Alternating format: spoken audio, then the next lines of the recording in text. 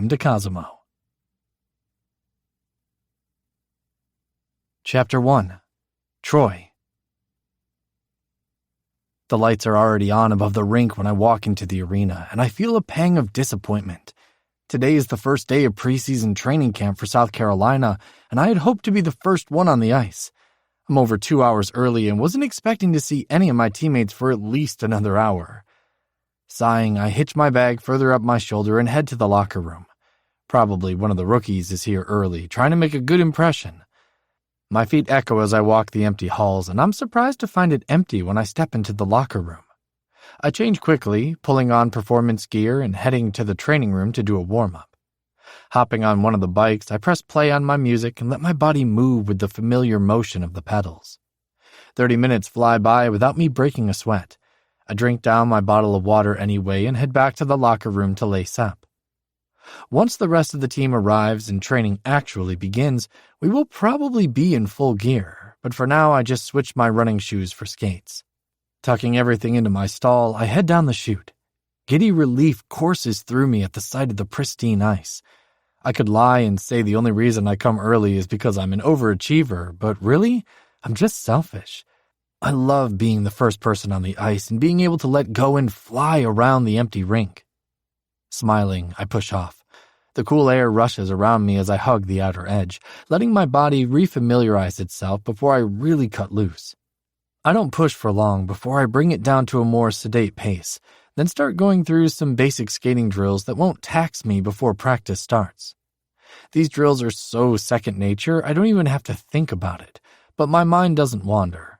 One of the best things about hockey, for me, is the fact that my head is finally quiet. The moment I step on the ice, all my thoughts and anxieties are gone, wiped clean like the rink after the Zamboni goes through. In fact, I'm so in the zone that I skate by several times before my brain registers there is someone standing by the bench watching me. I come to a hard stop, close to center ice, and lock eyes with the stranger. This must be the person who beat me here today. He's a big guy, broad across the chest and shoulders, but tapering down to a narrow waist. I can't see the rest of him. Hidden behind the boards, he's tall, probably taller than me if I wasn't in skates. I smile, thinking this must be one of my new teammates. Skating over to where he's leaned casually against the team bench, I reach a hand out, smile still in place. "Hey, I'm Troy." He grips my hand firmly, but doesn't smile back. He's young, probably my age, with sandy blonde hair and stubble to match. A constellation of freckles makes a bridge between his cheeks, drawing attention to big brown eyes. Cute. Sam. His eye contact is almost aggressive, and my smile slips a bit under his scrutiny. He's also not very friendly, apparently, which is not a great way to start your first day on a new team. I cast out for something else to say because clearly I'm going to be the one holding the conversation here. "Are you going to lace up?" I glance up at the clock. "Ice will be empty for a while yet." "Lace up?" He's arched an eyebrow at me like I'm being obtuse. I gesture vaguely at his body, pointing out the South Carolina hockey athletic gear he's wearing. "Yeah, for practice." "I'm not on the team." "Oh." My cheeks heat. I try smiling again and am rewarded with another blank stare. "Well, offer still stands. Do you skate? Plenty of room for both of us." That gets me a reaction. Sam's eyes widen in surprise and his lips part slightly as though he is going to say something. He bites it back, though, and instead cocks his head slightly to the side and goes back to staring at me. It's like being inside the body scanner at the airport, and I skate backwards a bit to put a little distance between us. "Thanks, but I've got to get back to work. I only came over because I wasn't expecting anyone to be on the ice so soon." "You work here?" I know I've never seen him before. I definitely would have remembered. The eyebrow shoots up again, and he mimics my movement from earlier, indicating his clothes with a wave of his hand. My cheeks flush again. Idiot. Obviously he works here. He's distractingly good-looking. "In a sense, I'm doing an internship with the team this season." He pushes off the bench and walks forward to lean his hands on the boards, shoulder muscles flexing under the tight performance shirt. "Which means I learned everything about this team and its players. You had a good season last year, Troy Nichols."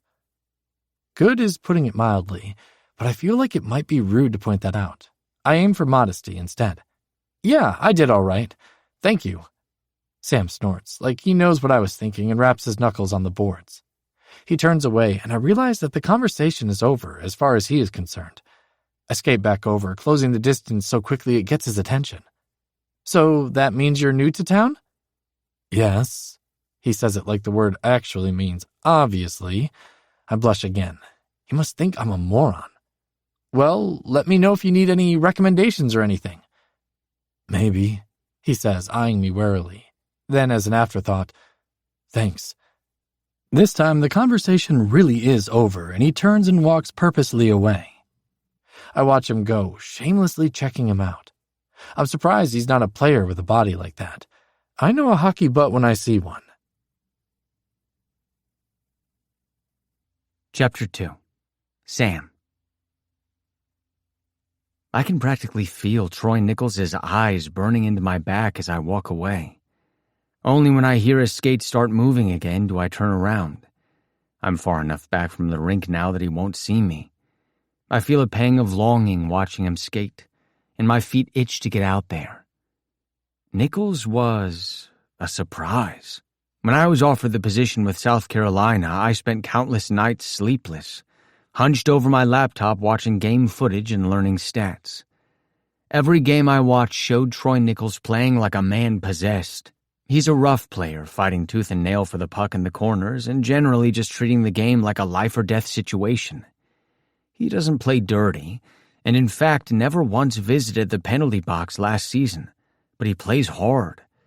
From watching gameplay alone, I would have assumed he'd be a bit of a dick off the ice, something I was having trouble reconciling with the man I just met. Having spent the majority of my life surrounded by hockey players, I'm well versed in the macho jock attitude. It's expected, albeit tiresome. So when Troy Nichols came skating up, smiling like I was exactly the person he had been hoping to see, I was taken aback. His offer to share the ice seemed genuine as well, even after finding out I wasn't a player but rather a member of the staff. An intern, no less. Shaking my head, I head back toward the offices, wanting to check in with my boss. Strictly speaking, I didn't have to show up 3 hours early today to help the equipment manager, but as a paid intern, my job description is pretty open-ended. To try and secure a staff position for next season, I feel it would be prudent to do the most I can to endear myself to as many people as possible.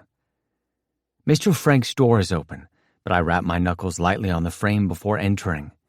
He waves me in without looking up, and I politely wait for him to finish whatever he's doing. It's a solid 5 minutes before he glances over at me standing in the middle of the room. "Ah, yes, have a seat." He gestures to a chair in front of his desk, and I sit down. "Found your way here fine?" "Yes, sir, no problems." I don't mention that I'm currently staying in a hotel down the road, so finding my way here was as simple as walking down the street. He gives the impression of being someone who asks polite questions because they're expected of him, not because he cares about the answer. "Good. Met anyone yet?" "Yes, sir. Brad from equipment, and I just met Troy Nichols. He's on the ice already." "He does that." He rubs a finger idly over his upper lip. "Good kid, solid player, too. He's gay, though." "Right." I'm not sure what I'm supposed to say to that, so I just let it sit.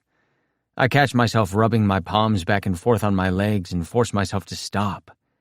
I don't like the way he added "he's gay," though, to the compliment about Nichols' gameplay.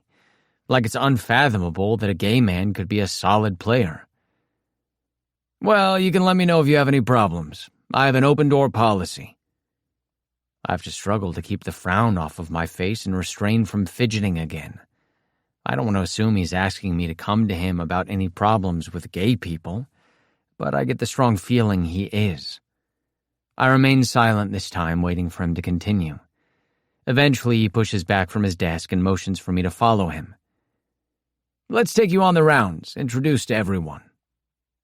I follow him around the complex, listening in silence as he gives me a perfunctory tour. Given that I showed up to work so early, I have already conducted my own tour, but again, I figure it's best to keep this to myself. I've decided this man might be my boss, but I don't see him being my friend. As we get nearer the locker room, I can hear loud voices as the players catcall each other and catch up after a summer apart. My stomach clenches in jealousy, and I take a deep, fortifying breath before we enter. My boss claps several men on the shoulder as we pass, and there are a few half-hearted calls of, "Hey, Mr. Frank," but for the most part we are ignored. I see several guys exchange loaded glances behind Mr. Frank's back as we walk by, and bite my lip to keep from smiling. I find myself standing near Nichols' stall, and he smiles at me when I catch his eye. "Hey, Sam!" His smile dims slightly when he sees who I'm with, and that is answer enough to my earlier questions. I offer a small smile of my own back to him. "Hi, Troy." "Listen up, guys!" Mr. Frank claps, trying to get the attention of the room. "This is Samuel Jameson, our new sports management intern for the season." I raise a hand, clearing my throat. "You can call me Sam, and thanks for having me. Happy to be here." There are a few murmurs of welcome from the room, and another megawatt smile from Troy. Mr. Frank claps his hands again. "Okay, boys, time to get to work." Most of the guys have already turned away, finishing putting their gear on. I get the overwhelming impression that nobody in this room is particularly fond of him. He turns to leave, providing more jocular backslaps on his way, like he's one of the team. Before I follow, I look back at Troy. He's sitting in front of his stall, and his leg is bouncing like he's got pent-up energy. "Enjoy practice." I lay the sarcasm on heavily, knowing full well the first day of practice will be an absolute nightmare. "Thanks, I will." He either doesn't understand sarcasm or is a masochist. "Hey!" This comes from the guy sitting next to Troy, whom I recognize as Anthony Lawson, the first-string goalie. He holds his hand out to me, which I take and receive a very firm handshake. "Welcome to South Carolina." "Thanks." Lawson stands and gives me a friendly bump on the shoulder as he passes, calling out to Troy as he does. "All right, Nicky, let's get this shit started." Troy's smile widens like he's been looking forward to this shit all day. Probably he has, seeing as he showed up hours early to do a workout before the real workout begins. I shake my head in bemusement and turn to leave the locker room, thinking about Troy Nichols as I go. I'm still thinking about Troy Nichols when I find myself in a wildly uncomfortable meeting with Mr. Frank, who has taken it upon himself to extensively cover the team's sexual harassment guidelines. This can't possibly be part of your job duties. I find myself thinking for the 100th time as he provides me with a series of forms to fill out if I ever find myself in a situation where I feel uncomfortable. I wonder what would happen if I filled this out and reported this meeting. Like I said earlier, this is just the formality portion. He waves a hand over the HR forms. But my door is always open. I'm always here to listen. Right, I say, and look down at the papers he's pushed toward me. He has helpfully highlighted the portion of the employee handbook which details ways sexual harassment might occur in the locker room. Jesus Christ. Well, thank you for the information, but I really don't think this will be necessary. You never know. We get all sorts these days. Like an openly gay hockey player in your locker room? Okay. Well, I'll do my best not to harass anyone. I say dryly, unable to help myself. He laughs. Oh, I wasn't meaning you, son.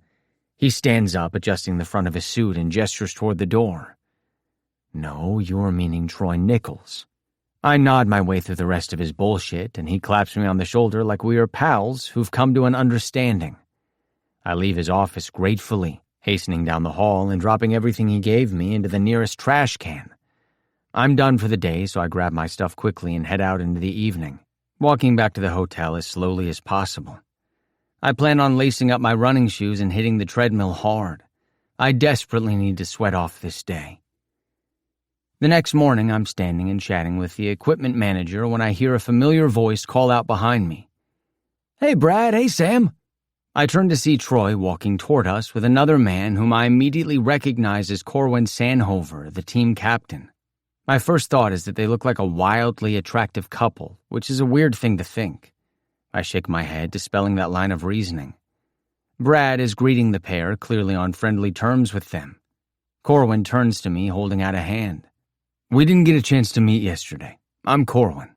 Sam. I refrain from making a complete fool of myself by telling him how much of a fan I am, but it's a close thing. He's an intimidating guy, not helped by the fact that he has an inscrutably blank look on his face. Not unfriendly, but well short of the overtly joyful expression on Troy's face. "If you'll excuse me, I need to meet with Coach before practice starts," Corwin says cordially to Brad and I, before turning to Troy. His expression warms just slightly, and I see him touch the other man lightly on the shoulder. "Don't push it too hard before practice starts, Nicky." I wonder if they have any sort of relationship outside of hockey, or if Troy's warmth just operates at such a level that not even Corwin's neutrality can withstand it. Brad says goodbye as well and heads off toward the locker rooms, leaving me alone with Troy, who's fidgeting with the strap on the bag slung over one shoulder. "You here to scratch up the ice before everyone else gets here?" I ask him, and he blushes slightly. "You caught me. You getting settled in okay?" "Yeah, liar." I fish for something to ask him back, but am distracted by the way his shirt stretches over his chest and how his clavicle peeks out of the neckline. How was practice yesterday?" "Great. It was a lot of fun." This is likely patently untrue, as the first week of training is usually miserable. Clearly it takes a lot to get Troy Nichols down. "Well, that's good. You better get going, though, or you'll miss your fresh ice." He nods, moving past me, but turning around to walk slowly backwards, so he's still facing me. "You'll have to join me sometime." I give a non-committal wave and move off in the opposite direction, not quite sure what to think of him. I end up seeing him several more times during the week, which is far more than I've encountered any of the other players. He seems to always be the first to arrive and the last to leave. Therefore, I'm not surprised when I nearly bump into someone's back when I leave for the day on Friday and find myself looking at Troy. He smiles when he sees it's me, as though I didn't nearly plow him over. "Hi, Troy, sorry." "Hey, how's it going?" We start walking toward the parking lot, and I wonder if his car is actually parked over here or if he's simply walking with me for the hell of it. Either way, I find I don't mind. His long-legged stride easily matches mine, and his hair is wet, as though he just came from the team's showers. I can smell the locker room soap on his skin. Clearing my throat, I look away swiftly. "Hey, are you busy tonight?" he asks suddenly. I feel a strange swooping sensation in my stomach, like I missed a step when I was walking down a staircase. "Nope," I reply. "Not unless you count takeout and NHL Network on my laptop as busy." "Well, if you wanted, the team is getting together at Hank's tonight." He points across the street, which is apparently indicative of where Hank's is. "It's a sports bar. We usually go out after the first week of training, and it's your first week too, so you should come." I stop and Troy halts next to me. My truck isn't parked in this lot at all since I'm living in the hotel that's just down the street.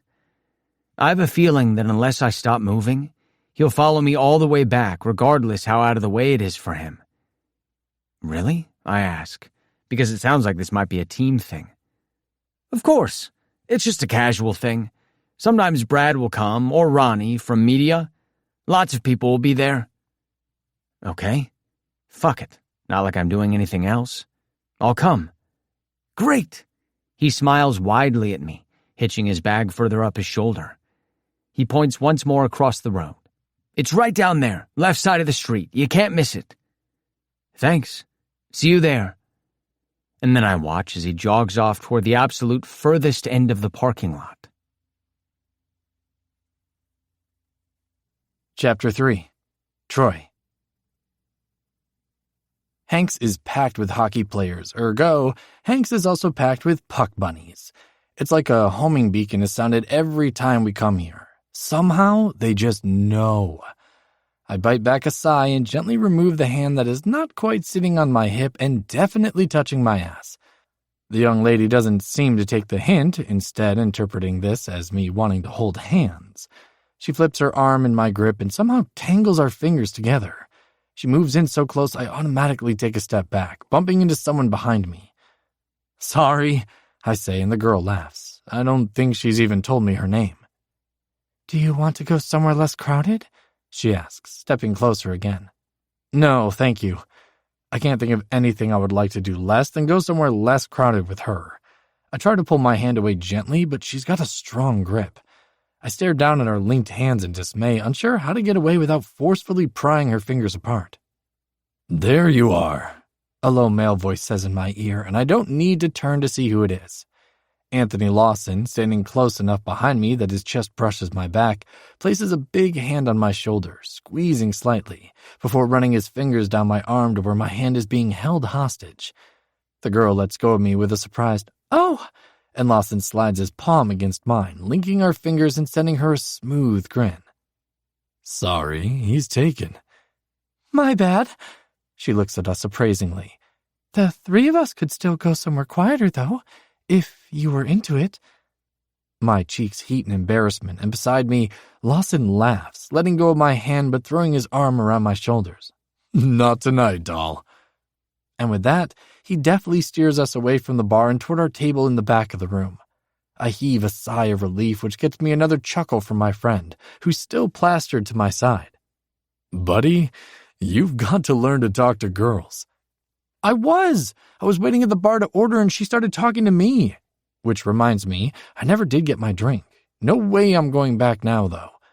We were chatting while we waited for the bartender. Until she started groping you? Right, I mumble, embarrassed. Which brings me back to my first point.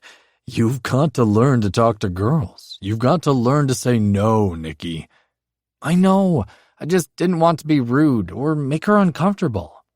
"Oh my God, you were uncomfortable," Lawson says in exasperation. He's right. Well, thank you for the assist. We've reached our table and he leans over to kiss the side of my head, a loud, obnoxious smack before he lets go of my shoulders. "That wasn't an assist. That was a rescue." I snort, sliding into the seat closest to the wall. Lawson, probably keeping up the charade for my benefit, sits on the same side of the booth as me. He slings an arm over the back of the seat and half turns to face me. In another life, I might have fallen in love with Anthony Lawson. He's a Midwest boy with dark brown hair and eyes so brown they're almost black, framed by eyelashes I've frequently heard women curse him for. Being a professional athlete, he's built, obviously, which definitely makes him more attractive. But what really does it is his attitude. From day one, Lawson went out of his way to make me feel comfortable on the team and in the locker room. A tall order, being as I was not only a rookie, but a gay man. He's my best friend, and okay, maybe I am a little bit in love with him. "Thinking deep thoughts?" he asks, and I realize I've been staring at him in silence. "I just really love you, and I kind of wish you were into men." He bursts out laughing, causing me to laugh too, and soon enough we are doubled up in our seats, fighting for breath, which is how our teammate and my line mate, Corwin Sanover, finds us. "You guys good?" He's standing next to our booth, eyebrows raised as he watches us. "We were just having a super platonic, heteronormative bro moment," I tell him, and Lawson squeezes his eyes shut like he's holding back more laughter. Corwin sighs. "I'll go get you guys some water."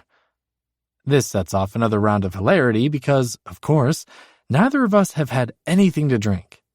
Lawson places both elbows on the table, covering his face with his broad palms, and inhales a couple fortifying breaths. Still chuckling, I take a moment to look around the bar. It's filled with a good majority of my teammates, most of whom have a drink in their hand, though they'll be sticking to just one. It's a rookie mistake to drink in excess during training, and a mistake you'll only make the one time. The door to the bar opens, catching my attention, and I watch as Sam enters. He obviously went home to change after work because he's no longer wearing the South Carolina gear.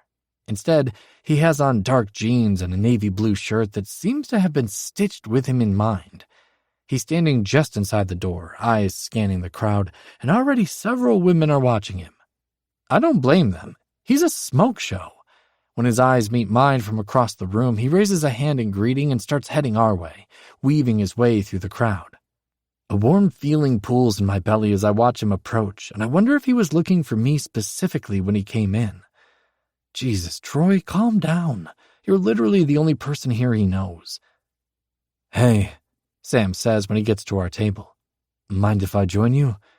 "Of course not. Have a seat," I exclaim, in what must have been an overly cheerful voice because Lawson looks at me sideways while Sam slides into the opposite side of the booth.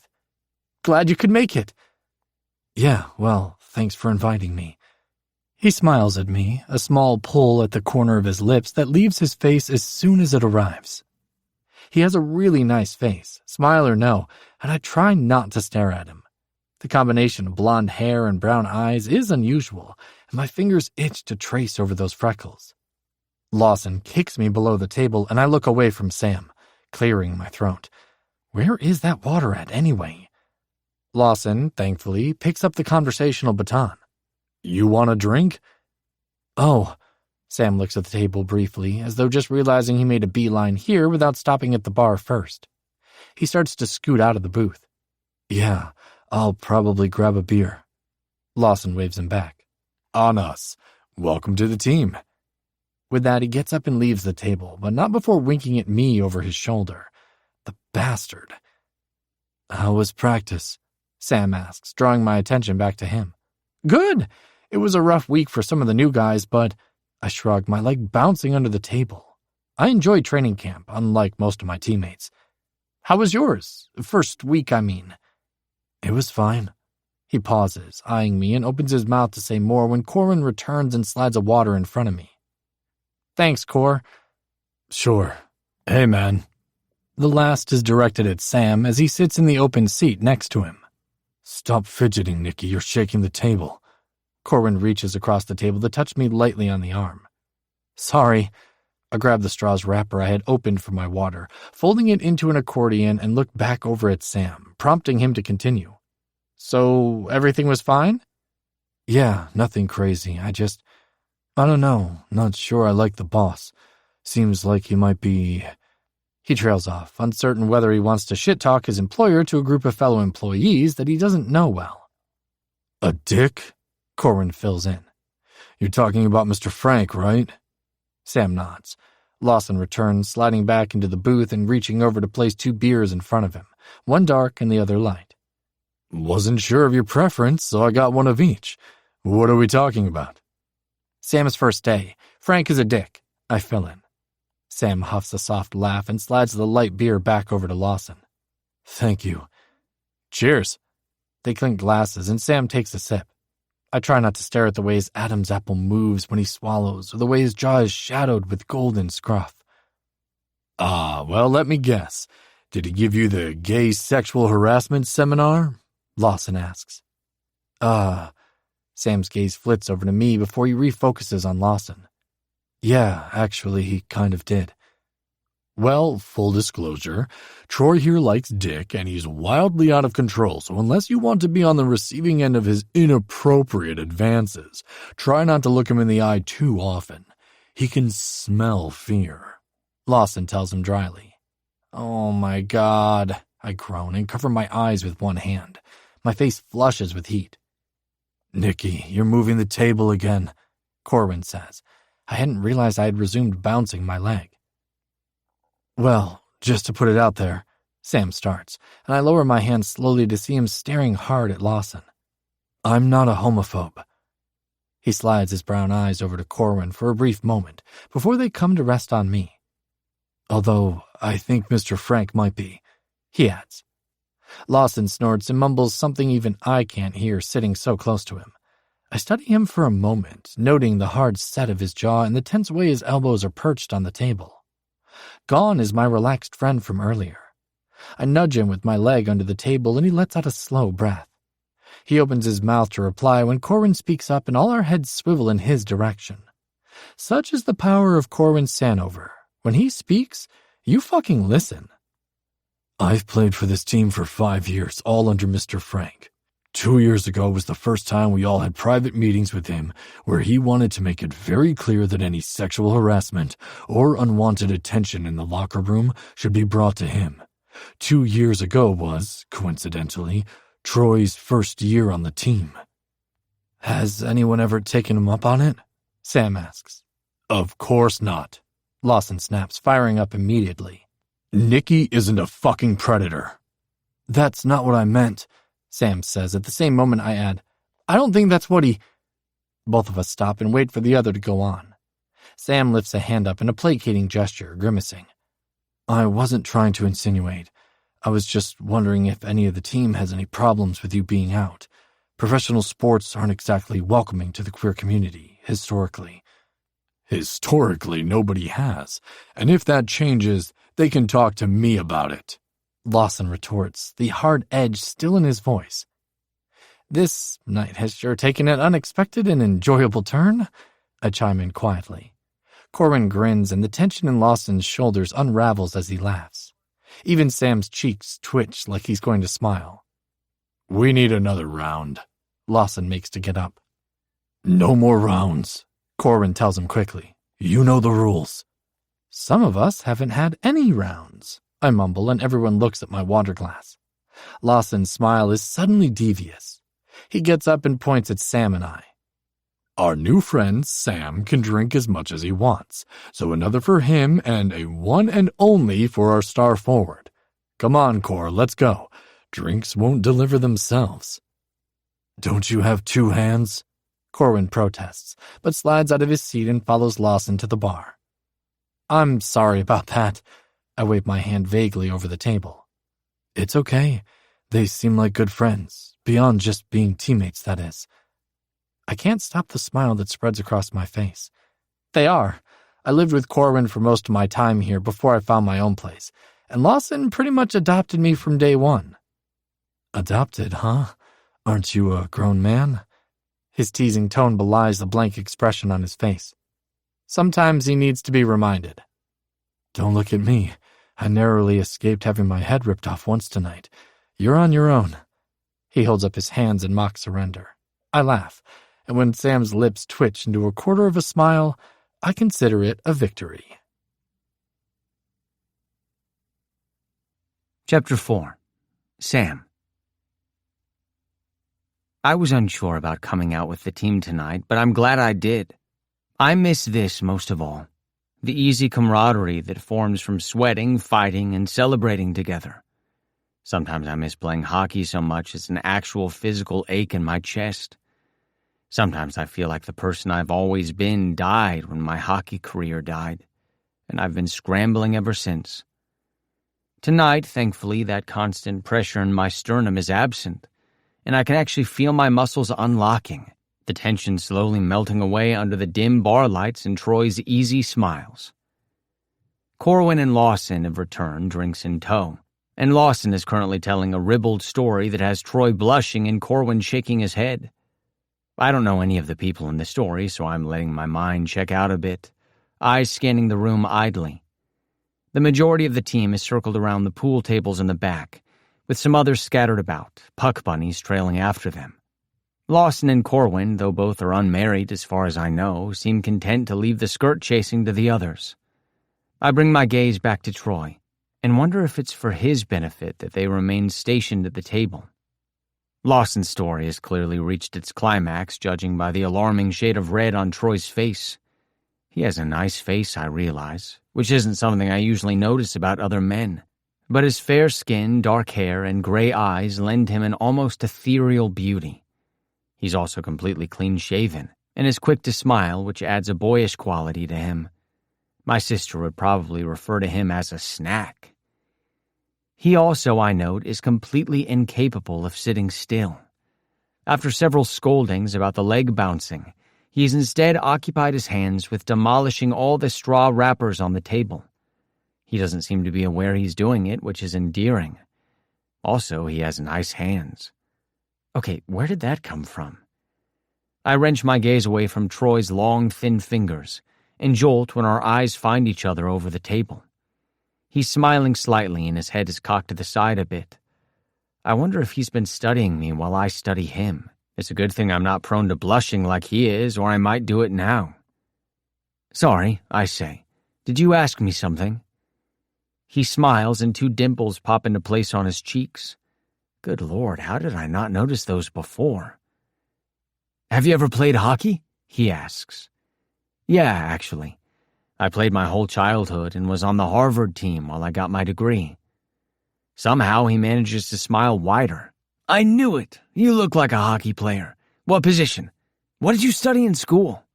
He's leaned forward slightly, giving me his undivided attention, even with Lawson loudly telling another story next to him.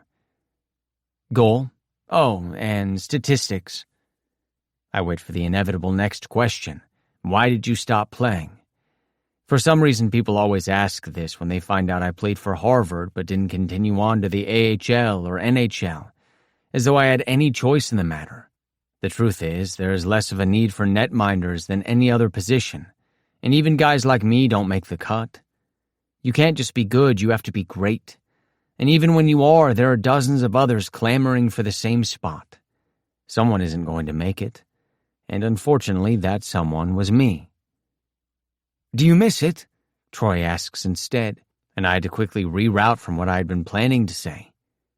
Every damn day, I reply honestly, and then take a hasty sip of beer to prevent myself from saying anything embarrassing about how empty my life feels now. This isn't the time or place to word vomit my woes onto him. His dimples are gone, and I feel bad for being the one to chase them away. I always show up early to practice, and my offer from before still stands. I look at him quizzically, thinking of the offer he made for a beer, which I clearly already took him up on. To skate, he clarifies.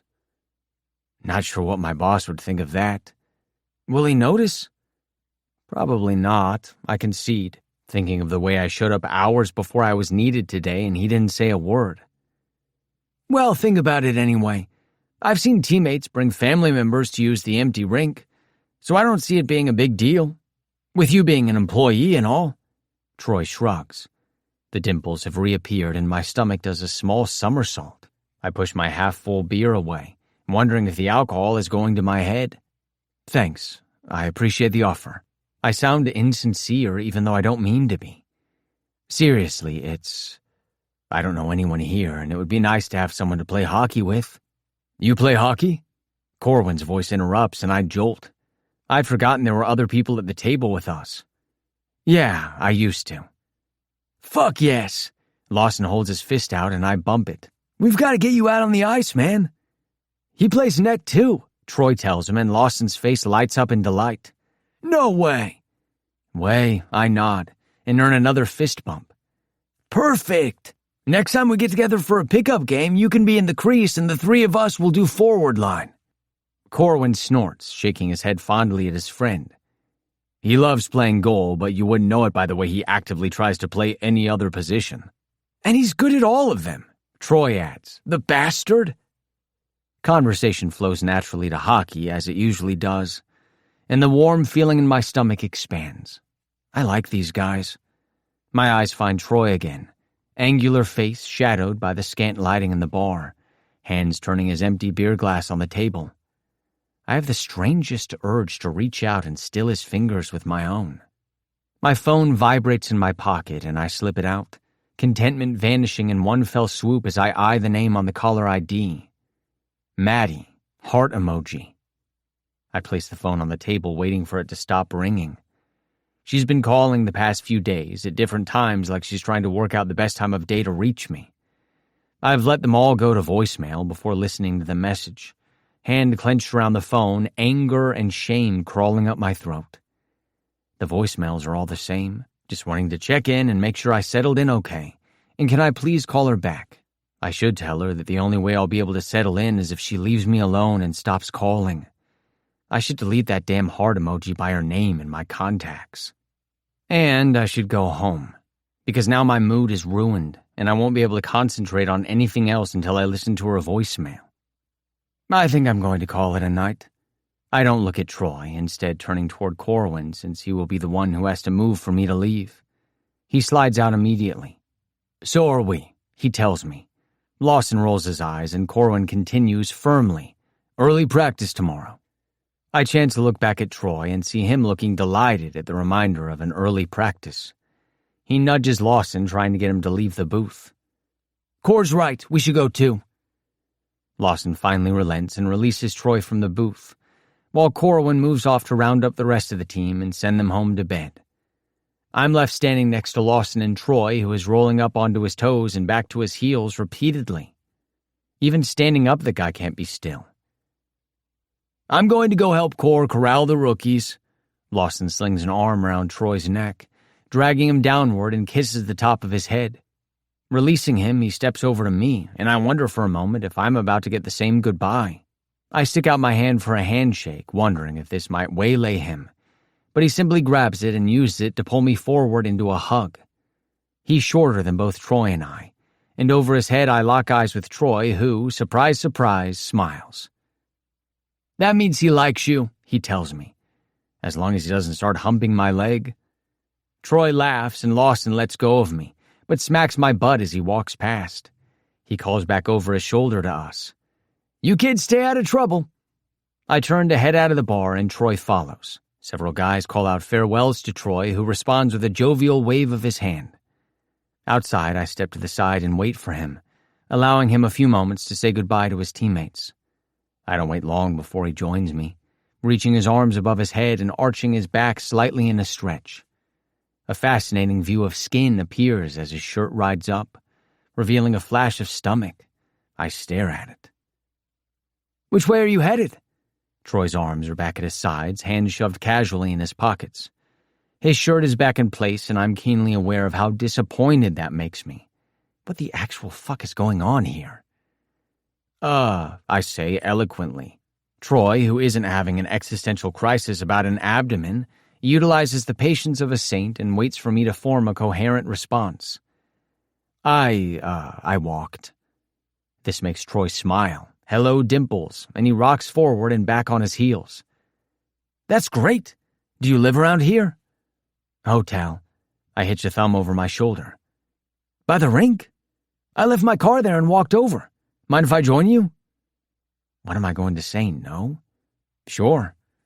We set off, Troy setting the pace at a casual stroll.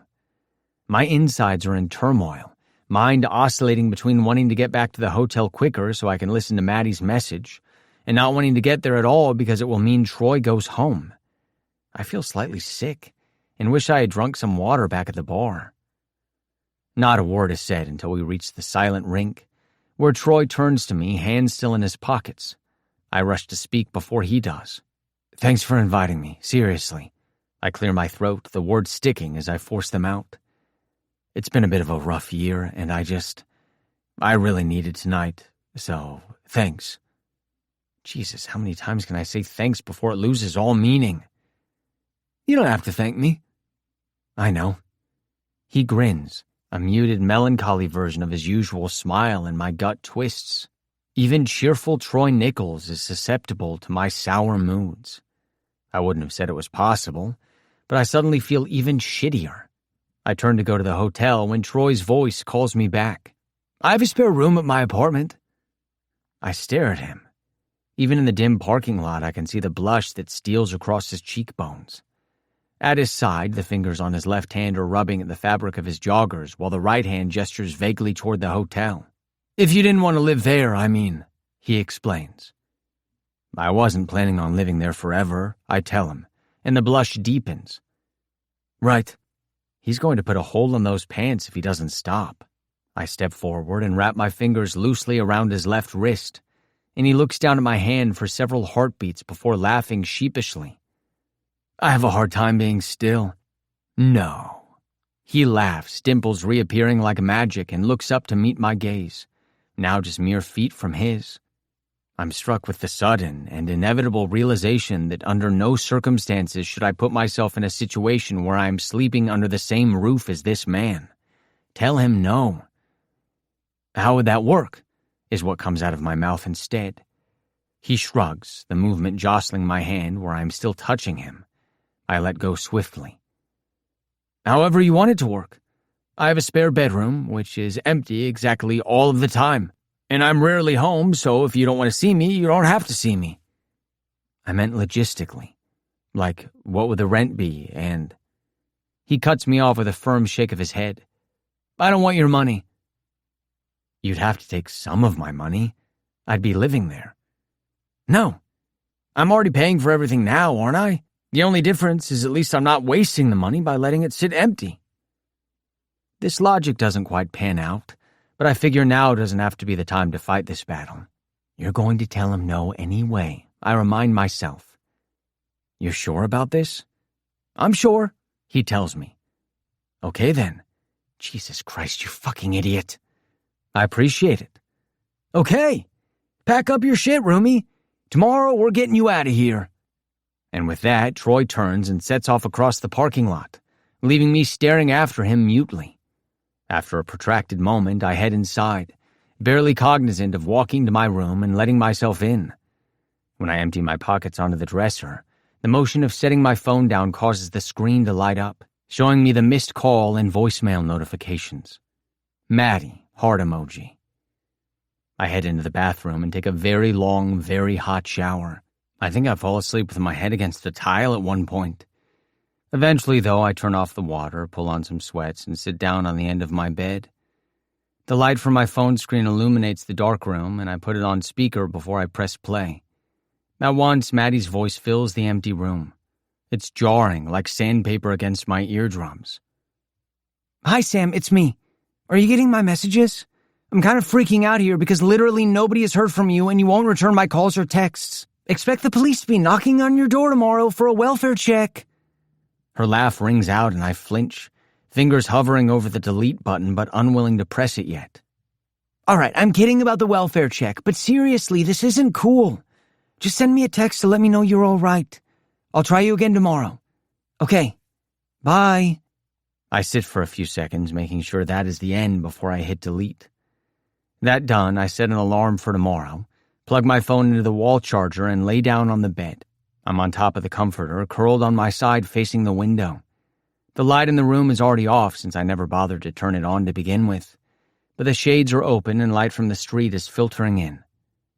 I can't decide if I should feel happy or sad, excited or confused. Mostly, I just feel like I might be coming down with a stomach bug. I fall asleep thinking about gray eyes and dimples. Chapter 5. Troy. Lawson is bent over, hands on his knees and shoulders shaking, trying to catch his breath. The first couple weeks of practice are always the hardest, particularly for the guys like him, who slacked off on their training and diet plans over the summer.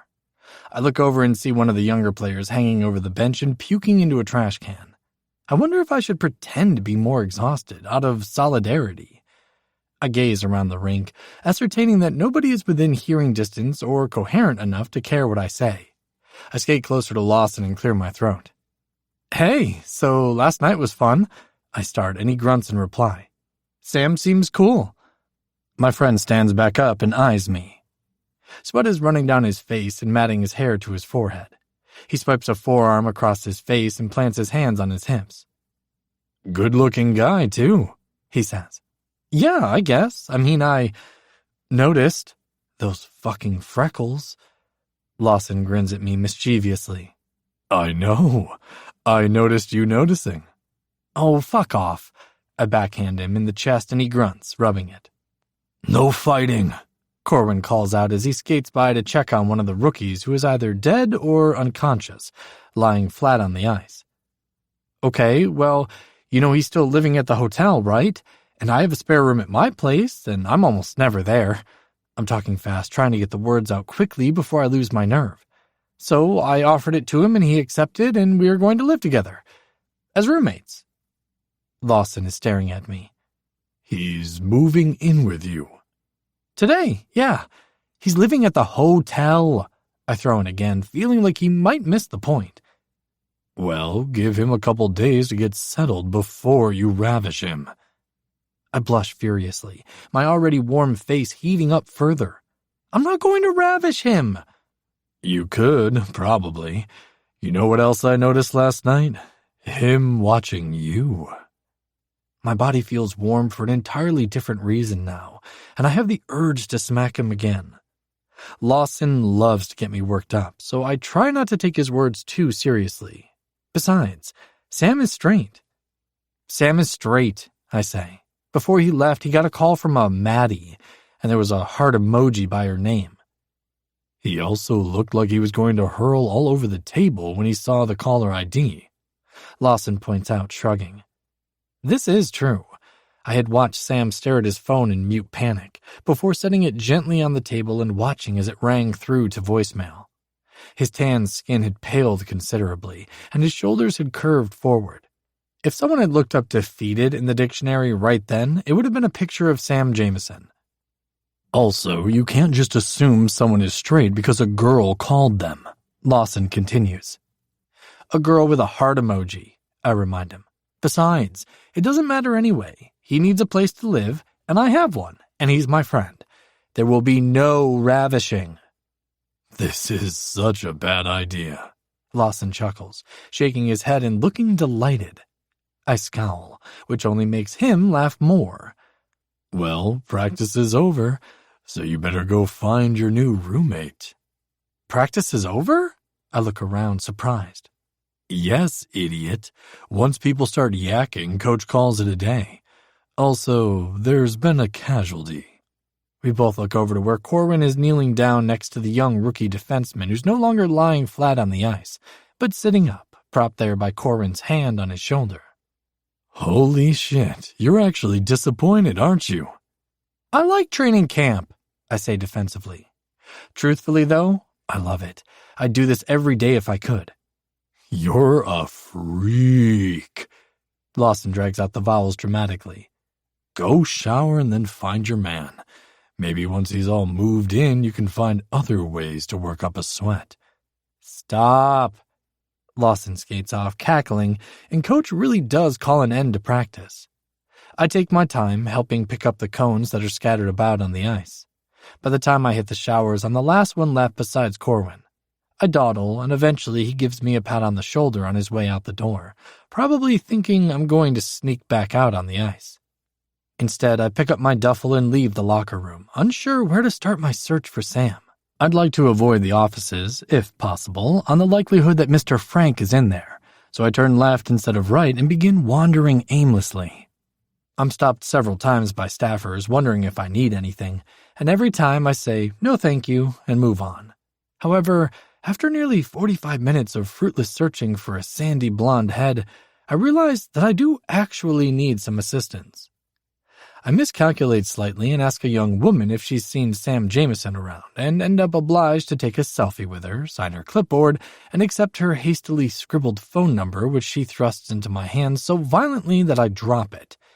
I'm flustered, so by the time she tells me Sam is in the locker room, I'm already halfway there before her words even register. The locker rooms. Annoyed at myself, I trudge back to where I started, push inside, and am immediately greeted with the sight of Sam bent over a bag of laundry on the floor. I exercise superhuman control and do not stare at his butt. There you are, I say to the open air above his curved back. He adjusts his posture, rotating slightly so he can glance at me while he continues to fumble with the bag. Hey, figured this would be the best place to find you after practice. Still not staring at his butt, or the slope of his back, or the muscles in his arms, I fix my eyes on his profile. His hair is a little unruly and falls slightly over his forehead. Good thinking. Better than wandering around the building aimlessly, you moron. What are you doing anyway? My job. He finishes tying off the laundry bag and stands up, facing me. Are you? I thought laundry was done by the equipment manager. Well, no, I guess not. Helping someone else do their job. He laughs, somewhat awkwardly, like he's trying to mimic what a laugh is supposed to sound like. Were you looking for me? Yeah, I wasn't sure where you'd be, and we never exchanged numbers last night. I feel myself blush and wonder if there was a way I could have said that without it sounding like we had hooked up. Do you need some help? With the laundry?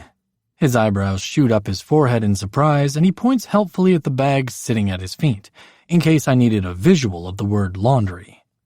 Yeah, or anything else you need to get done. He's staring at me like he did yesterday, as though he's trying to read my mind. I clear my throat to remind him that the polite thing to do would be to respond. No, I don't need any help, he says slowly. I'm done, technically, so we can leave any time. I figured you'd want to head out right after practice. He goes to pick up the bag, and I reach down to grab the other one sitting next to him. He opens his mouth, probably to argue, so I move around him toward the rear exit, where I know the laundry room is located. We dump the heavy bags into a large bin, and as we turn to go, I fish the paper out of my pocket and drop it into the trash can by the door. What's that? Sam asks. A phone number. Someone gave you their phone number? His brow furrows and the corners of his mouth turn down slightly. Yeah, one of the girls who works in media, I think. I asked her if she knew where to find you. And she gave you her phone number? He asks, incredulous. I think I should be offended by his tone, and the way his face is all scrunched up in confusion. People give me their numbers all the time, you know. Just not the people I would actually want to call. Oh, is all he says. We walk back through the locker room and I pick my duffel up. We are outside and halfway across the parking lot before he circles back to the conversation. But don't they know you're gay? Yes, but I'm a hockey player and I make a lot of money. And because I've been told this on several occasions, I add, also, I'm very cute. He laughs, an authentic one this time, and I smile. It's the dimples, he informs me. What is? What makes you very cute? He points to his own smooth cheeks. I turn my face away, slightly trying to hide my grin. Where did you park? He gestures to the other side of the lot from where my own car is parked. I stop and take out my phone. Sam pauses next to me and I unlock my screen before handing it to him. Before I can tell him to put his number in, he's doing it, fingers flying over the keyboard. He hands it back and I shoot off a text with my address. I look up at him and smile. See you at home. Chapter 6. Sam. I peer through my windshield, squinting at the building in front of me. This can't be right. I distinctly heard Troy say he lived in an apartment, and this is not that. I look down at my phone, where Google Maps has cheerfully alerted me to my arrival. If this is the right place, I've beaten Troy here. Or more likely, I'm in the wrong area. My phone rings suddenly, startling me. I fumble it, accidentally declining the call. Shit, I mumble and pull up my notification history. Missed call from Troy Nichols. I call him back right as a beat-up Jeep pulls up next to me, a smiling Troy in the driver's seat. He must have me on speaker because I don't see him lift the phone to his ear. You found it! You can park on the driveway with me. It's wide enough to fit both cars. See you in a second. Okay, I reply, but he's gone. I pull in slowly behind him, navigating up a short driveway and coming to a stop in front of the ranch-style home. Nonplussed, I get out of my car just as Troy is rounding the bumper of his. He peeks into the bed of my truck and reaches in to grab my bag, slinging it over one shoulder. Is this it? He sounds surprised, and looks over the side again as though he might have missed something the first time he checked. Yeah, but I got it. You don't have to. Come on! He sounds giddy with excitement, and I feel a light touch between my shoulder blades as he steers me gently toward the front door. He's still carrying my bag like I'm his grandmother who stopped by for a visit. The front door has a keypad, and I watch as Troy inputs a long series of numbers. Pushing the door open, he steps back and gestures for me to go in first. I step into what is clearly the main living space, with an open floor plan and vaulted ceilings. From my vantage point at the front door, I can see directly through to the glass back door where a set of chairs are placed around a small fireplace. To my right is the kitchen. There doesn't seem to be a dining room, but there are several bar stools set in front of the enormous island. With no walls dividing the room, I can also see the living room from here. A flat-screen TV mounted on the wall and a massive leather sofa. There's a chess set on the coffee table. What do you think? Troy asks, and I turn to him. I thought you said you lived in an apartment. He laughs. My sponsor dad owns this land. He built this place with the intention to sell it, but when I signed with South Carolina, he let me live here instead. It didn't make sense for me to buy a place since I could have been traded at any time, so he just has me pay him rent. It's a joke between us that the rent is so cheap because it's an apartment, not a house. Sponsor dad? I ask, confused by the description. That's the one thing you got out of all that? He laughs again, hoisting my bag further up his shoulder and beckoning me to follow him down a hallway on our left. I do, wondering if he's going to dodge the question about his dad. It's a wide hallway with 2 doors on each side. As we pass the first on the left, Troy points to it and says, Guest bathroom. He stops at the second door on the left and opens it, palm flat on the wood as he holds it wide and waits for me to step through. Your room. I let out a low whistle. The room is massive and is set up more like a hotel room than a spare bedroom. A king bed takes up the majority of the space, but there is also a large desk as well as a leather armchair tucked into a corner. There are 2 small bookshelves positioned near the chair, both empty. Troy steps in behind me and gently sets my duffel bag on the floor near the desk. He moves over toward a pair of sliding doors set into the opposite wall and pushes them open. Reaching in, he turns on a light. "This is your bathroom." He indicates a similar pair of doors farther down the wall. "And that's a walk-in closet." I frowned, trying to reorient myself. The guest bathroom he pointed out on the way in would be on the other side of the room, which means this is an en-suite bathroom. Wait, this isn't the master bedroom, is it? "Yeah." "Troy, I can't take the master bedroom," I protest, shaking my head. He flashes his dimples at me and shoves his hands into the pockets of his athletic shorts. "Both bedrooms are master bedrooms." Shut up. I lean past him to look in the bathroom. Linen closet, ample counter space, and a fucking walk-in rainfall shower. I let out another low whistle and it echoes around the room. "The rainfall shower is nice, but there is a high-pressure shower head as well." I turn back to him and find him bouncing excitedly on the balls of his feet, practically dripping with impatience. "What is it?" "You ready to see the best part?" "Indoor ice rink, I guess," and he laughs. "I wish. Come on." He leads the way out of the room and moves across the hall, shoving open the door directly across from mine and waving a hand inside. "This is my room, but you can see that later." Oh, can I? Troy is already gone, wanting me to see whatever is hiding behind door number 4 at the end of the hallway. I take a moment to peek into his room, though, because I'm curious. The setup is similar to my own, but where mine has added shelves, his has an entire half wall of built-in bookshelves, each shelf filled. Before I can step farther in for a closer look, Troy calls out to me from down the hall. "You ready for this?" He raises his eyebrows at me and jiggles the door handle suggestively.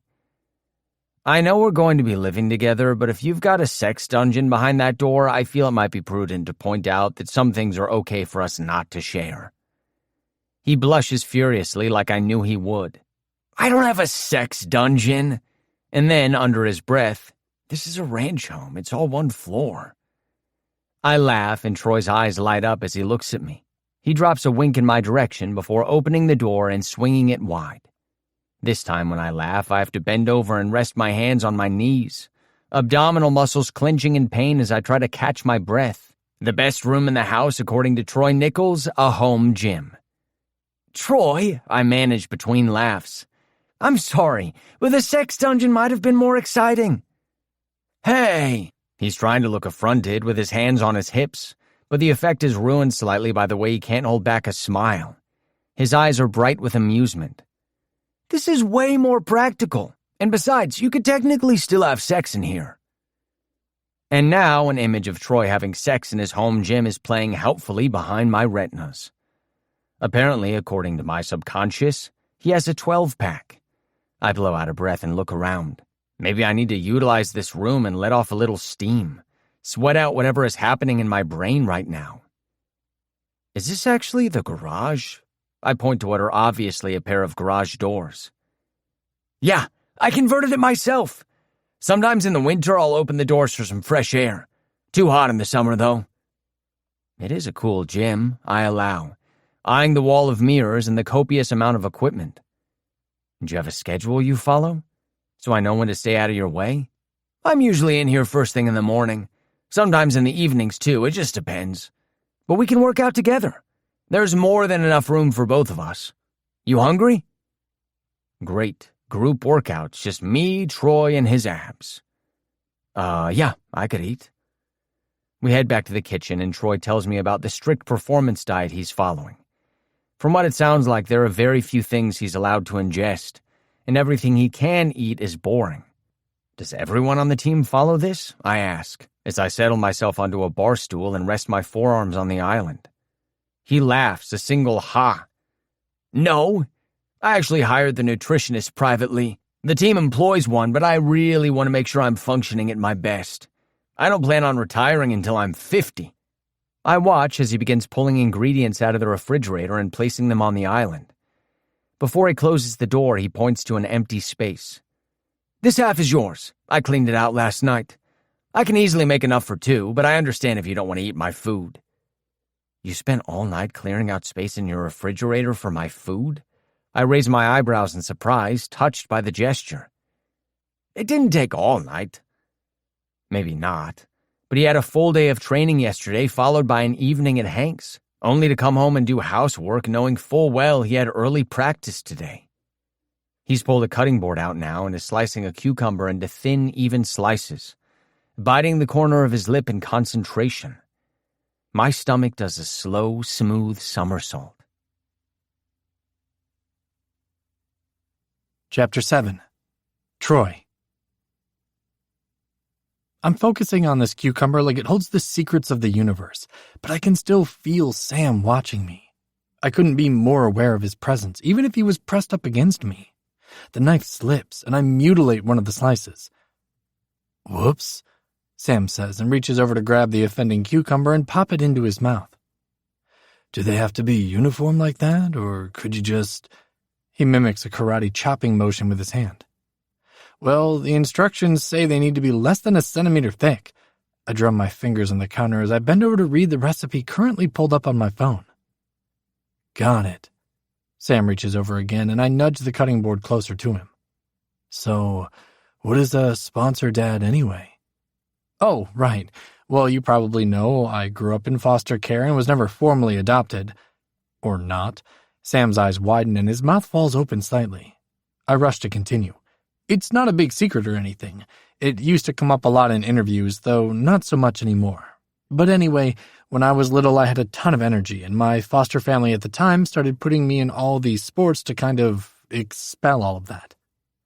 "When you were little, you had a ton of energy." He deadpans. "Quiet." I point the knife at him, and he raises both hands in surrender. I resume chopping. One of the sports they tried was hockey, which ended up being this big hallelujah moment. Nobody had to show me how to skate, I just did it. By the end of the first day, I was doing more complex skating drills. It just so happens that the hockey camp I was at was being sponsored by Briggs Enterprises, and Stephen Briggs was there that day. He's a huge hockey fan, and I guess he just decided that I was going to go far and he was going to help me do it.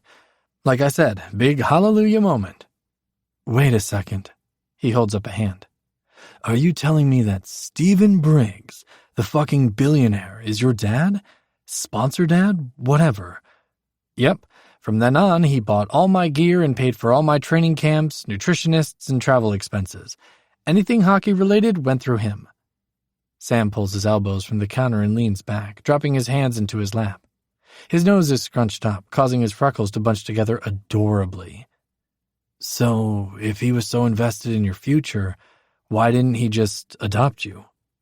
"They," I correct, because Stephen Briggs is married. "And I assume they didn't want kids." "That's kind of fucked up," he says, and I sigh. I've finished with the cucumber and reach for a tomato. "It's like they were trying to buy you." "Well, yeah, I guess it would seem like that from the outside. But you've got to understand, there is no money in the foster system. Most foster families can only afford the basics and struggle with even that. Hockey is an expensive sport. If Stephen hadn't been there that day, I wouldn't still be playing today, let alone in the NHL." "So, what do they get out of the deal?" "Season tickets?" I shoot him a smile, but he doesn't return it. I shrug. "It's not a business transaction, and it happens more than you'd think." He shakes his head and opens his mouth to answer, when he's interrupted by his phone ringing. Immediately, his spine straightens and his expression tightens. He reaches a hand into his pocket and draws out his phone. Given that I'm on the other side of the counter, I can't see who's calling, but I have a guess. I take another peek at the recipe to remind myself how to make the hummus and to give Sam a little privacy to do whatever it is he's going to do. Which is nothing, apparently, as he remains seated until the ringing stops. I glance up at him and find him turned away as though he's looking at my backyard. His jaw is clenched. I would bet money he's not actually seeing anything right now. I wipe my hands on a kitchen towel and go grab a bottle of sparkling water from the refrigerator. I hold it up for him to see. "You want one?" He turns to me, blinking, like he's trying to refocus his eyes. Eventually, he nods. "Sure, thanks." His voice sounds strained. I twist off the top and slide it over to him, then do the same with another for myself. "Well, time to change the subject." That was Maddie. Do you like... What? I stumble, backpedaling from the inane question I was about to ask before he interrupted me. Calling. That was my ex-girlfriend, Maddie, he explains. And there it is. Did you want some privacy? I can step outside if you want to call her back. What? No. Sam looks mildly offended that I would ask such a thing. I don't want to talk to her. Okay. I want to ask why so badly I can taste the words. I take a hasty sip of water to force them back down. We were together in college. Actually, we were together all the way through college. He laughs, a sardonic, painful sound. 4 years. 4 fucking years? Jesus Christ. That's a long time, I respond, pointing out the obvious. It was a long time. And you know why we broke up? He's picking up steam now, voice becoming stronger and rough with anger. Because I didn't get drafted into the NHL, and I wasn't invited to any minor league tryouts. Turns out, she was only with me because of our NHL dream. Once it was obvious that wasn't happening, she broke up with me. A full week later, in fact. I don't have a single thing to say that wouldn't sound trite and ridiculous. I remain silent, almost certain there is more to the story, but unsure whether I want to hear it. He takes a deep breath, chest expanding beneath his South Carolina hockey t-shirt, a view I would normally have appreciated under other circumstances. But the best part is, I found out later that she had started dating my best friend and teammate, who just happened to have signed a 3-year contract with Colorado. How much later? I ask, quietly. NHL draft was at the end of June. We were broken up a week after that, and they were dating by August. I flinch. I can't imagine a world where Lawson would ever date one of my exes, not because they'd be a man, but because he loves me and wouldn't want to hurt me. What kind of friend does that, barely a month after a bad breakup? He told me they had bonded over the years since she was around us all the time, that all the time her and I were together, they were forming a connection. Gross. He tips his bottle toward me. Yep. I know you don't want any advice, but I'm going to give you some anyway. You know what would make you feel better? What? Sam eyes me warily. I lean forward over the counter. His brown eyes look wary and a little bit sad. Going for a run. He stares blankly at me for what feels like an eternity before I see his lips twitch slightly. He lets out a strangled laugh and runs a hand through his hair. Why do I get the feeling that going for a run is your solution to every problem? Don't be ridiculous. Sometimes I recommend weight training, I huff. He smiles at me, but it's quick and he still looks sad. I should block her number. Yeah, probably, I concede. He doesn't move to pick up his phone, though, and as I go back to preparing lunch, he stands suddenly. I think I am going to work out, actually. Okay, I can put your food in the refrigerator for after. I watch him walk out of the kitchen and into his room. Sighing, I pick up my phone to read the recipe again since I can't seem to remember what I'm doing. It's not until Sam has long since disappeared into the gym at the end of the hall and I'm sitting down to eat that I notice he left his phone on the counter, text still unanswered. Chapter 8. Sam. I've been living with Troy for a week and have missed exactly 7 calls from Maddie. I've stopped listening to the messages, though, and instead delete them right off before heading into Troy's gym and working out my frustrations on the treadmill. Turns out it was good advice, which is why I'm in here now, 3 miles into a God-only-knows-how-long bike ride, when Troy walks in. Mind if I join? He asks, smiling. Go for it, I grunt, breathless. The stationary bike is situated along the back wall of the gym, which means that when Troy grabs a set of weights and moves over to a bench, he's directly in my line of sight. Heat that has nothing to do with physical exertion tickles down my spine as he starts doing bicep curls. Thank God he has a shirt on. Though several times this week he has wandered out of his bedroom wearing nothing but low-slung basketball shorts, and so I can confirm that while he doesn't have a 12-pack, I did count 6. One thing has become very clear during my week here. My roommate is very attractive, and I have spent a lot of time noticing it. Across the room, Troy places one weight on the ground and flips around to straddle the bench. His back is to me, so when he props a knee up and leans forward to do single arm rows, I have an unimpeded view of his back and lower body. Bent over like he is, his shorts are stretched tight over his ass, and the view makes my entire body flush. Fantasies begin twisting their way into my brain like corkscrews. I remember what he said about having sex in the gym. I pedal down slowly until the bike comes to a stop. Climbing off, I twist the cap off my water bottle and drink it down, suddenly very aware of how warm I am. Eyes on Troy, or the back of him rather, I leave the gym, intending to take a cold shower and then call my sister for some advice. I am so completely and royally fucked. June doesn't pick up the first time I call, so I try again. I'm rubbing a towel over my wet hair, pacing the room when she finally answers. "What?" she answers in a furious whisper. "Hello to you, too." "I'm in class. Now what do you want?" I pull the phone away from my ear and check the time. It's midday in California, where she's a student at Caltech. Oops. "I need your help." She's silent for so long I wonder if the call disconnected. "I'm hanging up," she says. "June, seriously, wait. I need to talk to you. It's an emergency. I think I might be attracted to my roommate." I squint, reevaluating. "Okay, no, I'm definitely attracted to him, and I need you to tell me what to do about it." This time the silence is broken up by scuffling and quiet murmurs on the other end of the line. I wait impatiently for her to leave the classroom. "All right, I'm outside, and your gay awakening isn't an emergency." Sort of feels like it, I mumble. And I'm not having a gay awakening. Jesus, what even is that? "All right, let's start at the beginning. I'm going to need to see a picture of your roommate." I roll my eyes. Of course, my 20-year-old sister would first want to establish what he looks like. Google Troy Nichols. Okay. Holy shit, wait, are you serious? Oh boy, this man is a snack. And a hockey player, too. Now Google Troy Nichols smiling. I wait.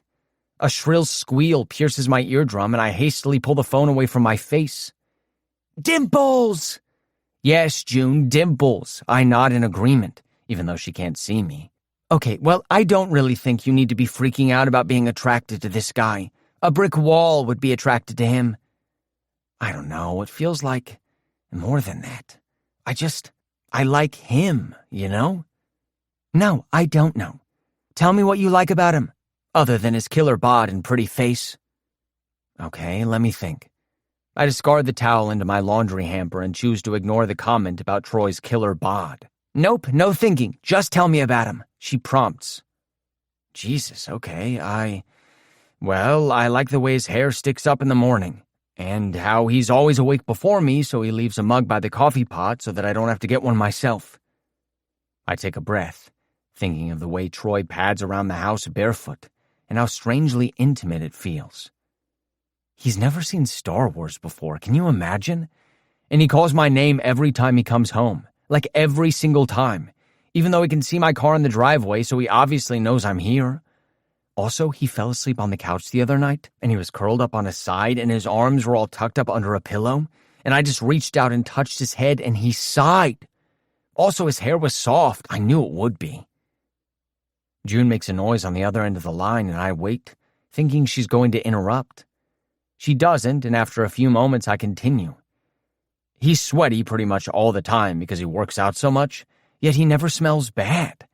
Or maybe I just like the smell of him. I don't know. I can't explain it. But a sweaty Troy Nichols walking around glistening and breathing heavily is enough to give anyone feelings.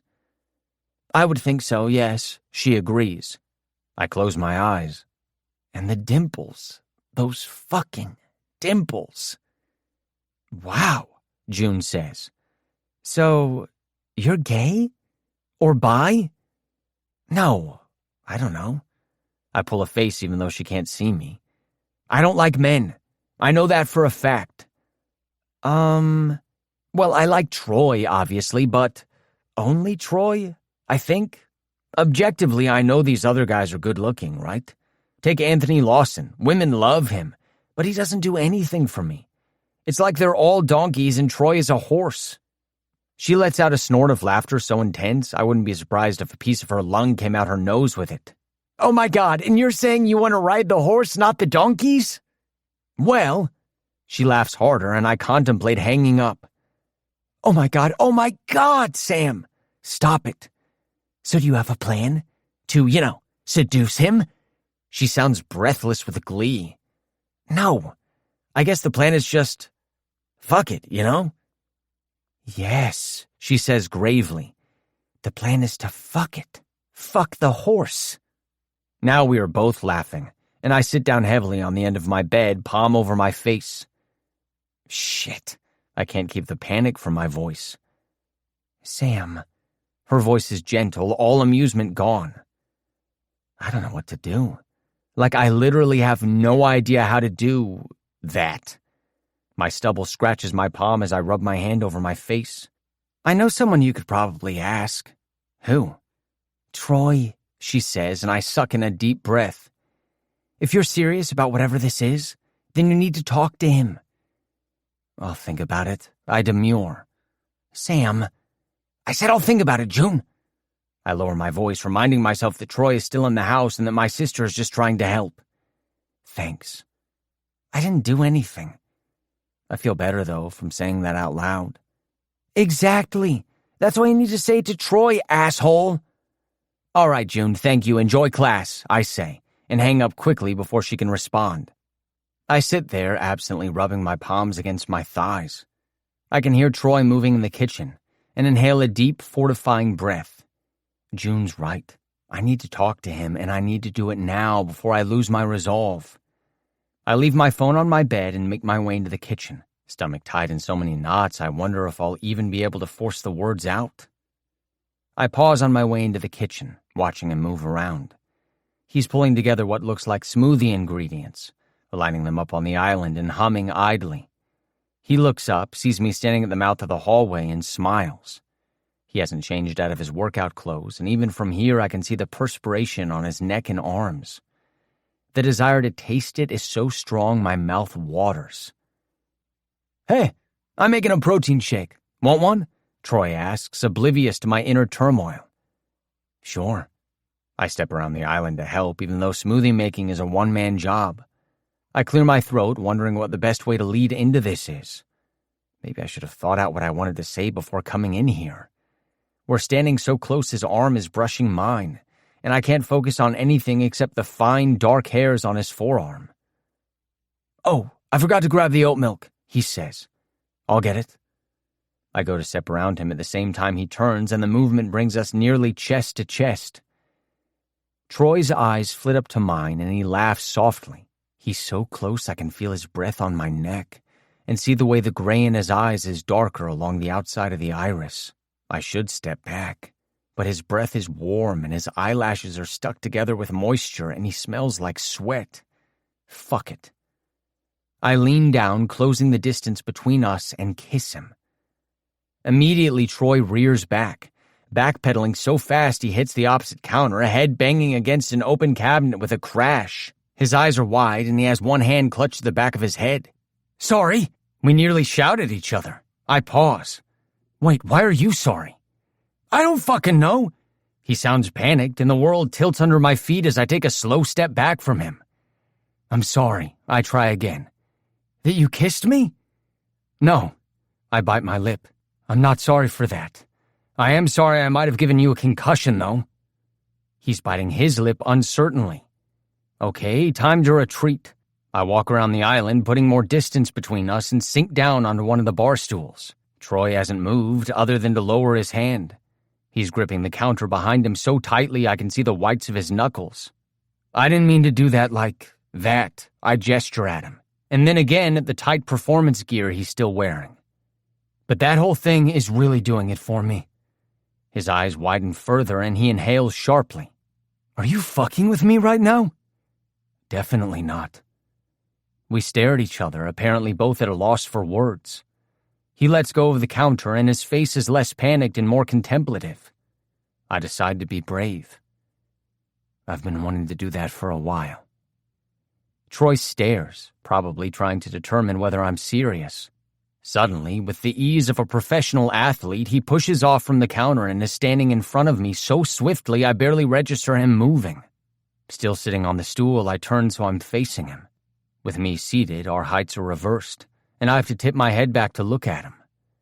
Eyes intent on mine, he steps between my open knees and I suck in a sharp breath. Chapter 9. Troy. I feel a little bit out of control right now. I've been wanting to do that for a while, is looping around my brain like a broken record, and all I can think is me too. I'm not touching him, but when I take another step forward between his legs, Sam places a hand on my hip. Slowly, I bring my left hand up and wrap my fingers around the back of his neck, running my thumb along the edge of his jaw. His pupils are so wide I can barely see any brown. "Troy," he says, and I wait for him to tell me to stop. He doesn't, so I indulge myself. Holding his head in place with one hand, I bring the other up to trace a gentle pattern across the freckles on his cheeks with my fingertips. I can feel both his hands gripping my hips now, and he tries to pull me forward even though I'm as close as I can be without crawling into his lap. Cupping his face, I angle his chin up and lean down, capturing his mouth with mine.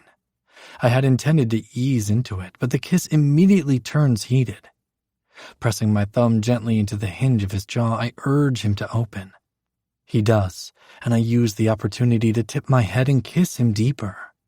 He groans and the noise goes straight to my groin.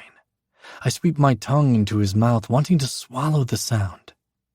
He stands suddenly, and the movement breaks us apart. I gasp, barely able to catch my breath before Sam leans down again. Yes, I think, and tip my chin up, meeting him halfway. He's still holding my hips, and he walks us backward until my back hits a wall. He groans again, and I wrench my mouth from his, kissing a frantic line down his throat. His fingers are at my waistband, and for one dizzy second, I wonder if he's going to take my shorts off. Instead, he slides a careful hand under my shirt, fingers tentative as he tries to expose more of my torso. I've got one hand buried in his hair, and I use my grip to pull his mouth back to mine. His hands are cupping my ribcage, skin warm against mine. When he swipes a thumb across the center of my abdomen, I notice his fingers are trembling. "Shit," I gasp into his mouth. "Wait, we need to stop." I place my palm on his chest and give him a gentle push back. He takes it much further than I meant it, retreating halfway across the room where I have no chance of following, until I can be sure my legs will hold me. I tug my shirt back into place and reintroduce oxygen into my lungs. Sam looks wrecked, hair messy and lips swollen. He's breathing heavy and eyeing me warily, with the distrustful stillness of a wild animal. He looks frightened. Shit, shit, shit. My heart beats a staccato rhythm, and my gut twists in panic. We stare at one another, silently, for a long minute. "I'm going to go for a drive," I say calmly, before plucking my keys from the entry table and walking out the front door, determined to give him some space. I don't realize where I'm going until I've gotten there. Of course, I think, as I pull into Corwin's driveway. Cor will know what to do. I knock firmly on the front door and count down a full 30 seconds before I knock again. No answer. Leaving the front porch, I let myself into his backyard through the gate and circle around the back.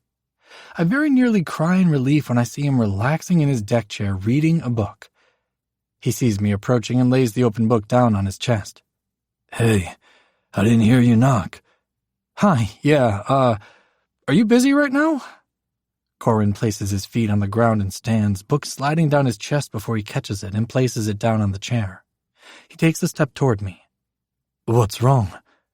"Sam kissed me." He doesn't react, and I rush to clarify. "On the mouth." His eyes are still searching mine. "Okay, tell me what happened."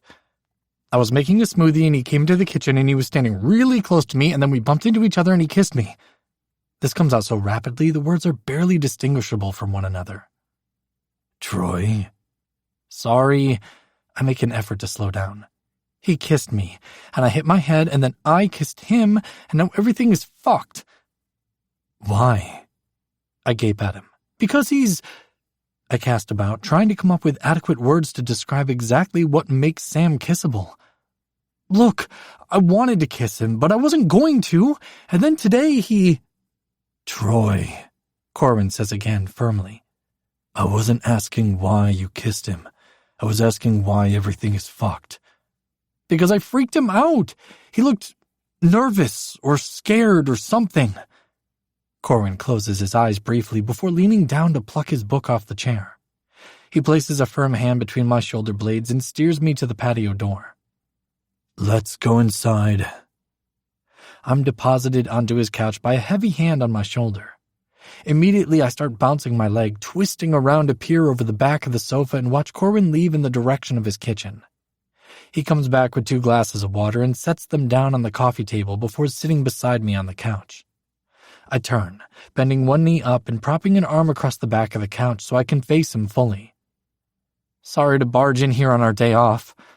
I'm feeling a little sheepish about the way I invited myself into his home to ask for dating advice, of all things. I'm kind of stretching the boundaries of your captaincy duties, huh? Corwin looks at me with calm blue eyes. He doesn't seem annoyed, but then again, he never does. If you have a hockey problem, I'm your captain. But for this, I'll just be your friend.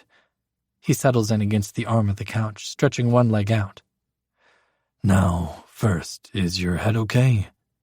What? You said, and I quote, he kissed me and I hit my head. Oh. My face heats and I rub an experimental hand through my hair. Other than a slight twinge of pain and a profound feeling of embarrassment, it's fine. Yeah, it's okay. I didn't hit it that hard. He just really caught me by surprise. Right. He caught you by surprise. I sigh, knowing where he's going with this.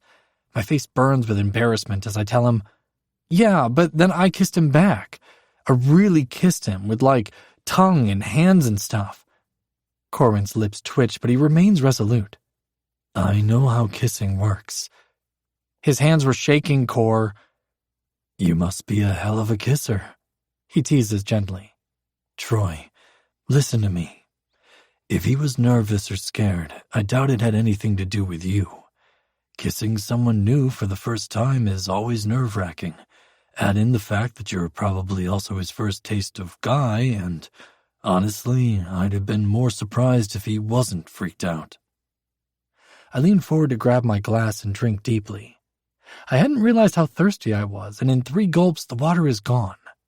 Corwin plucks the empty glass from my hand and replaces it with his own untouched glass. I drink that too. Also, I probably don't need to point out the fact that you freaked out too. Corwin notes. No, I didn't. I was very calm and collected when I left. Troy, I love you, but calm and collected you will never be, he says wryly. Okay, fine. I was freaking out.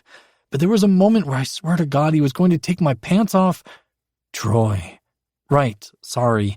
I just mean I was getting into it. But once we stopped, I realized that I was just, devouring my friend who up until 10 minutes earlier I thought was straight. And he just got out of an insane relationship. So all I could think was, here I am, the gay friend you can have experimental rebound sex with. Ah, Corwin says, and smiles slyly.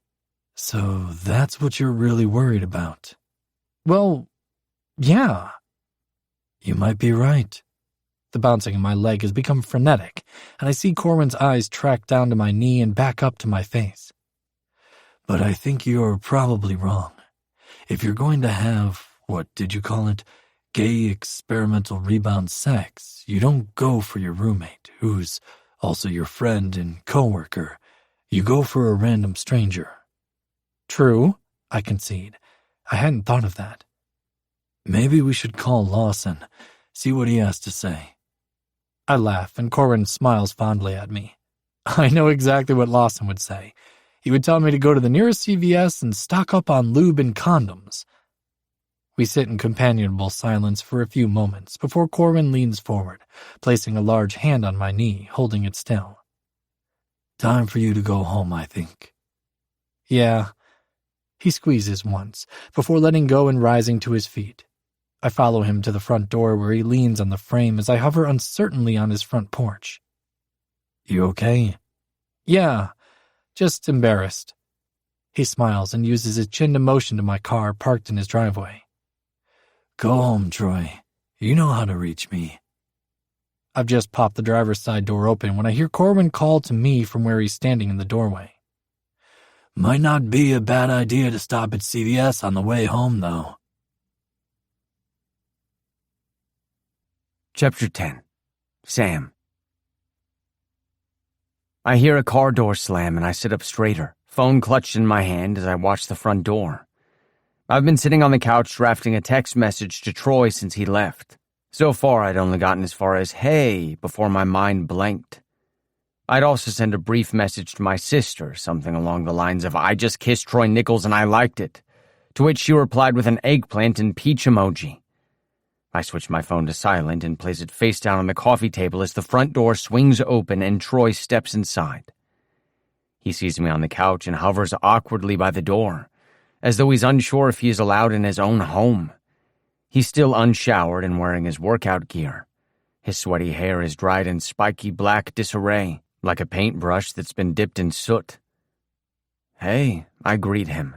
He lets out a long breath, tossing his keys on the table and walking over to drop down heavily on the couch beside me.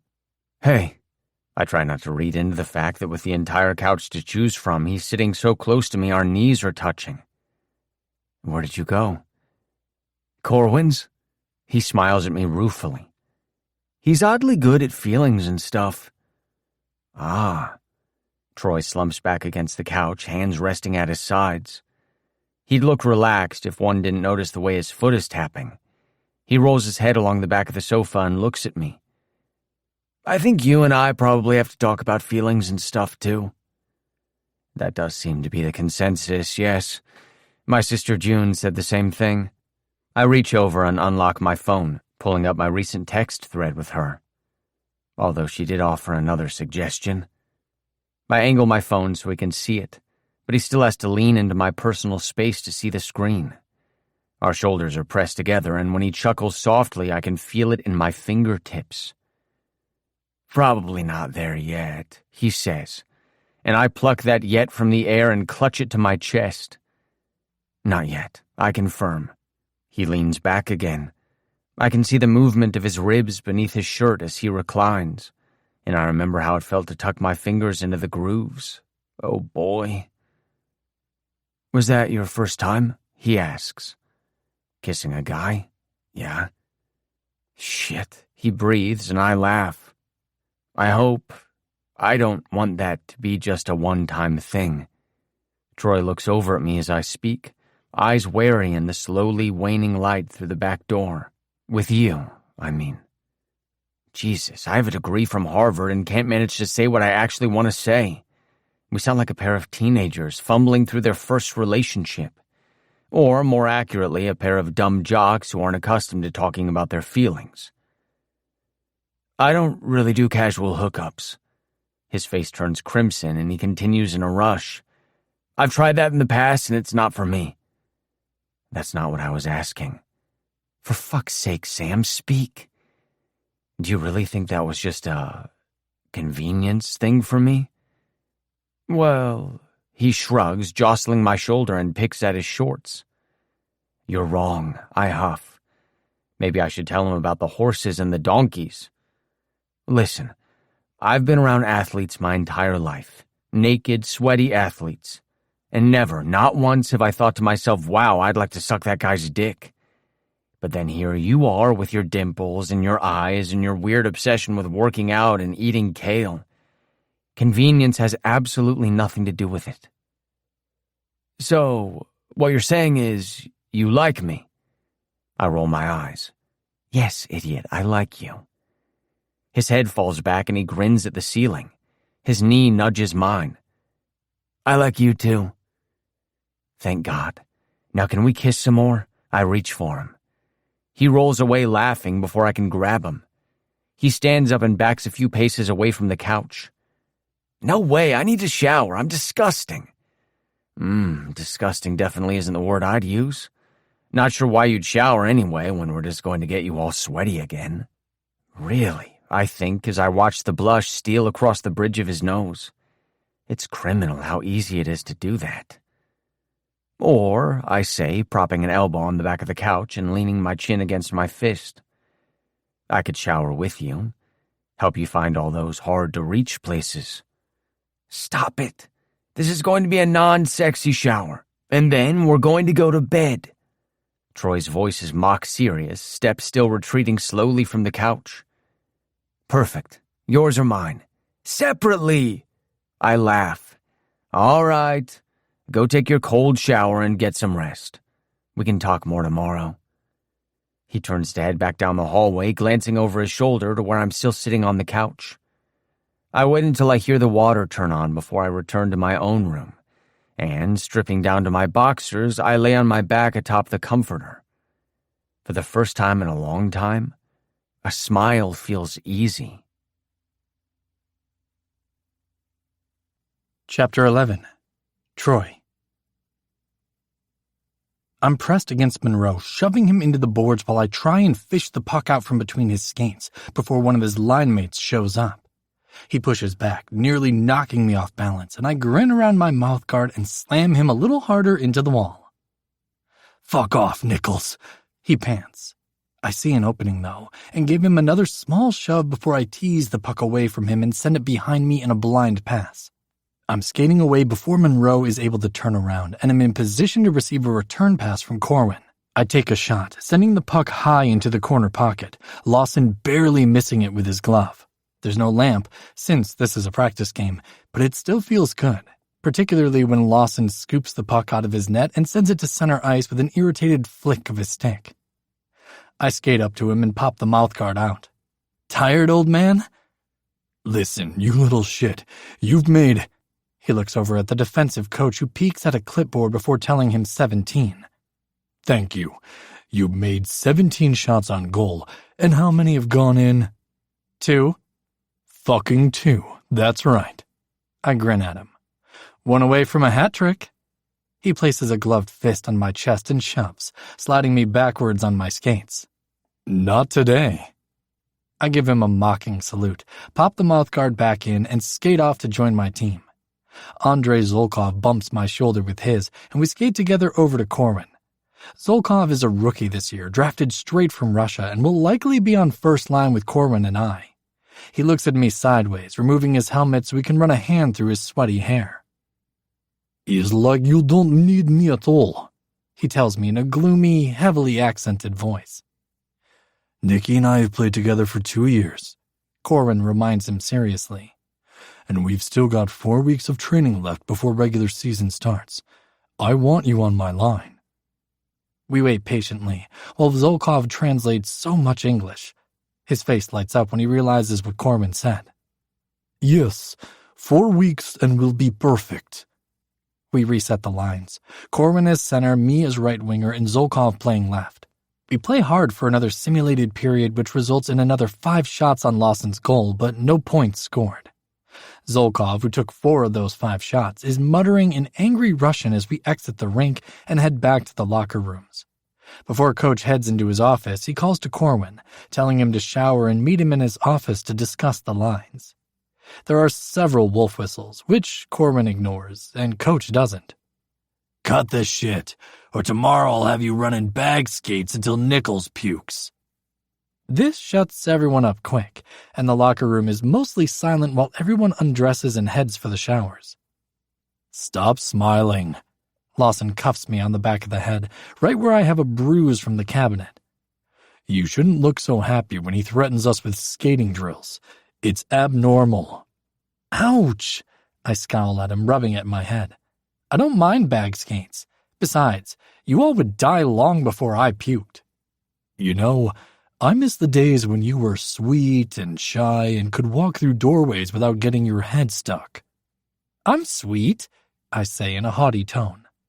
We head into the showers, passing Corwin, who's already on his way out. Lawson, a fan of the acoustics, sings an off-key rendition of Night Moves where only half of the lyrics are correct and all of them are filthy. The locker rooms are ringing with laughter, and even Zolkov joins in, though he looks confused as he changes into his street clothes. As I exit the building, I contemplate sending Sam a text to see if he's done for the day, but then I see a familiar blonde head. I tuck my phone into my pocket and jog over, catching up to him right as he gets to his vehicle. "Oh, hey," he says when he sees me. "Hey, are you busy?" "No, I was just going to go home. Why? You have other plans?" I grin. "Yeah, if you're down." He grins back. "I'm down. Do you want to take mine?" He hooks a thumb over his shoulder at his truck and I nod. "Sure, I'll navigate." Sam reaches up to slide the strap of my duffel bag off my shoulder, fingers brushing my neck. Surprised, I glance at the parking lot full of people. He tosses my bag into the bed of the truck and turns to me, brown eyes steady on mine. "Let's go." After an hour of driving, I instruct Sam to pull off at the next exit. Up ahead is a vacant parking lot lined with various food trucks and, during certain times of the year, live music. We hop out of the truck and wander, eventually sitting down to eat at one of the picnic tables. I finish eating first, and the second he eats his last bite, I'm swiping his trash off the table and leading him back to the truck. "Almost there," I tell him, and he shoots me a quizzical look before focusing back on the road. We drive for another half hour before we arrive, and this time, the look Sam gives me is full of amusement. "This is what I'm getting every time I let you plan the date, isn't it?" "When it snows, I might have to pivot." He laughs. "No need to mess with perfection, I guess." He starts walking toward the trailhead for Raven Rock Loop, and I enjoy the view from behind for a few seconds before moving up to walk next to him. The trail is wide enough for two hockey players to walk abreast, but narrow enough that those hockey players keep bumping shoulders and rubbing arms. Perfect. We walk in silence for a way before Sam asks about the lines we've been trying out in practice. I tell him Corwin wants Andrei Zolkov on first, and he immediately rattles off his stats from the last few years, following up with an in-depth analytical opinion of how he'll fit in with Cor and I. I'm grinning like a fool the entire time. Up ahead, a couple with a dog are heading down the trail toward us. Sam moves to the side, and I step off behind him, placing my hand on his waist. I remove it quickly. He shoots me a puzzled look over his shoulder. Once the couple have passed and we've resumed our hike, I feel fingertips coasting along the underside of my arm, elbow to wrist, before Sam slides his hand into mine. Heat pools in my belly and I look over at him. He uses our linked hands to tug me to a halt. "This is a date, right?" he asks. "Right. You're allowed to touch me." He emphasizes this by swiping his thumb along the palm of my hand, sending goosebumps up my arm. "I wasn't sure if you would want that. In public." I'm proud of the fact that my voice doesn't waver and that I don't blush. Truthfully, I had spent all of last night tying myself into knots, worrying about this exact thing. "You thought I would only want a secret relationship?" This isn't a question, so I don't respond. "I'm not going to shove you back into the closet, Troy." "So, we're going to tell people that we're dating?" A hopeful feeling blooms in my chest. "Even people at work?" He uses my hand to pull me back into motion. "I don't see why not. We don't have to advertise it, but if someone asks or they see us, I'm not going to lie." I squeeze his hand, grateful. Ugh, Lawson is going to be a nightmare. "That sounds like a you problem," he says wryly, and I laugh. "I'm glad we talked about this, though, since I already disclosed the relationship to Mr. Frank." I stumble, and probably almost break Sam's hand with how hard I grip him. "You did not." "I did not," Sam confirms. "I just wanted to see you blush. I did look up the HR policy about dating a player, though. Technically, I'm an intern, but according to the employee conduct policy, there are no rules about dating colleagues or teammates, unless that person is directly above you in the chain of command. Even then, they just ask that you report it, so we should fill out the form for HR just to be safe." That's good news. I couldn't keep the smile off my face even if I tried. We've looped around and reached the parking lot, finally letting go of one another to climb back into the truck. It's almost dusk, which means it will be getting dark by the time we get back. "Just head straight home," I tell him, as he carefully merges onto the highway. "We can ride into work together tomorrow and get my car." "Sounds good." The interior of the car dims as we drive home in the slowly waning light, illuminated by the passing of lights on the road. I shamelessly stare at Sam's profile, eyes mapping his shadowed jaw and the hollow of his ear. He has both hands on the wheel, so I reach over and rest my hand on his leg. I see the corner of his mouth pull up like he's smiling. When I turn to look out the passenger window, my own smiling face is reflected back at me. Chapter 12. Sam. It's late when we pull back into the driveway, and I'm sure Troy is exhausted, though he would never admit it. We both have an early start tomorrow, but I can't even be mad about it after the day I just had. The heat from Troy's hand is going to be permanently seared into my thigh. It's a miracle, really, that I was able to deliver us home in one piece. I follow him inside and kick off my shoes by the door. The interior is shadowed with only the entry light turned on, and it feels intimate. I'm just beginning to wonder what the etiquette is for dropping your date off at home when you're living together, when I feel Troy's touch on my lower back. As I turn, his hand slides around to rest on my hip, the other doing the same once I'm facing him. As I had done to him yesterday, he moves forward and uses his grip to guide me backwards. That was fun, I tell him. Yes, he replies, voice low. We're outside the pool of light now, and he slows me down just before my back touches a wall. The shadows are deeper here, and I can only make out bits and pieces of Troy's face. I bring my fingers up to trace over his jaw and then his lips, barely touching him. I drop my hand to his shoulder, lean in, and do the same thing with my tongue. A small gasp, and then he is moving forward, plastering his body against mine and pushing me into the wall. I smile into the kiss and grab his bottom lip between my teeth, pulling gently. He gasps again and somehow manages to move even closer. The kisses turn hungry now, and I'm desperate for sensation, for more. I slide my hands down his back and begin pulling his shirt up. Take this off.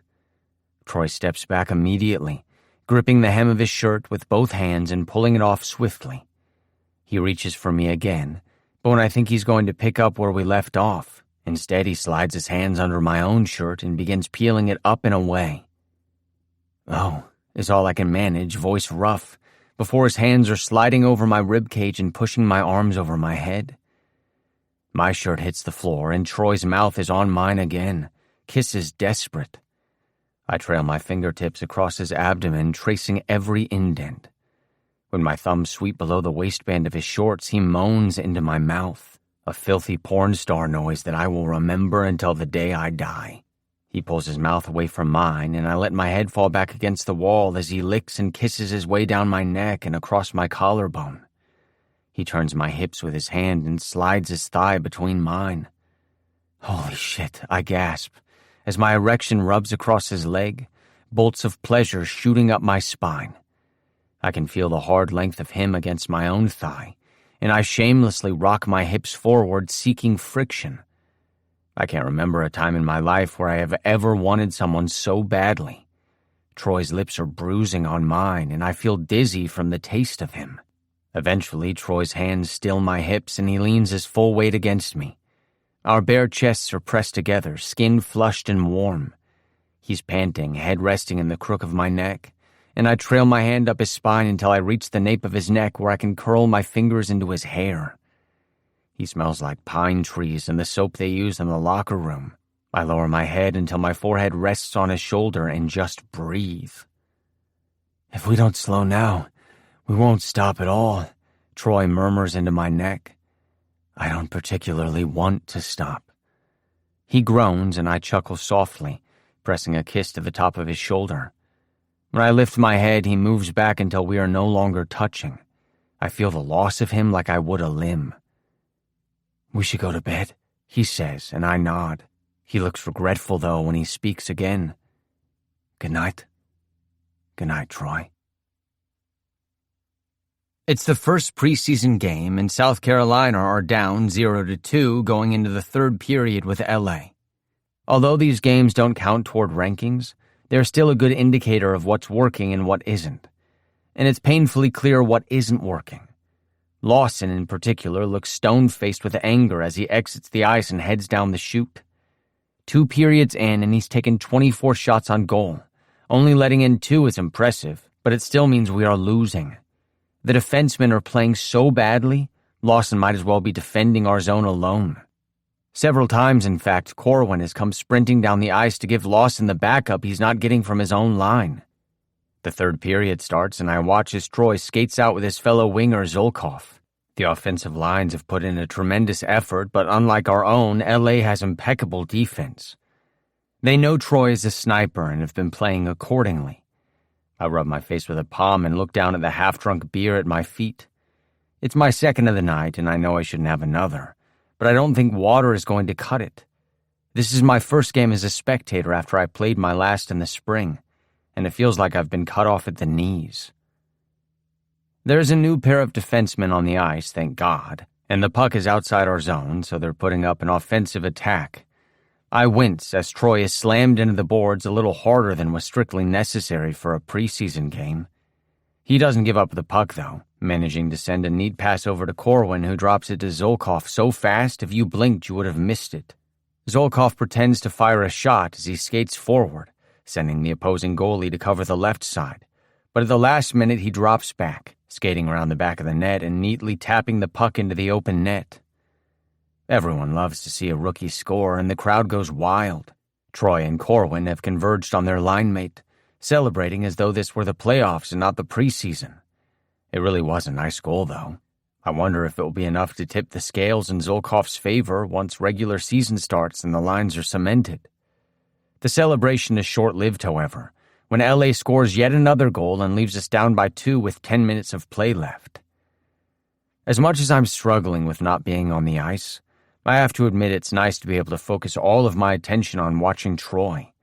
He's an impeccable skater. He plays rough and throws himself into scrums, battling for the puck. Corwin is the opposite, skating through the opposing team like smoke to pick up every blind pass Troy sends him. They are a near-perfect pair. The puck is in our zone, and I watch with trepidation as the clock counts down from 4 minutes. Suddenly, the crowd surges to their feet as Corwin intercepts a pass and rockets down the ice on a breakaway. Zolkov is already in position and takes a pass from Corwin. I know what he's trying to do. Get the puck to the rookie as often as possible in preseason so he can take all the shots he can. He doesn't shoot, though, and I can't help but smile as he sends the puck over to Troy, who delivers it straight into the back of the net in a perfect backdoor goal. Sniper. The game finishes on a loss, but still a better end than how it started. That first period had been physically painful to endure. I joined the crowd filtering out of the stadium slowly and eventually am deposited into the parking lot. It's going to take me over an hour to drive home, and I'll probably still beat Troy home by half that amount of time. I send him a quick text congratulating him on the goal and begin making my way out of the congested parking lot. Chapter 13. Troy. The team bus is silent as a tomb when we finally get on the road, everyone popping in headphones to discourage their seatmates from talking. I'm seated next to Lawson, and in the bench next to ours are Corwin and Zolkov, the latter of whom already has his head propped against the window like he's asleep. I'm just about to turn on some music when Lawson nudges me in the ribs. I look over, pulling one earbud out. Yeah? How's the roommate situation working out? He asks. The interior of the bus is dark enough that I hope it conceals my blush. Good. Really good. You're blushing. Damn it.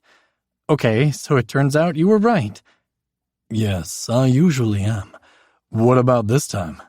His voice is smug. He already knows what I'm going to say. You sure you want to hear about this? I ask, getting excited. I brought it up, didn't I?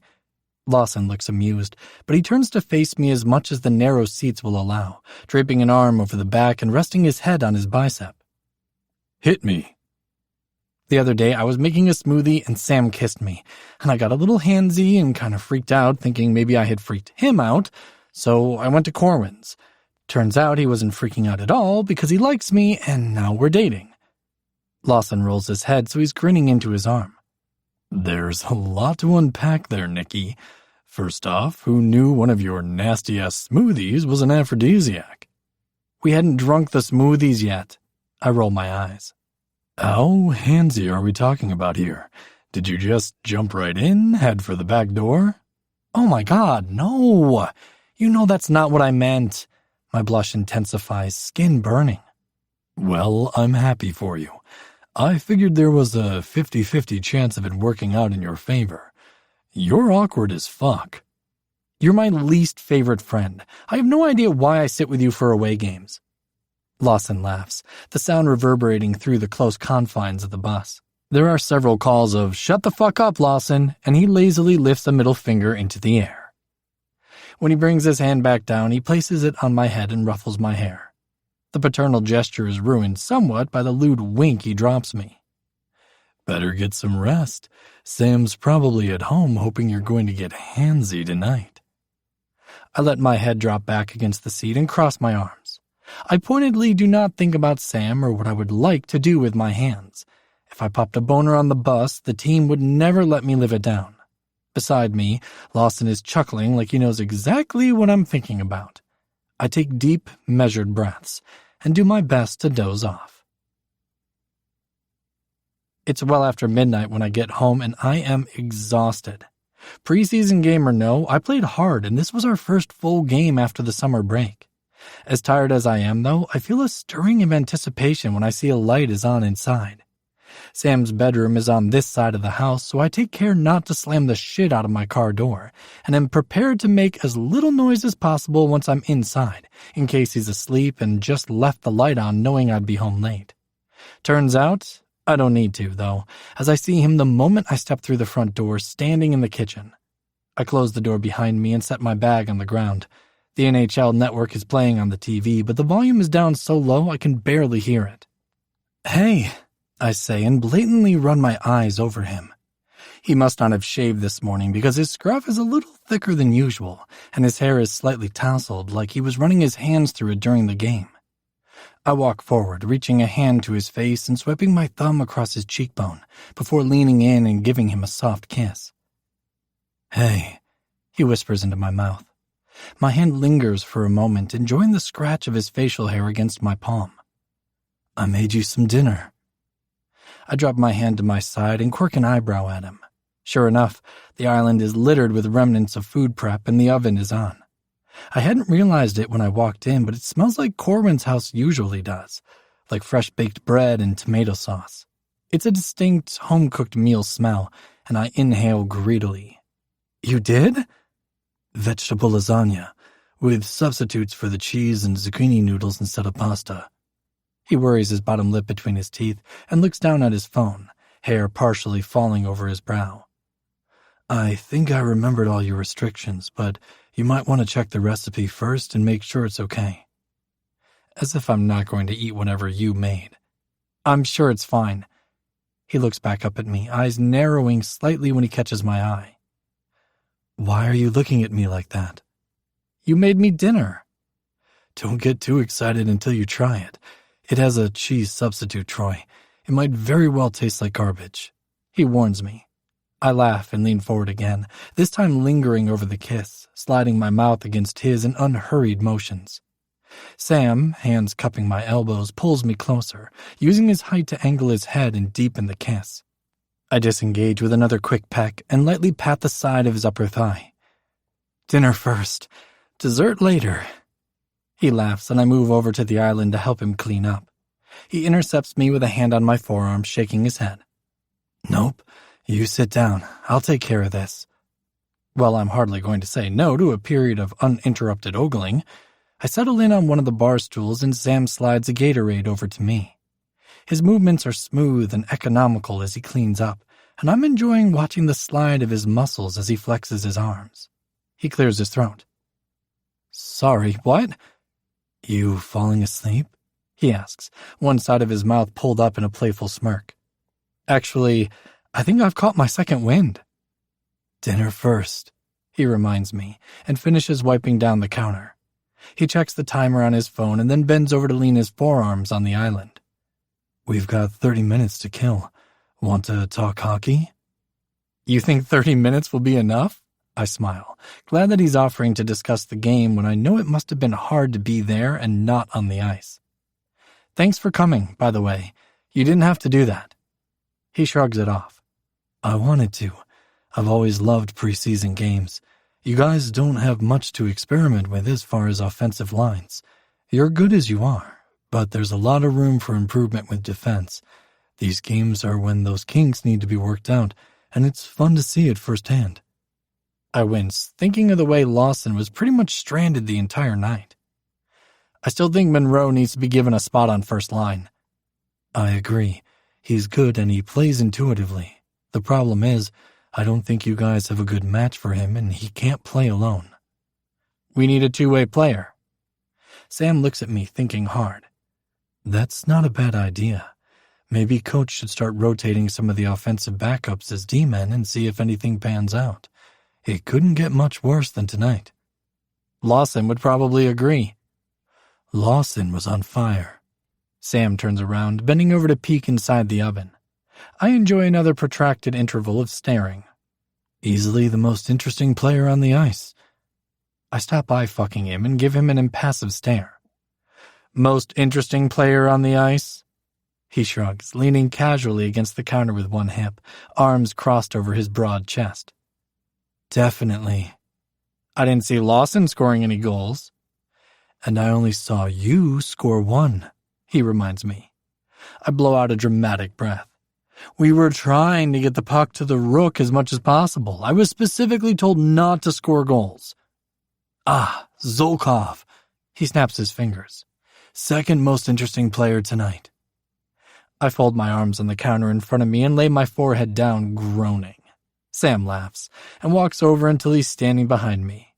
He places both hands on my shoulders, leans down and kisses the back of my neck. I groan again. 10 minutes left on the timer. I'm going to go take a quick shower, wash the arena off. I listen to the soft pad of his socked feet retreat into his room and hear the shower turn on. A text notification sounds, prompting me to lift my head up and pull my phone out of my pocket. Nothing. Frowning, my eyes track over to where Sam pushed his phone over to me to keep an eye on the time. The display is still counting down the minutes while a text notification from Maddie waits. Sam hasn't brought her up again since that first day, and truthfully, I hadn't thought of her again. The heart emoji is gone from her contact. The timer goes off, and I tap it away before removing the lasagna from the oven and turning it off. I lean down, inhaling, and my stomach growls. I'm just pulling out plates and silverware when Sam walks back into the kitchen, barefoot, low-slung pajama pants catching beneath his heels. He has on a worn gray Harvard hockey shirt. The tops of his shoulders are darker where his wet hair is dripped down. You're doing it again, he tells me. What? Staring. The side of his mouth lifts and the light catches in his brown eyes, making them shine. It's nearly 2 a.m. when we settle in at the island to eat, arms and legs grazing where we sit side by side. He smells like summer rain and laundry detergent, and his damp hair is curling at the ends. I want to devour him, not the lasagna. Thank you for dinner. I put as much feeling behind the words as I can muster. Of course. He smiles, one of the loose, real ones now, and not the fleeting, tight smiles of the past. He still hasn't checked his phone. You got a text, by the way, when you were in the shower, I tell him. He reaches over and checks the screen. I look down at my plate, wanting to give him the privacy to pretend it's someone else if he wants.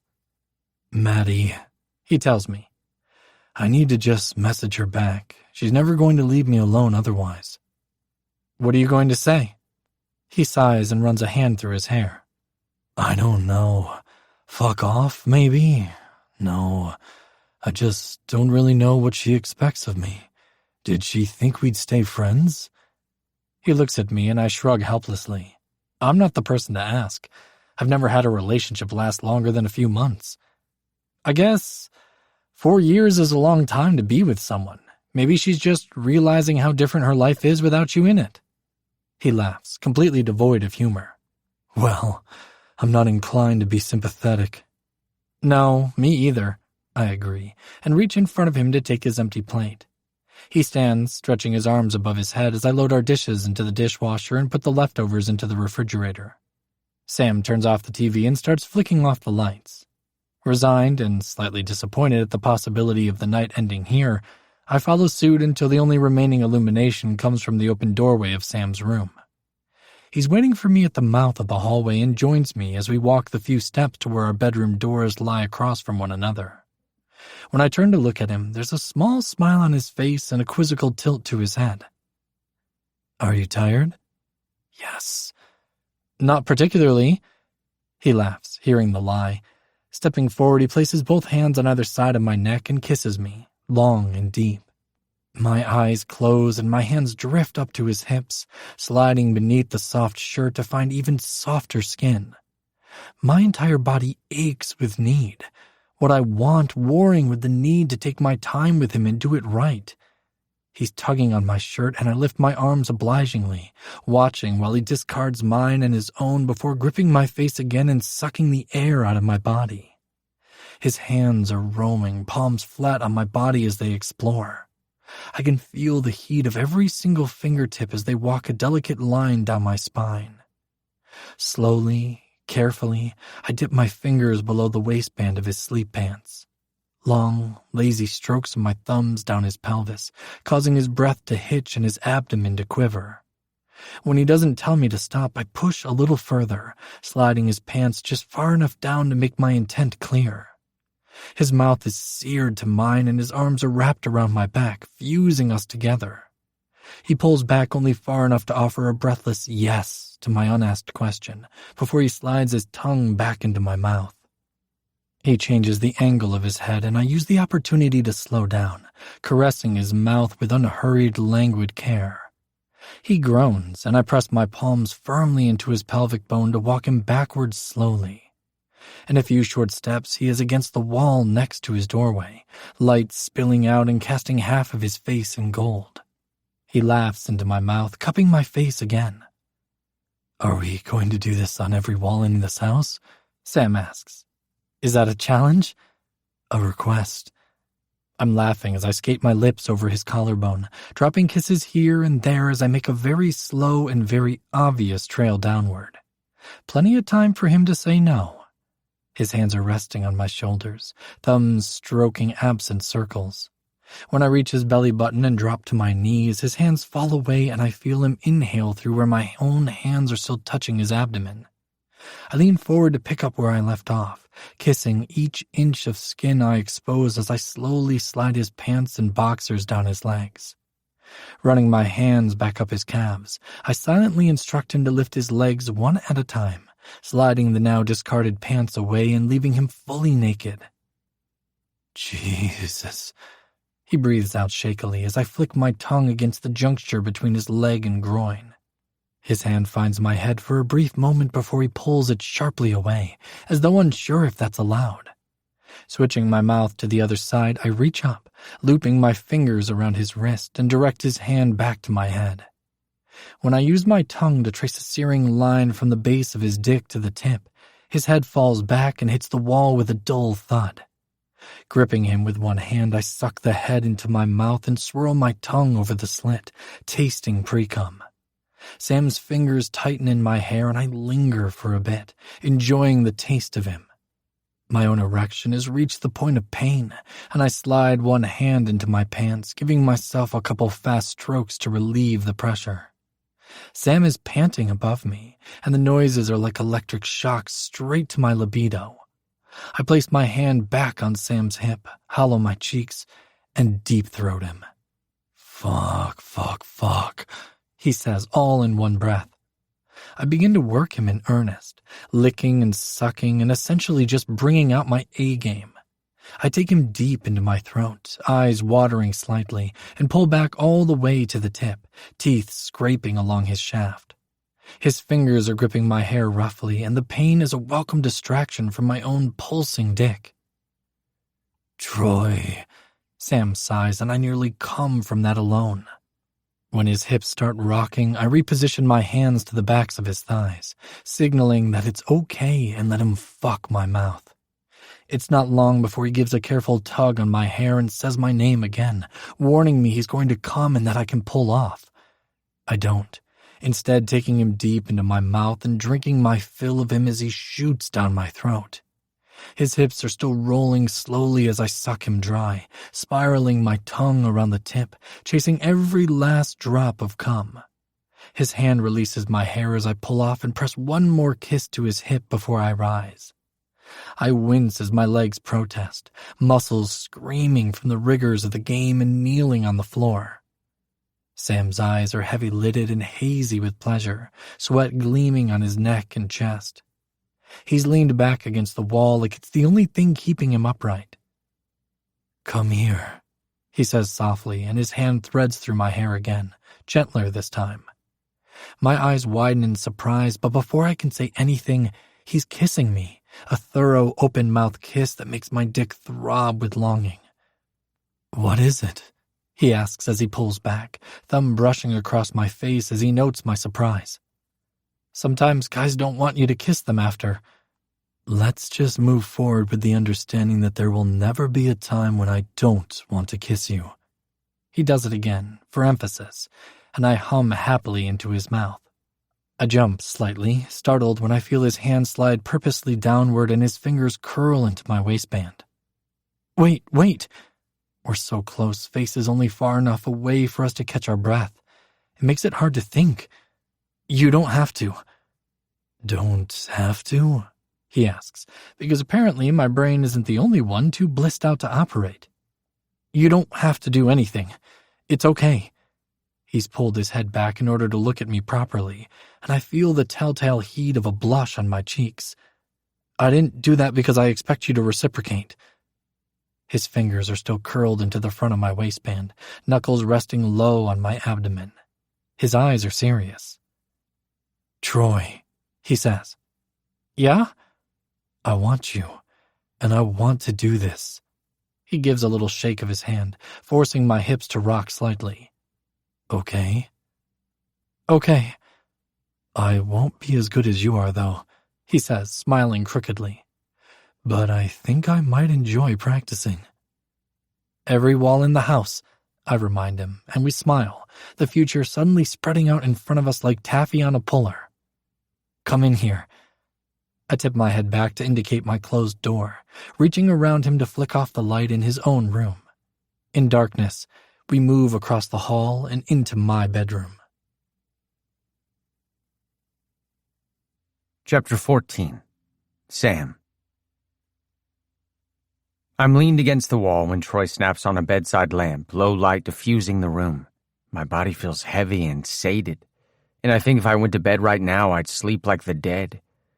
When Troy pulls back the covers and looks up at me, I move across the room and climb onto cool, smooth sheets. I'm flat on my back, hands resting on my abdomen, waiting for him to join me, but he's looking down at me, dimples on display and eyes nearly black in the shadowed light. I pat the bed next to me. He strips off the rest of his clothes, tossing them into a hamper, and slides in beside me. Immediately, I roll onto my side, propping my head up on my hand to give myself a better view. I reach out and trace my fingertips over his collarbones, up his shoulder and down his arms, following the lines of his muscles. I'm barely touching him, but I can see the rapidity of his breathing by the expansion of his rib cage. I touch that next, fingers mapping out each individual space, cataloging each stutter in his breathing to dissect later. I flip my hand around and run my knuckles down the side of his flank, before curling my fingers over his muscled thigh and drawing small circles on the inside of his leg. I smile when his leg twitches, and wonder how long he's going to let me get away with this. God, he's beautiful. All pale skin and dark hair and defined muscle. You're like one of those anatomical models used to teach people about human musculature, I tell him. He lets out a soft, disbelieving laugh. Talk dirty to me. Smiling broadly, I scoot closer and slide a little down the bed. I'm pressed against his side now, and I lean one hand on his opposite thigh while I look down at him. Reaching out, I wrap my fingers loosely around his dick and give him a slow stroke, swirling my palm over his tip and sliding it back down, pre-cum acting as a lubricant. He sucks in a breath and his hips arch off the bed partially. I'm not going to last long, he warns me. Smiling, I lean down and take him into my mouth, humming at the salty taste of him. Different, but certainly not unpleasant. I look up and I can see his left hand is fisted in the sheets, his breathing already turning heavy and erratic. When his other hand comes to rest on my back, I let the heat of that touch ground me and I refocus my attention. What I lack in experience, I mean to make up for with enthusiasm. I listen close to every noise Troy makes and use them to guide me, learning what he likes. When I press my tongue into his slit and stroke upward on his cock, he moans loudly and his fingers contract on my back. I smile around him and do it again, more firmly, and his hips rise off the bed involuntarily. I dip down farther, testing the limits of how far I can take him into my mouth, breathing heavily through my nose. I don't make it far before I gag, but I pull back and slide back down again, meaning what I had said earlier about practicing. I keep at it, and soon Troy's hand crawls up my back to my shoulder where he tries to pull me back. "Sam," he breathes shakily. "I'm going to come." He's offering me the chance to pull off, but instead I give another strong stroke with my hand before moving it to his abdomen to hold his hips down. I moan around him, and the vibrations must have been the final push he needed, because his hand tightens painfully on my shoulder and his load shoots into my mouth. I'm not prepared for the sheer volume of cum, so some dripples out the side of my mouth as I do my best to keep up. When he's finished, I use my tongue to clean him off before I let him go. Sitting back, I wipe my mouth with my thumb and pop it into my mouth. I can't keep the smile off my face as I slide back up in the bed and flop down on my back next to him, shoulders touching. That, I say, was thoroughly enjoyable. "You're telling me," he replies, voice weak. It's a heady feeling seeing him wrung dry and satisfied, and I'm wishing there was more of the night left so I could continue to unravel him. Instead, I rise up on my elbow again, meaning to reach over him to turn off the lamp. I know he must be exhausted and he really should get some rest. The motion jostles him and he immediately opens his eyes. "Please," he says sleepily, and I pause, unsure what he's asking for. His eyes are heavy-lidded and there's a slight slur to his voice, as though he's barely maintaining consciousness. "Stay?" I inhale deeply, trying to draw breath around the sudden pain in my chest. Damn you, Troy Nichols, I think, as I lean down and place a kiss on either side of his mouth, where his dimples are. His eyelids flutter closed and he smiles. Leaning over, I snap the light off, plunging the room into black. "I'm staying," I say as I settle back beside him. "Lift this arm." Sheets rustle and he taps on my bicep. I oblige, lifting my arm straight out in front of me. Immediately, Troy rolls over and scoots in, making me laugh. Once his head settles on my shoulder, I lower my arm, wrapping it around his warm body. He scoots his hips even closer, dropping one heavy leg over mine and draping an arm loosely across my abdomen. I trail my fingertips up and down his arm absently, listening to his breathing slow as he falls asleep, and hope I don't have to spend any more nights alone in my own bed after this. Unsurprising, I'm the first awake. At some point during the night, I rolled over to face Troy, so I opened my eyes to a view of messy black hair where his head is tucked under my chin. One of his legs is slid between mine and my arm is resting across his hip. Trying not to move, I muse about the strangeness of waking up wrapped up in another person like this. Though I hardly want thoughts of Maddie to come into the bedroom anymore, and certainly not Troy's, I can't help but compare how much different this relationship has been. It had been an unusually sore point for her that I was not much of a cuddler beyond a little post-sex snuggling, and several of our biggest fights had been about it. Maddie wanted to sleep virtually on top of me, while I wouldn't sleep a wink if we were touching at all. She radiated heat, and uncharitably in my mind, I often likened sleeping with her to sleeping inside a hot pocket. Apparently, me not being a cuddler isn't the problem at all, but rather who I'm snuggled up with. I've never slept so good in my life as I did last night. Troy moves slightly, head brushing my jaw and legs sliding in a way that makes me very aware of my morning wood. He makes a small, happy sound as he comes awake and pulls his face out of my neck. Sleepy gray eyes and dimples are going to feature in every bedroom fantasy I ever have again. "Morning." His voice is coarse with sleep. "Morning," I whisper back. "Did you sleep okay?" Troy asks. Better than okay. I don't think I've ever slept so well, actually. Probably the mattress, he jokes. Yes, probably. Judging by the sun peeking around the curtains on the window, I'm fairly certain we slept in well past our usual time. I don't remember either of our phones traveling with us to the bedroom, and there aren't any clocks in here that I can tell. You don't have practice today, do you? I ask. We should probably check the time. I go to get up, but am held in place by a tightening of Troy's arm. No practice today, or video. Coach gave us today off since it'll likely be our last free Saturday until the holidays. Oh. I settle back down, knowing Troy probably has a day of gym activities planned for himself, but wondering if I can convince him to spend a few hours getting sweaty in other ways. Got any plans? I have a few ideas. His hand is absently drawing designs on my hip before stopping to rest in the curve of my stomach. How do you feel about getting out on the ice? A shiver of anticipatory joy runs down my spine. On your day off, you want to go to work and skate for fun? With you, he clarifies. And Cor and Lawson will come too, although that does leave us one person short. I'm in, I say quickly, broad smile stretching across my face. But I don't have any of my gear. I left it all at my parents' instead of bringing it here to just sit unused. Troy shrugs. That's all right. We can use the gear at the rink this time. Maybe next time you go home to visit, you can bring yours back with you. The next time we go home, my brain corrects automatically and I freeze. This is new, far too new to be thinking about introducing him to my family. Although, the idea holds a certain amount of appeal. A lot of appeal, actually. And if I'm honest with myself, I can imagine my family liking Troy a lot more than they ever liked Maddie. I try to shake off the mental image of him sitting at my family's table for Thanksgiving. When are we meeting them? The dimples deepen and his eyes light up. This afternoon? Which gives us plenty of time to relax this morning. Oh? You want to relax, do you? He laughs, moving toward me and caging me in with elbows planted on either side of my face. There is an extended period of lazy kissing and exploratory hands before we head to the bathroom. We shower, taking turns kneeling on the cold tile, and then have to wash again to clean off the mess we made.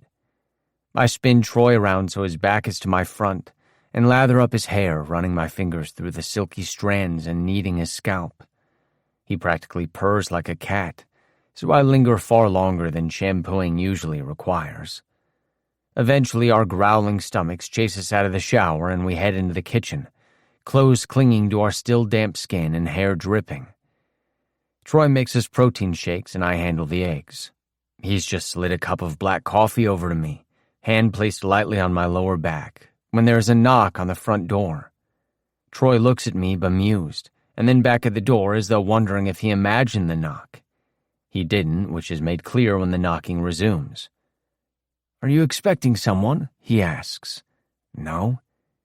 Me either, he muses as he unlocks the door and opens it. Jesus, what took you so long?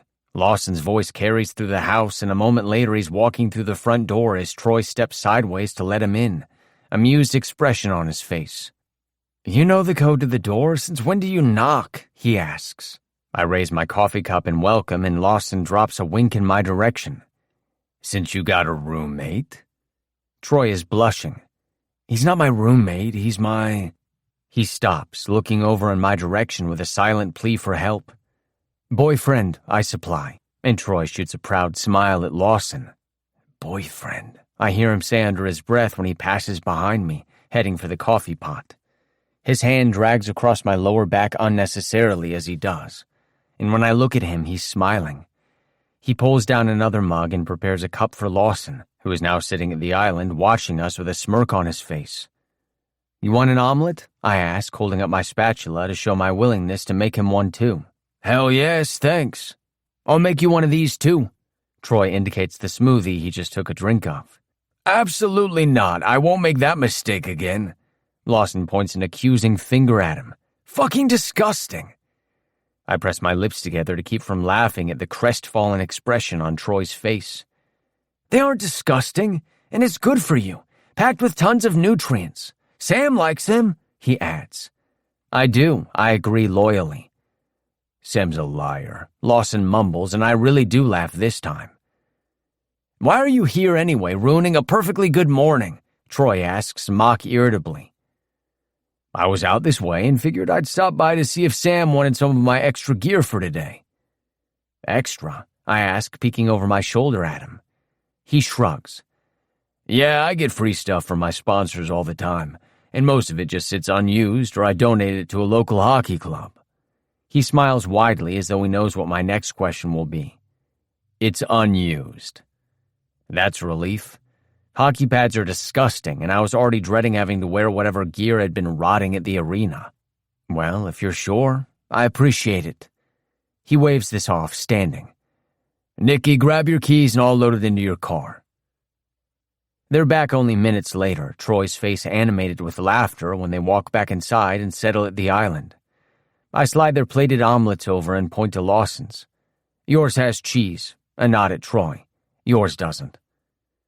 I remain standing opposite them while we eat, conversation stalling in the wake of food. Between every bite, Troy taps his fork against the plate idly until Lawson snatches it from his hand with a muttered stop. The fork is returned only after he promises to stop tapping, which he does, with no small amount of blushing. Lawson finishes in record time, apparently not chewing any of his food, and stands to load his dishes into the dishwasher. He slaps me on the back and kisses Troy's head, who tries to dodge it unsuccessfully. I better head out.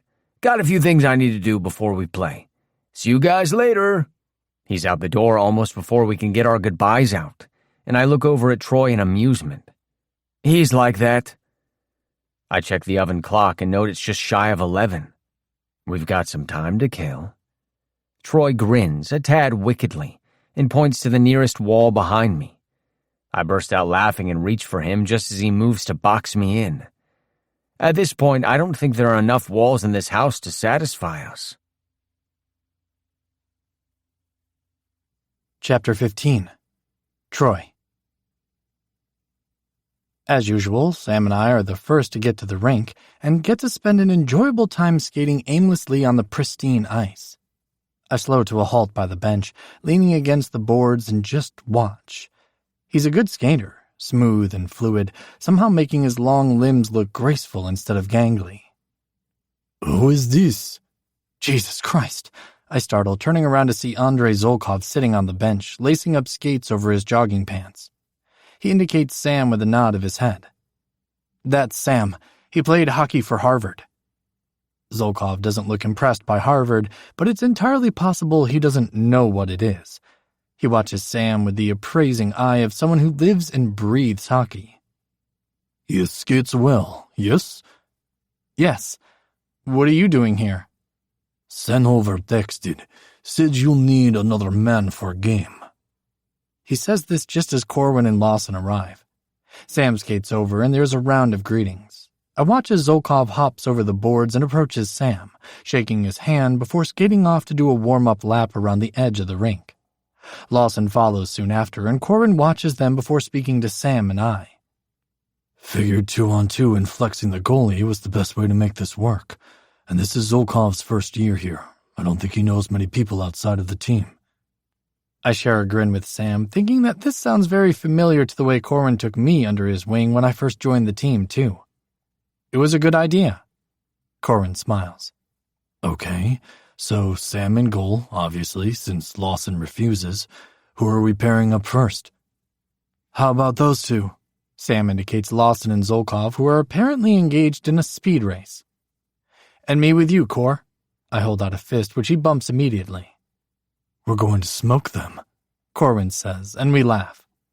Sam heads down the chute back to the locker room to get his gear on, while the rest of us continue to skate aimlessly, warming up.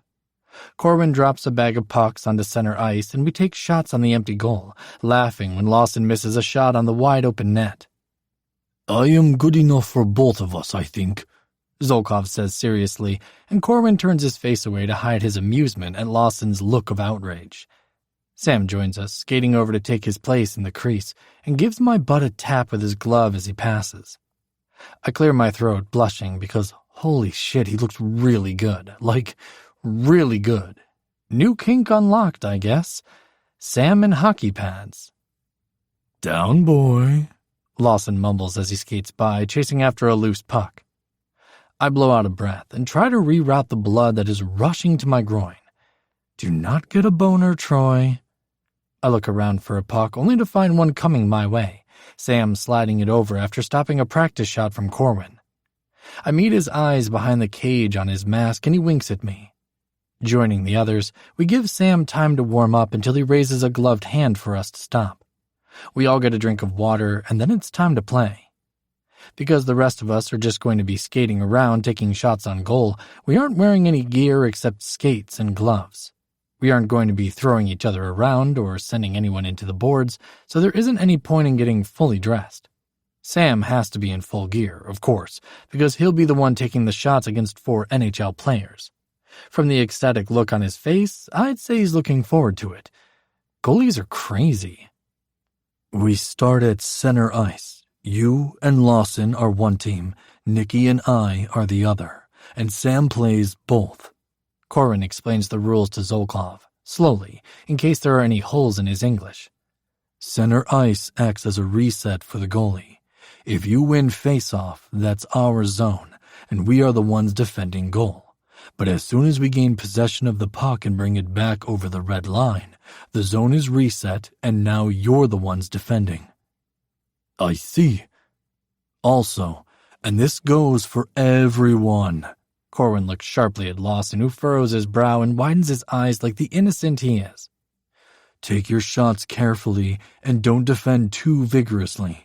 We don't want anyone getting hit, okay? No injuries. Whatever you say, Cap. Let's go, kid. Lawson wraps an arm around Zolkov's shoulders, skating away. Corwin turns to me once they are out of earshot. Let's kick their asses. I face off against Zolkov and win, meaning Sam is technically defending the other team's goal right now. I pass to Corwin, who scoots around the back of the net and immediately tries to dump it in through the corner. He's deflected by Sam, and the puck is dished to Lawson, who heads towards center ice to reset the zones. I skate up behind him and tap the puck off his stick, laughing when he lets out a loud curse. Corwin is there, like he always is, and is already moving back towards Sam. Because this is just a pickup game, he doesn't pass it back to me like he usually would, but instead takes another shot on net. Sam gloves it at the last second and waits for Zolkov to skate up before he resumes play. Corwin and I are doing a good job keeping hold of the offensive zone until Lawson intercepts a long pass and gets the puck across the red line. I skate forward, meaning to steal right off his stick again, but he sees me coming and sends a drop pass to Zolkov, who puts on a burst of speed, heading towards Sam. Neither Corwin or I are in the way, so he winds up and unleashes a slap shot. Sam manages to deflect it with his blocker, but this means he's lost control of the puck and it's picked up by Corwin. We battle back and forth, taking ridiculous shots on goal that we never would have tried during a real game. At one point, Corwin shouts, "Offsides!" when Zolkov skates over our blue line before he has the puck. Immediately, Zolkov stops, and I slide in to steal the puck, taking it back across center ice. A string of angry Russian is directed at us when he realizes it was a trick, and we all laugh. I'm the first to score, firing a smooth shot right between Sam's legs and into the back of the net. "You motherfucker," he says, and Corwin high-fives me. We take a break for some water, Sam leaning on the boards next to me, shoulders heavy against each other. His blonde hair is in complete disarray, sweaty and matted from his helmet, and his brown eyes are alight with joy. He places a hand on the back of my own sweaty head and pulls me in for a brief, happy kiss, which prompts Lawson to whistle. "Having fun?" I ask him quietly, while his hand lingers at my nape. "Yes," he says emphatically and squeezes my neck for emphasis. "I missed this so fucking much." "I know." "Hey, lovebirds," Lawson calls, and I groan. "Are we switching teams, or should we commit?" Surprisingly, it's Zolkov who answers. "Let us stay. We are only losing by 1, yes? Not bad." "Not bad at all." Lawson claps him on the shoulder and then pushes off from the boards, flipping off Corwin as he goes. "What did I do?" Corwin protests. Sam and I skate back over toward his goal, and I tap my stick idly on the ice while he puts his helmet and gloves back on. He knocks his stick lightly against the backs of my thighs. I hope you enjoyed that goal, because it won't be happening again. I whistle long and low. Big talk. Just the facts, Nichols. Smiling, I skate back to where Corwin and Lawson are squaring up for their turn at face-off. Predictably, Lawson is running his mouth and Corwin wins the puck. Game on, I think, and put on speed as I head toward the goal. We play for hours, and by the time we are leaving the rink, it's already pushing 4 p.m. I'm just gearing up to ask Sam if he wants to stop somewhere for food when Corwin speaks up. You guys want to come over for dinner? I can barbecue. God, yes. I could worship a steak right now. Meet you there. Lawson is already walking off toward his car, probably intending to fire up Corwin's grill before the rest of us arrive. I look at Sam, letting him answer for us. These are my friends, after all, and I don't want to commit him to more social time if he'd rather go home. Although, after watching him play hockey all afternoon, I might prefer to go home. We can eat dinner in bed, naked, instead of fully clothed in Corwin's backyard. Yeah, that sounds great, Sam says. And you, Rook? Corwin turns to our final silent companion. Me too? Zolkov says, face almost painfully hopeful. Of course you too. Jesus, Z. Corwin shakes his head, looking amused and a little offended that someone accidentally accused him of rudeness. You can follow me. My house can be kind of hard to find. We peel off to our respective vehicles, Sam climbing into the passenger side of my Jeep, and head out. As I turn out of the lot, Sam's hand lands on my knee before sliding up and coming to rest on my thigh, underneath my athletic shorts. His fingers are tracing lazy circles on the inside of my leg, and without the barrier of clothing between us, the point of contact feels searing. I clear my throat. You know, we could just blow off the guys and go home instead, I suggest, glancing down at his hand. The hand moves a little higher, and now the fabric of my shorts is rucked up. Or there is another option. Is there? He slid his hand up another inch, and I squirm, feeling my dick hardening. I am gripping the steering wheel with both hands and concentrating very hard on traffic laws. We could pull off somewhere and take care of that. I look over at him, a quick glance, and he aims a pointed look at my lap. Heat rushes to my face, and I try to adjust myself again. Oh my God, you can't give me roadhead! Well, I said we could park first, he says reasonably. You are a public menace. Laughing, he moves his hand away from my groin and back down toward my knee, where he gives a light squeeze. All right, no oral in public. There go all my locker room fantasies, I guess. Oh, for the love of fucking God.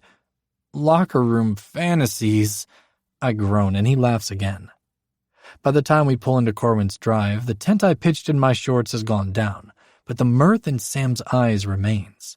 He's smiling so wide at me, the freckles on his cheeks are crinkled under his eyes. When I round the hood of the car and take his hand, he swings our arms one time as we walk toward the backyard gate Corwin has left propped open for us. You're in a good mood, I muse. Yep. Another smile that obliterates the freckles, and a squeeze of our linked fingers. When we round the side of the house, Lawson sees us first and sends up a loud cry of greeting, waving a long pair of grilling tongs in the air. As predicted, he's standing in front of the massive grill, Corwin nowhere to be seen. Zolkov is lounged behind him in a deck chair, barefoot, long legs stretched out in front of him and clearly happy to let the grilling duties be handled by someone else. It's possible he's asleep. One of these days, Cor will get to use his own grill, I say dryly. But not today, kid. He slides his sunglasses down his nose, eyeing Sam and I. Took you a while to get here. I was driving the speed limit. Actually, you were driving 5 under, at least, Sam says, and Lawson pushes his glasses back into place in triumph. Lawson raises his voice, calling through the open back door to Corwin. You owe me $20, Cor. I shouldn't ask. Why does he owe you? Because I bet him you'd be the last ones here. Figured you'd park somewhere for a quickie in the back seat. My traitorous face burns, which makes me scowl. No quickies or car sex of any kind. It's broad daylight. Wasn't for lack of trying, though, Sam confides, and Lawson tips his head back and howls. Behind him, I can see Zolkov grinning, head tipped backward against the chair. Shaking my head, I go inside in search of beverages and Corwin. I find both in the kitchen, the latter pouring bags of mixed greens into a large salad bowl. I grab a couple Gatorades from the refrigerator and lean on the counter. Need any help? I offer, even though I know he'll refuse. Nope. Go relax. I'll be right out. Stepping back outside, I see Sam is seated at the table with Zolkov now. Lawson is whistling tunelessly while the grill smokes around him, beer bottle dangling casually from his hand. As I head toward him, Sam pushes out the seat next to him, and I drop into it, placing a Gatorade in front of him. Under the table, his hand is on my thigh again, though on top of the shorts this time. I rest mine atop his and lean back in the chair, rolling my neck. Shoulders tight? He asks. Yeah. You should see the trainer tomorrow. I will. They always tell me I never stretch enough. Which is true, Lawson calls and then points his tongs at Sam. Goalies know the importance of stretching. Corwin appears on the deck, salad bowl in one arm and a stack of plates in the other. Speaking of stretching, a new video was posted and tagged to the team's social media. Video? Sam asks. There are some fans who enjoy editing footage of Lawson doing his pre-game stretching and spicing it up a little bit. Corwin smirks. It's like low-rent hockey porn. I must see this thing. How do I find? Zolkov has roused himself from his lazy sprawl and has his phone in his hand. Core, you fucking traitor. Lawson stalks over, a steaming pan of steak and chicken in his hands. Corwin just laughs and goes back inside to grab silverware. Zolkov is bent over his phone, which has started emitting loud groaning noises and what sounds like disco music. Lawson reaches down and snatches the phone away, smacking a howling Zolkov on the back of the head. Have you seen? Zolkov asks me between laughs. No. Good. Do not watch. We'll put you off men forever. Sam chokes a bit on his sip of Gatorade, and we all share a good laugh at Lawson's expense. Corwin rejoins us, sitting next to Zolkov, who waits for everyone else to finish serving themselves before he plates his own food. They're discussing the upcoming season when Sam's phone dings with a text notification. He slips it from his pocket and checks the display. My stomach falls, knowing exactly what the set of his jaw and the way his fingers clenched around the phone mean. I refocus my attention on my food, but my appetite is gone, and the thought of eating more makes my stomach roil. If I'm being honest with myself, the presence of Maddie in Sam's life makes me nervous. 4 years is a long time, long enough that one or both of them had likely been thinking of marriage, kids, a future. He's mad, and he's hurt, and to make himself feel better, he went out and found a rebound who was the furthest thing he could get from his ex, a man. Beside me, Sam is tapping away on his phone, head bent over the screen. So he's replying this time. Months of ignored calls and texts, and tonight he's replying. I slide my chair back and stand, drawing Corwin's sharp eyes to mine. Sam looks up at me too, a deep groove between his eyes where his brows are pulled together. I'm going to go to the bathroom, I say to nobody in particular.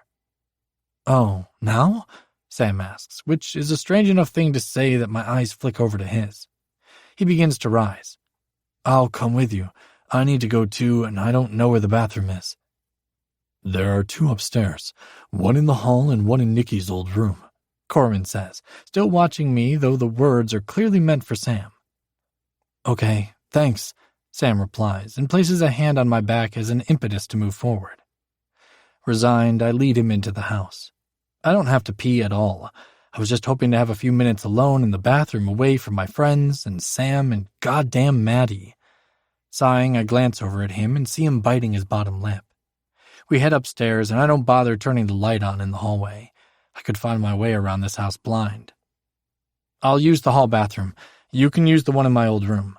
I point at the closed door. He opens the door, snapping on the light. It's just a normal guest room now and has sat empty since I moved out. Technically, it's the master bedroom, hence the ensuite bathroom. But Corbin had a 3rd level built onto the house, and so his room is up there, leaving this one as a spare for wayward rookie hockey players. Okay, well, after you go, do you want to come in here? I need to talk to you, Sam says. I stare at him. He bites his lip again. I don't actually have to go to the bathroom. I just wanted a second with you alone. To talk, I reiterate. Yeah. Okay, we can talk. I step around him into the room. I don't have to pee either. I was freaking out a little bit and was going to sit on the toilet and hyperventilate. Sam gives a short laugh, closing the door and turning toward me. I sit down on the end of my old bed and am almost hyper-aware of the moment my leg starts bouncing. His eyes track the movement. Why are you freaking out? I guess a little bit because Maddie texted you again. His eyebrows rise and I continue. Might as well get it all out on the table. But mostly because it reminded me that I'm your rebound from a super committed relationship. I'm also the only guy you've ever dated, and I know you said you were in this and everything, but I'm worried about it anyway. It's his turn to stare at me mutely, and I can practically see the gears turning in his head. Do you want to read it? He asks. What? The text. Do you want to read it? Well, not really sure what to say to that. Here. He holds out his phone, but I don't reach for it.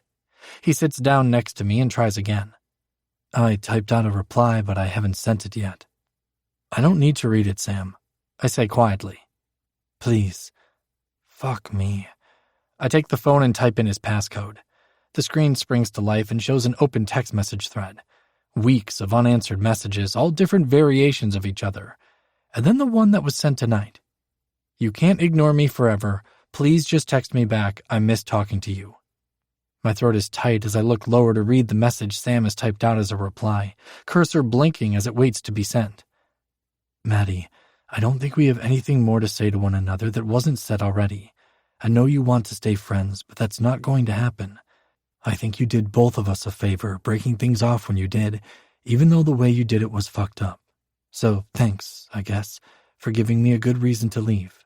I love it here. I hope you're happy too and enjoying Colorado, but this is it for us. Please, stop calling. I finish reading and then go back to read it again for good measure. Clearing my throat, I hand the phone back to him, turning my head to take in his calm, open expression. I watch as he taps the little blue arrow and the text shoots off through cyberspace, a single blue message bubble among the sea of gray.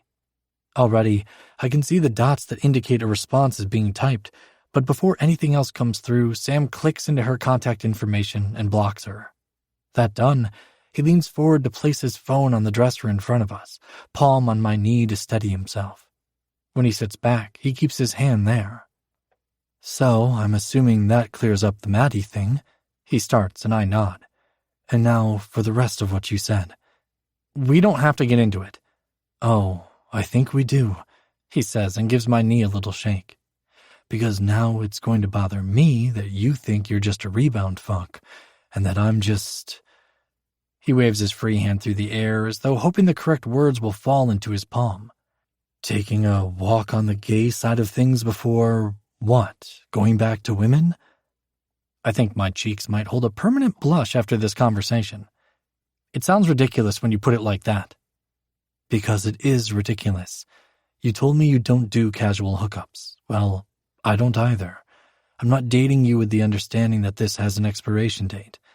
I don't want this to end, Troy. I want you to come home with me at Thanksgiving and meet my family. I want to play more pickup hockey with your friends. I want to sleep in your bed every night and eat bad lasagna. Me too, I respond quietly, and then add as an afterthought, the lasagna wasn't bad. He laughs, and we sit in comfortable silence, his hand a warm weight on my leg. I'm turning over the words he said, pulling them apart and putting them back together, making sure they still fit the same. No expiration. Did you just invite me to meet your family? I ask, smiling. I did. Do they know about us? Only my sister. I probably should talk to them, but honestly, I was hoping it could be a conversation we had in person. Telling my parents Troy Nichols is my boyfriend over FaceTime seems like a cop-out. Troy Nichols is my boyfriend, hits my blood like a shot of adrenaline. I don't think I'll ever get tired of hearing those words. If you prefer to tell them in person, I could be with you. Do it together, I tell him. He lets out a relieved sigh. Yeah, that would be great, actually. I rest my hand over his and he flips his over, tangling our fingers. I pull him to standing with me and tip my head toward the door. We better get back downstairs. They probably think we're up here fucking. Oh, that reminds me. I do want you to do that to me at some point, Sam says, tone matter of fact. Do what? Fuck me. He laughs at the look on my face and shrugs. I know you would never bring it up unless I did, so this is me bringing it up. You want to do that now? No, not now, Jesus. He laughs, reaching forward to open the door. Just sometime. Anytime. The house is dark when we descend the staircase, a single kitchen light the only illumination other than what is filtering in through the back door.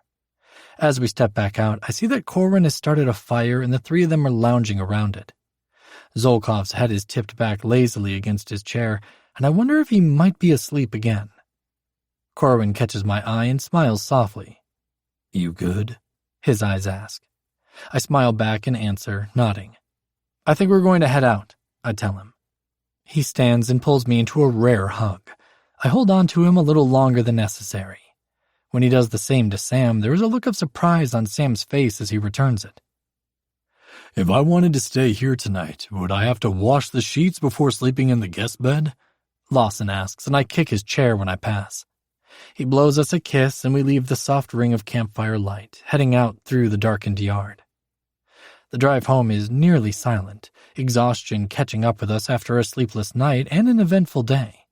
Per usual, Sam's hand is resting on my thigh for the duration of the ride, and when I pull into the driveway and look over at him, I see his head is leaned against the window and his eyes are closed. Hey, I say softly, running my fingers through the fine blonde hairs on his forearm, where it's stretched across the middle console. We're home. He straightens in the seat, passing a hand over his face, hand scratching over his stubbled jaw. Sorry, didn't mean to fall asleep. That's okay. I hop out of the car and grab Sam's gear from the back, knowing that if I leave it in here, I'll never get the smell out of my car. Sam is yawning when we kick off our shoes by the front door, and he shakes his head as though to dispel the fatigue. Tired? I ask, echoing his question from the previous night. He gives me a sheepish smile. I really am. I forgot how draining it is to play like that. Let's get to bed, I tell him, and he nods, yawning again. Like before, I turn on the bedside lamp, bathing the room in soft, intimate light. I make sure to set an alarm this time, with both of us expected at work early tomorrow. We undress slowly, and I'm barely paying attention to what I'm doing, instead watching the way the shadows play across his body. The dips of his collarbones, the smooth lines of his arms, and the muscled abdomen. When he balances on one leg to pull the sock off the other, the V leading down to his boxers deepens. Another time, I tell myself and crawl into bed. He slides in beside me and I reach a hand up to click off the light. In the dark, I move closer to where he's on his back, propped up slightly on his elbows. Laying on my side and sliding my arm under his pillow, I snake my other hand across his stomach and pull him toward me. Come here. Immediately, he rolls onto his side and scoots his hips back until they meet with mine. His arm joins mine under the pillow, and he adjusts his neck a few times before settling, the weight of his head pressing down slightly on my elbow. I move forward just a touch more so that my front is more firmly against his back, and press my face to the top of his spine.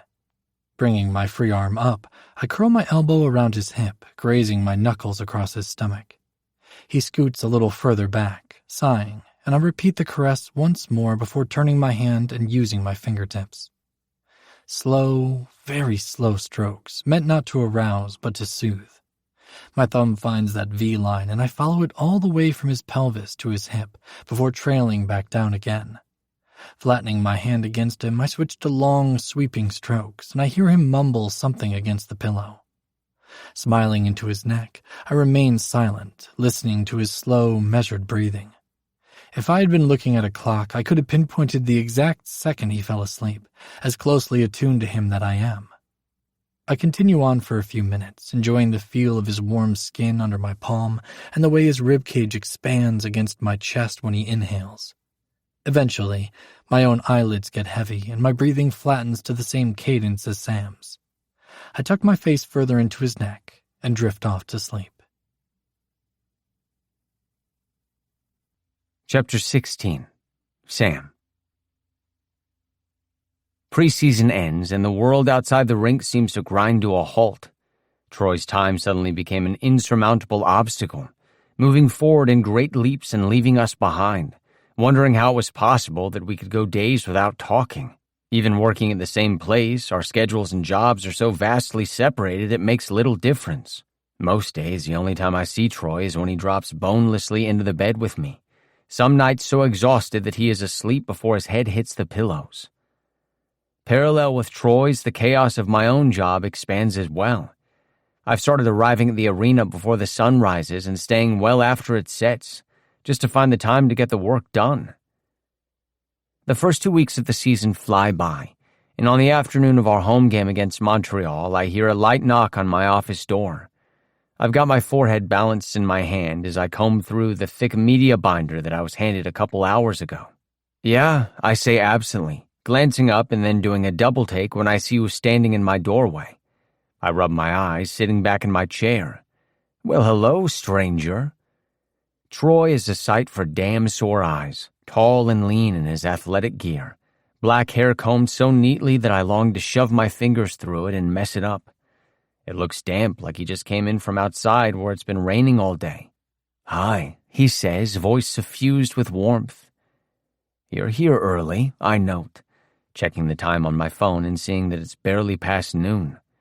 No wonder he's in sportswear and not the game day suit that is required. You haven't heard? Troy asks. Heard what? They canceled the game. I stare at him because surely that can't be right. You can't cancel hockey. You can't cancel hockey, I tell him. Apparently you can if the opposing team is stuck in Canada. He moves into the room, stopping to sit on the edge of my desk. I lean back in my chair to keep his face in view. They grounded all the flights because of the hurricane. I let out a low whistle, turning to look at the rain lashing my office window. Shit. Yeah. I reach out to touch him because I miss him and now he's here. Our fingers tangle awkwardly together and he scoots a little closer on the desk. So you have the rest of the day off? I ask, and he nods. And so do you.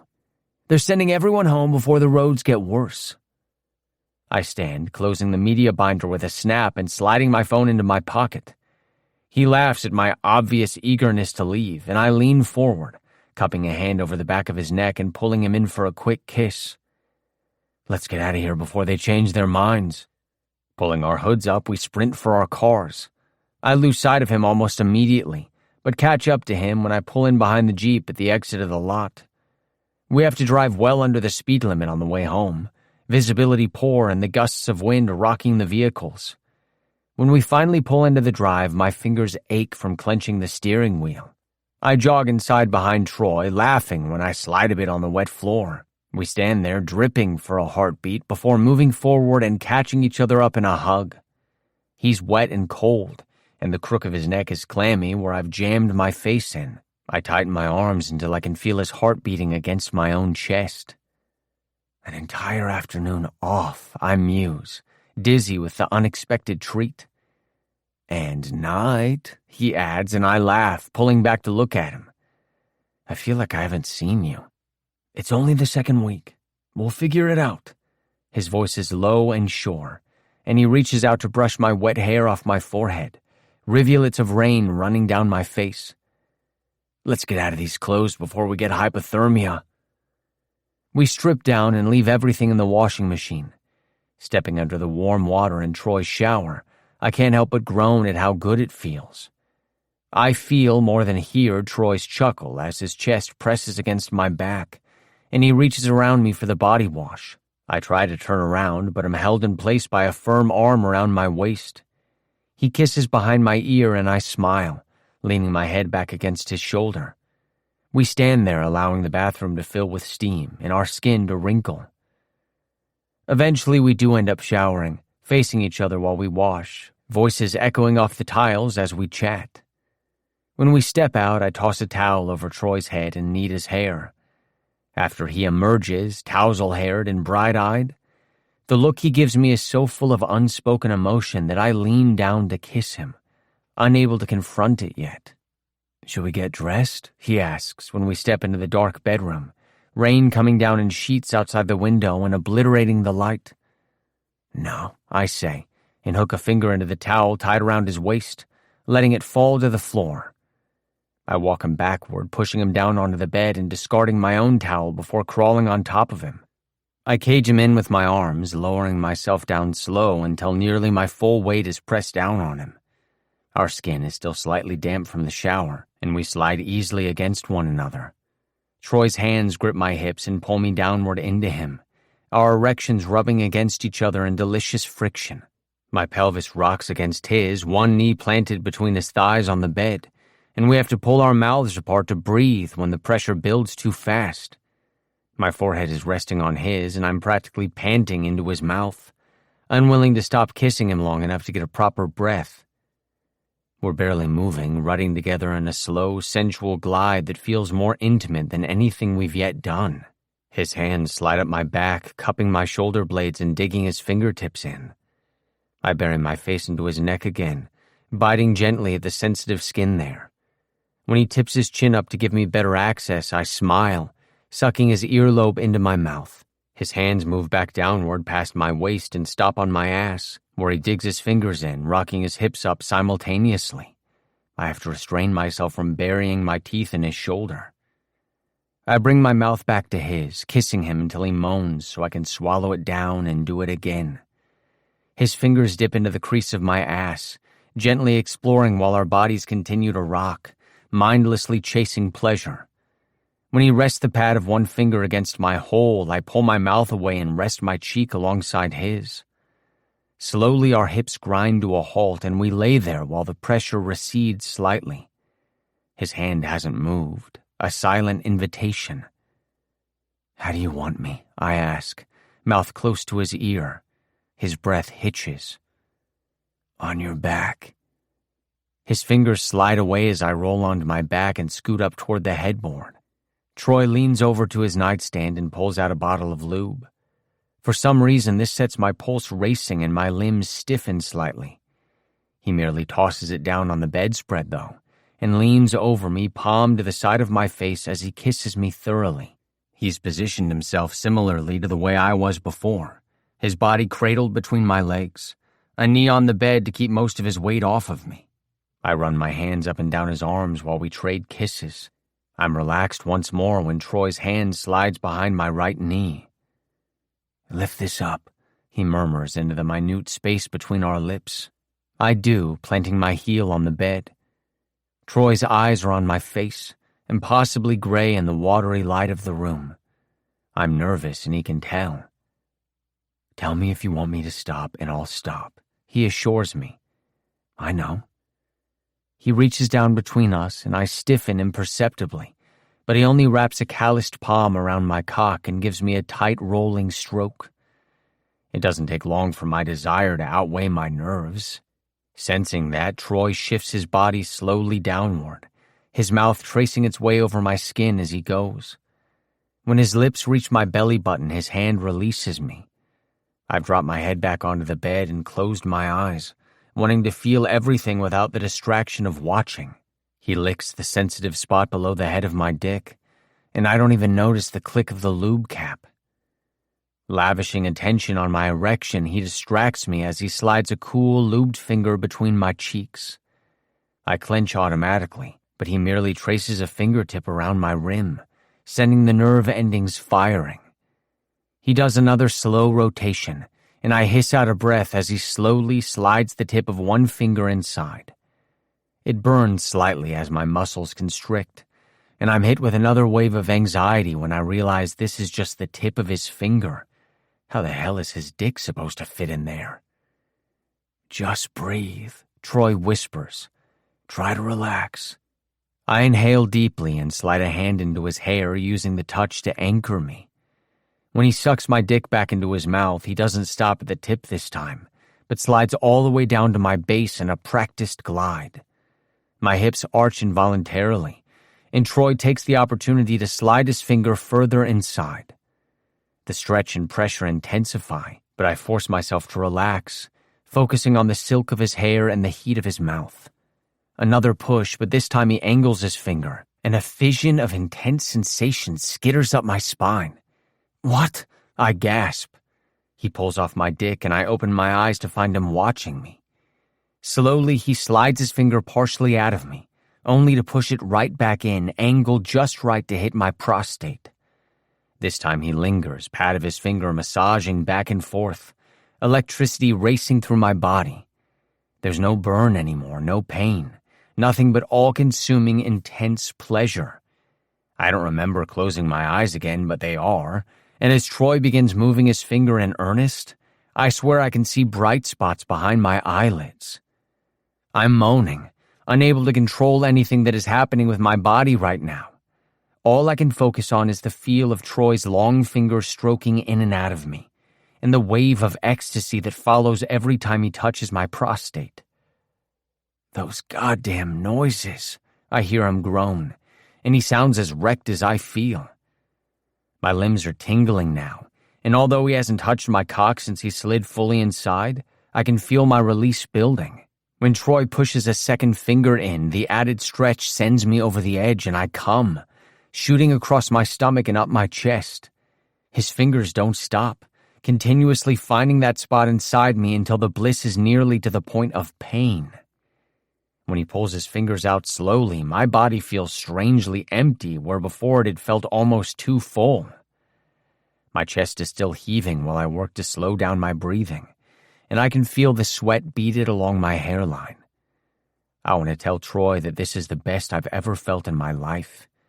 I want to take a nap and then do it again. I want to flip him over and unravel him the same way he did to me. "You okay?" His hand is running gently over the leg I still have propped up on the bed, knee to hip and back up again. "Oh, so I'm back on Earth then?" He chuckles, leans over and kisses the inside of my knee, and I feel the bed move as he gets up. I turn my head to watch as he heads into the bathroom, where I can hear water running for a few moments before he walks back in holding something in his hand, erection bobbing against his stomach as he rejoins me. "I'm going to take care of that just as soon as I can move my limbs." The bed depresses as he leans close, and I startle slightly when a warm washcloth touches my chest. He cleans me off, tossing the towel in the direction of the hamper, before taking the second one he brought over and slowly passing it between my crease, cleaning off the lube. Discarding the second cloth, he moves up the bed toward me, draping himself over my torso, chin propped on my sternum. I discover that I still have motor control and use the opportunity to trail one hand up and down his back. I'm not going to be one of those people that offer declarations of love after sex, but I swear to God in this moment I can feel the words like a tangible presence in the room. I wrap my arms around his waist, locking him in place. When he speaks, I can feel his chin move from where it's propped against my chest. "I'm not too heavy?" "No." We are flush together, and I can feel the hard length of him pressed against my hip. "Just give me a second to recalibrate, and I'll take care of that for you." His laugh vibrates through my chest. "So you liked that?" "Sure. If by like you mean I've never come so hard or fast in my life." Troy laughs again, laying his cheek down so his hair brushes my chin. "Good. I'm glad," he says solemnly. "Do you like it?" "Yeah." He pauses like he's debating on whether or not to continue. "Well, sometimes I do. It depends on the partner. You're in a vulnerable position, and it's better with someone you're comfortable with. That's all I'm saying." I frown at the ceiling, because that sounded like he was speaking from experience and not a good one. "So, do you prefer to top then?" "I don't care either way. I have more experience topping, though." There is a long pause while the sound of the rain permeates the room. He continues almost shyly. "If you are curious or want to try it, I would let you do that, or whatever you want. To me, I mean." "I do want to, I admit. But you don't have to do anything you're not comfortable with, Troy. You have more experience than I do. So if you know you don't like something, I'm not going to force it." But you have to tell me, okay? I don't want to hurt you without knowing it. He turns his head, placing his lips against my chest in a soft kiss. When he settles his cheek back in place, I can feel that he's smiling. Also likely blushing, and the thought makes me grin. I'm comfortable with it. And you won't hurt me, he says confidently before adding, I'm glad you're here. Well, that is a relief. Honestly, I couldn't tell. He digs a finger into my ribs and I squirm as much as I'm able with him weighing me down. He sighs like he's disappointed in me. I didn't realize I had to spell it out for you. I thought the blowjobs might have clued you in. Nobody said I was smart. That Harvard degree might beg to differ. He's got me there. I'm glad I'm here too. Blowjobs aside, you're the best part of my life. As soon as the words leave my mouth, I wish I could take them back. That really isn't the kind of shit you should be saying a couple months into a relationship, even if I do mean it. I hadn't realized until this thing with Troy began, but I haven't been happy, truly happy, in a long time. Now I feel like I'm riding the kind of high that drug users chase. He's raised his head, and I adjust the angle of my own on the pillow so I can look him in the eye. We can read each other so well by now that nothing really needs to be said. I already know how he feels, from the soft set of his mouth and the longing in his eyes. You know, I'd say I'm just about recovered, I tell him, and one dimple pops into place as he grins crookedly. Round 2? My boyfriend's such a giver. He laughs and I slide one hand down to his butt and give him a little pat. But no, I'd say it's your turn. Fair play, is it? The way we are positioned makes it easy for me to roll him over and get him on his back. He grunts softly when my full weight presses on him, and I ease off him just enough to slide down his body a little. I mimic the way he kissed a trail down my own chest, but linger at his nipple, teasing it with my tongue until I'm satisfied and continue my downward journey. I discover a small ticklish spot just below his bottom rib. Lie still, I tease when he tries to wiggle away. I'm trying, he huffs, and I smile into his skin, nipping my teeth at the sensitive area once more. When I settle down between his thighs, I run an appreciative hand over the leg he already has propped up. Hockey players are known for having impressive lower bodies, and Troy certainly doesn't disappoint. Because I enjoy touching him for my own sake and I like to torment him, I run my hand slowly from shin to hip once more, grazing my thumb over the juncture of his thigh. I move my hand closer and this time run a feather-light touch over the sensitive skin behind his balls. His breath hitches hard, so I adjust my hand enough that it's my fingernail gently scraping over him. Leaning down, I do the same thing with my tongue, and smile when I feel his hand cup the back of my neck. When I suck one of his balls into my mouth, his hand tightens, and the leg that is still lying flat on the bed tenses beneath me. Okay, he says nonsensically. I let go, but keep my face close enough to him that he can feel my breath. Okay, I ask. He waves a hand through the air in a vague please continue motion, and I chuckle as I lower my mouth back down to his sack. I've never been with someone so receptive to foreplay. I have half a mind to draw this out, map every square inch of him with my hands and mouth until he's a quivering, panting mess before we've even gotten started. But I put a pin in it, knowing there will be time enough in the future to explore him further. I sit up, searching the bed for the lube. Here, Troy's hand presses the bottle into mine, and I stop just to look at him for a second. His cheekbones are flushed with a pleasurable heat, and I reach up to run a thumb over the blush. I'm fucking obsessed with this, I tell him. My hand is resting alongside his face, and he turns to place a kiss on my palm. My heart squeezes painfully in my chest. God damn it, Troy. I hate it, he says about his blushing. A consternated, adorable look crosses his face. I smile and swipe my thumb over his cheekbones again. I bet you do. Getting back to it, I settle down between his open legs, popping open the lube and generously coating the pointer finger on my right hand. I'm eyeing the puckered rim of his hole when a laugh rumbles out of him. I glance up, finger still held aloft, and see that he's propped himself up on an elbow and is watching me. What?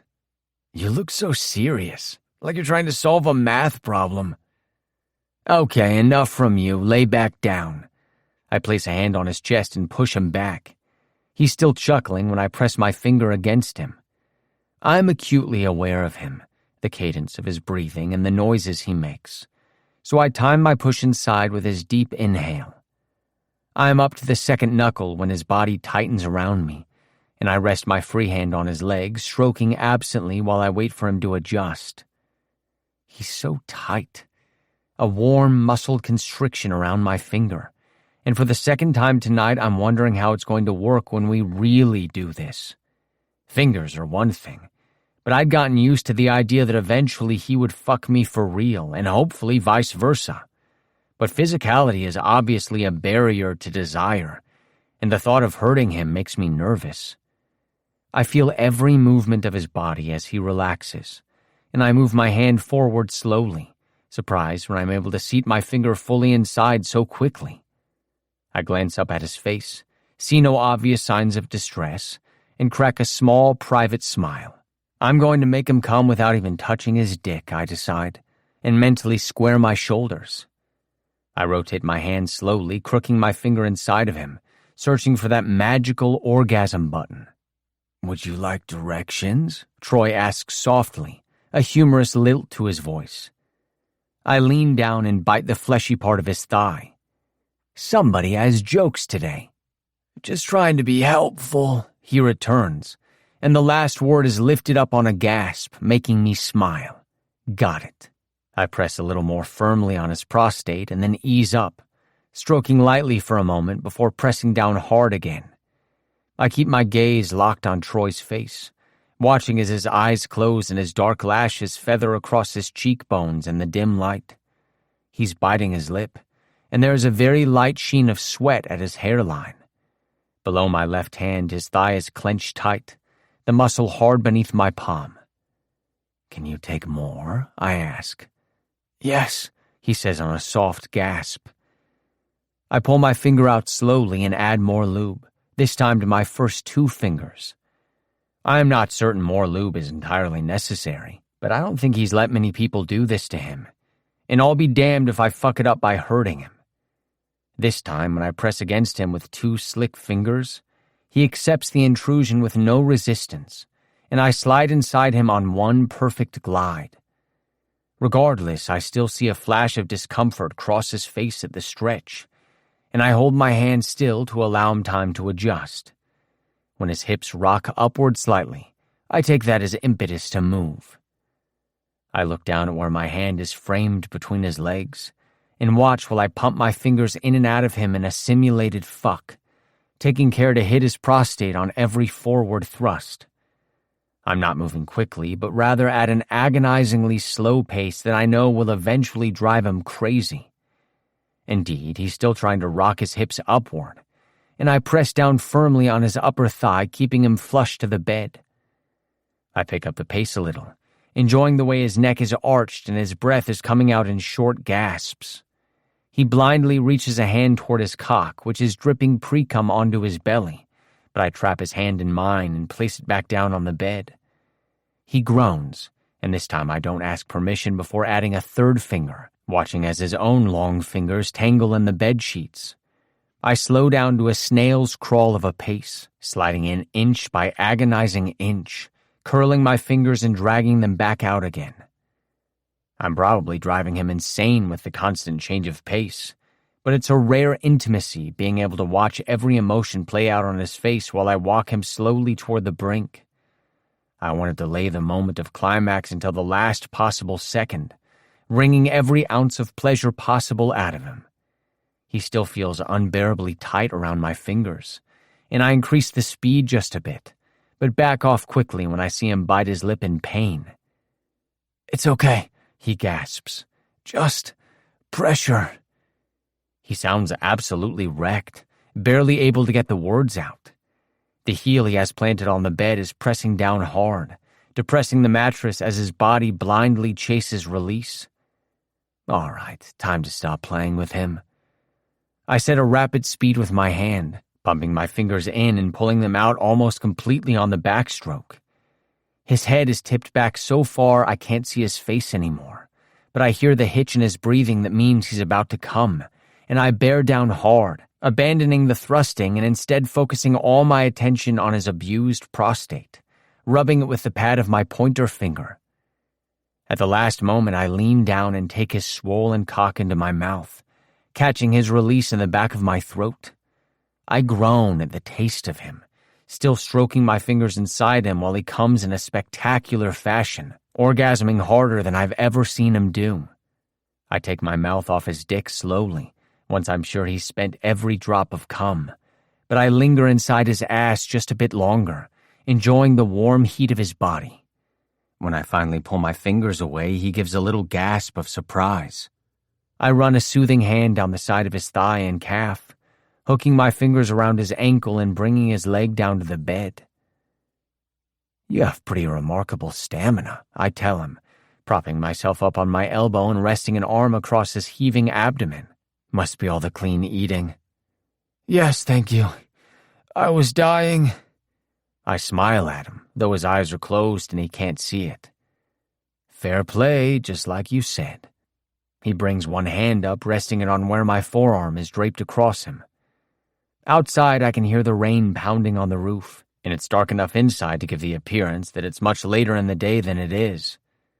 The storm seems a distant problem, one that exists far outside this warm, safe, sex-drenched room. I'd like to burrow into the sheets and never leave. "Why are you all the way down there?" Troy asks. "Hold on, let me clean you up." Because I can, I drop down to nuzzle the V of his abdominal muscles and leave an open-mouthed kiss low to his groin before I go. I roll off the bed and head into the bathroom. There is a slight soreness, but I enjoy it, like a dirty little reminder of what I was doing and who I was doing it with. I take my time cleaning him off, wiping the warm cloth over his sensitive hole a few more times than is warranted, but he moans softly like it feels good, and so I continue my ministrations for a few strokes more. Satisfied, I toss the towel toward the others scattered around the hamper and scoot up next to him. Troy is a committed cuddler. There has never been a morning where I haven't woken up wrapped up with him, legs tangled and faces close, breathing each other's air and sharing body heat. And there are moments like now in the post-sex haze where he craves intimacy like a man dying of thirst in the desert. If I was being completely honest with myself, I pray that this isn't a part of the new relationship phase, and that he'll always be like this. The sex is phenomenal, but the quiet moments afterward are what I long for. Troy's still on his back, so when I move up next to him, he lays his right arm out across the bed and I pillow my head on his broad shoulder. I tuck myself into him as much as possible, and once I've stopped moving, he wraps his arm around me and pulls me in a little more. I drop a leg over his, running my palm over his chest and tucking my hand between his ribs and the bed. His free arm is resting on the bed beside him until I settle. But as soon as I stop fidgeting, he brings his hand up and runs absent-minded fingers up and down my arm, tingles dancing in their wake. I move my head, trying to tuck my face as far into the crook of his neck as I can. "That tickles," he says softly, when my mouth is only an inch away from his neck and my breath coasts over his skin. "Sorry, not moving," I reply, and try to snuggle closer. It's unbearably cozy in the room, with the storm raging outside, while inside Troy's body is warm against mine. His hand is still making its way up and down my arm, and I watch the light play over his fingers. "You know something?" I say. "I've never liked cuddling before. Not like this. Whenever Maddie would sleep over, I always found myself wishing for an empty bed. I couldn't stand having someone that close to me when I was sleeping." "Oh?" He sounds amused, probably because the only way I could be closer to him right now would be to physically crawl inside.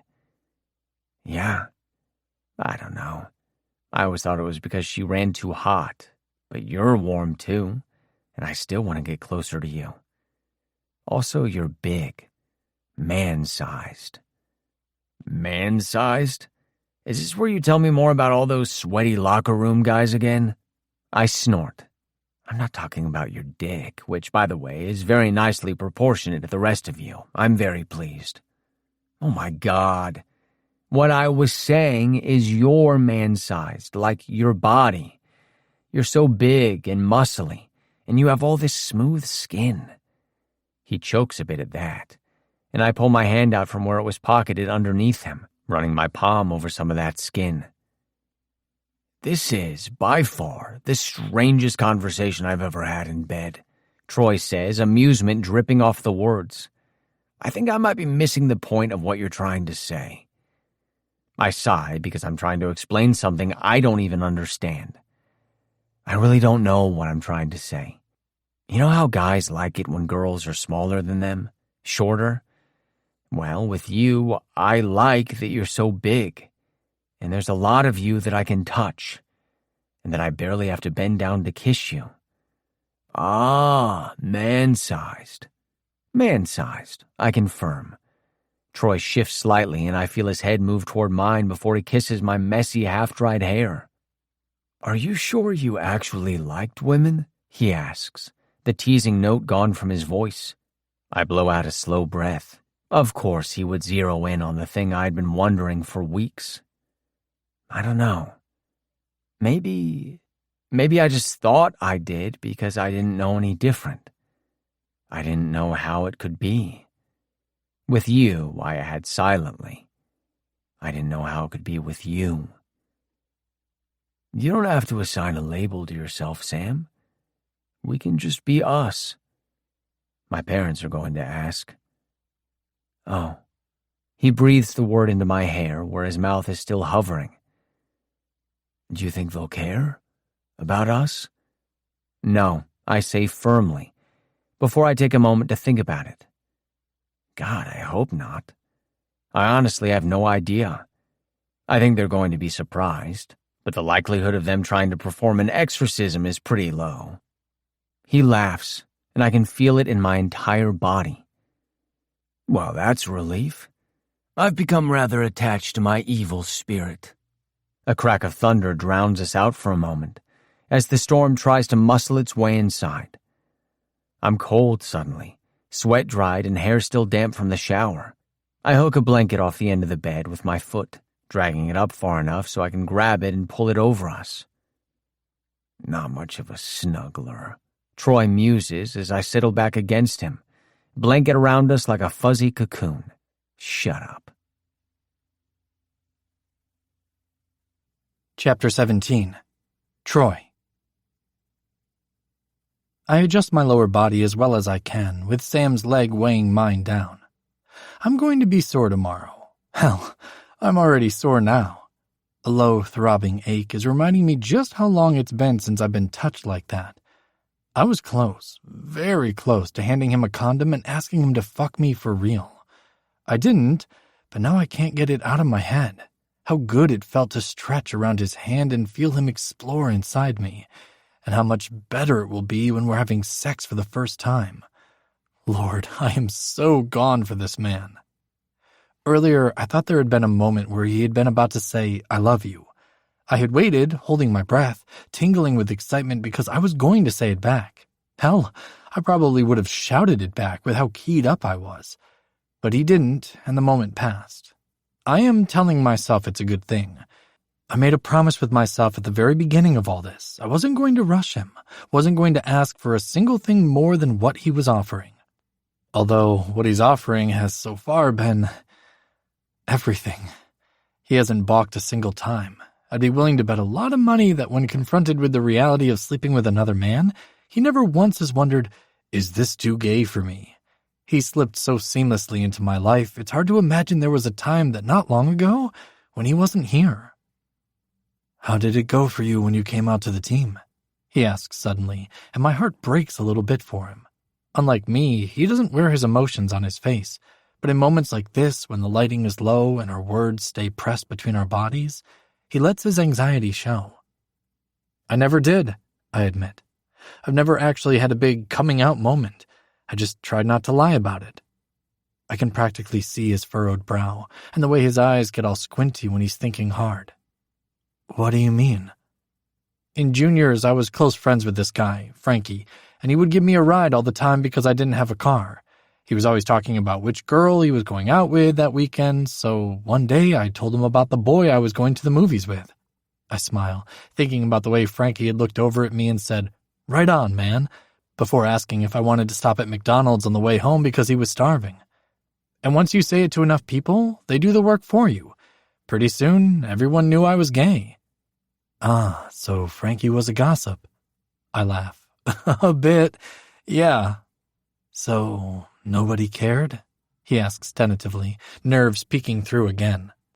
Well, no, they cared. Some people are always going to care, but for the most part, as long as I don't look at anybody too long in the locker room, I don't have any problems. It's going to be different with my family.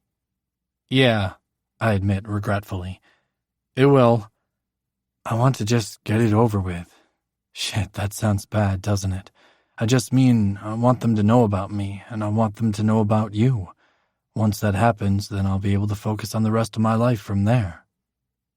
I smile into his hair, parsing those words apart and reading between the lines, then running a soothing hand over his back. You don't have to tell your family if you don't want to. If you're not ready, then you're not ready. We can wait, and I can stay here for Thanksgiving, or come with you and you can tell them I'm your friend, or something. Absolutely not, he says immediately, voice firm. I told you right at the start, I wasn't going to make you hide. You wouldn't be making me. No, he says again, and this time he sits up a bit, turning my face toward his with a hand on my cheek. It's not just you that would be hiding. It would be me, too. I'm not going to pretend this relationship away on the off chance that my parents won't like it, just because you're a man. I won't fucking do it, Troy. His jaw is set, and there is an almost angry look in his eyes. I reach up and run my thumb between his brows, soothing away the groove. Okay. His hand is still alongside my face, and he hooks a thumb under my jaw when he leans down to kiss me. When he pulls back, he uses the position of his hand to give my head a little shake back and forth. The sooner we tell them, the better, so it gives them more time to get used to you being around. I mean to keep you. I smile, and he lays back down, readjusting his head to a comfortable position on my shoulder. Thank you, I say, once he's settled again, when what I really mean is, I think I might be falling in love with you. It's the final game before Thanksgiving break, and we're playing in Montreal. Sam will be here, so tonight after the game we are hopping on a red-eye flight to Maine for a few days with his family. It's been an agonizingly long stretch of away games, so I haven't seen him for nearly 2 weeks. I'm going through withdrawals, like he's a drug and I need a fix. I check my phone, noting that his plane should be landing soon, and by tonight, we will only be a hockey stadium's distance apart, and by this time tomorrow, we will be at his family's house. Jesus. My sudden onset of nerves must show on my face because Lawson misinterprets them as pregame jitters. You thinking about the game? A bit, I say, because it's easier than explaining what I'm actually thinking about. We're currently stretched out on the hotel beds, lounging after morning skate. He mutes the TV before tucking his hands behind his head and peeking over at me. You worried about that dickbag St. James? I snort. Hell no. That guy really is a dick, though. Nigel St. James was, it had to be said, a talented forward. He had clawed his way into the NHL by sheer force of will, turning what had been forecast as a mediocre AHL career into a thriving one. When he was called up to the NHL, everyone expected him to ride the bench, maybe play a bit on third line, but nothing more. Nobody could have expected that he would earn a first-line spot, but also keep it. But whatever talent St. James had was balanced by an equal amount of bad attitude. He was a shit-stirrer, constantly running his mouth and starting fights, like his one true love was the penalty box. Consequently, he was traded often and was rarely offered contracts that were longer than a year. Nobody wanted to keep a talented player who had proven to be more trouble than they were worth. I fucking hate that guy, Lawson says vehemently. If I let homophobic slurs bother me, I could never have played in the NHL. Calling someone gay or a cocksucker was often used as the worst insult that could be hurled at another player. I didn't like it, but I also didn't let it get to me. Unfortunately, the same could not be said of my friend. Lawson had been within hearing distance when St. James had spat fucking cocksucker at me once and couldn't let it go. My efforts to convince him that St. James talked that way to everyone and that it wasn't personal fell on deaf ears. He clutched every insult to his chest like a miser with his pennies, each one a black mark against the other man.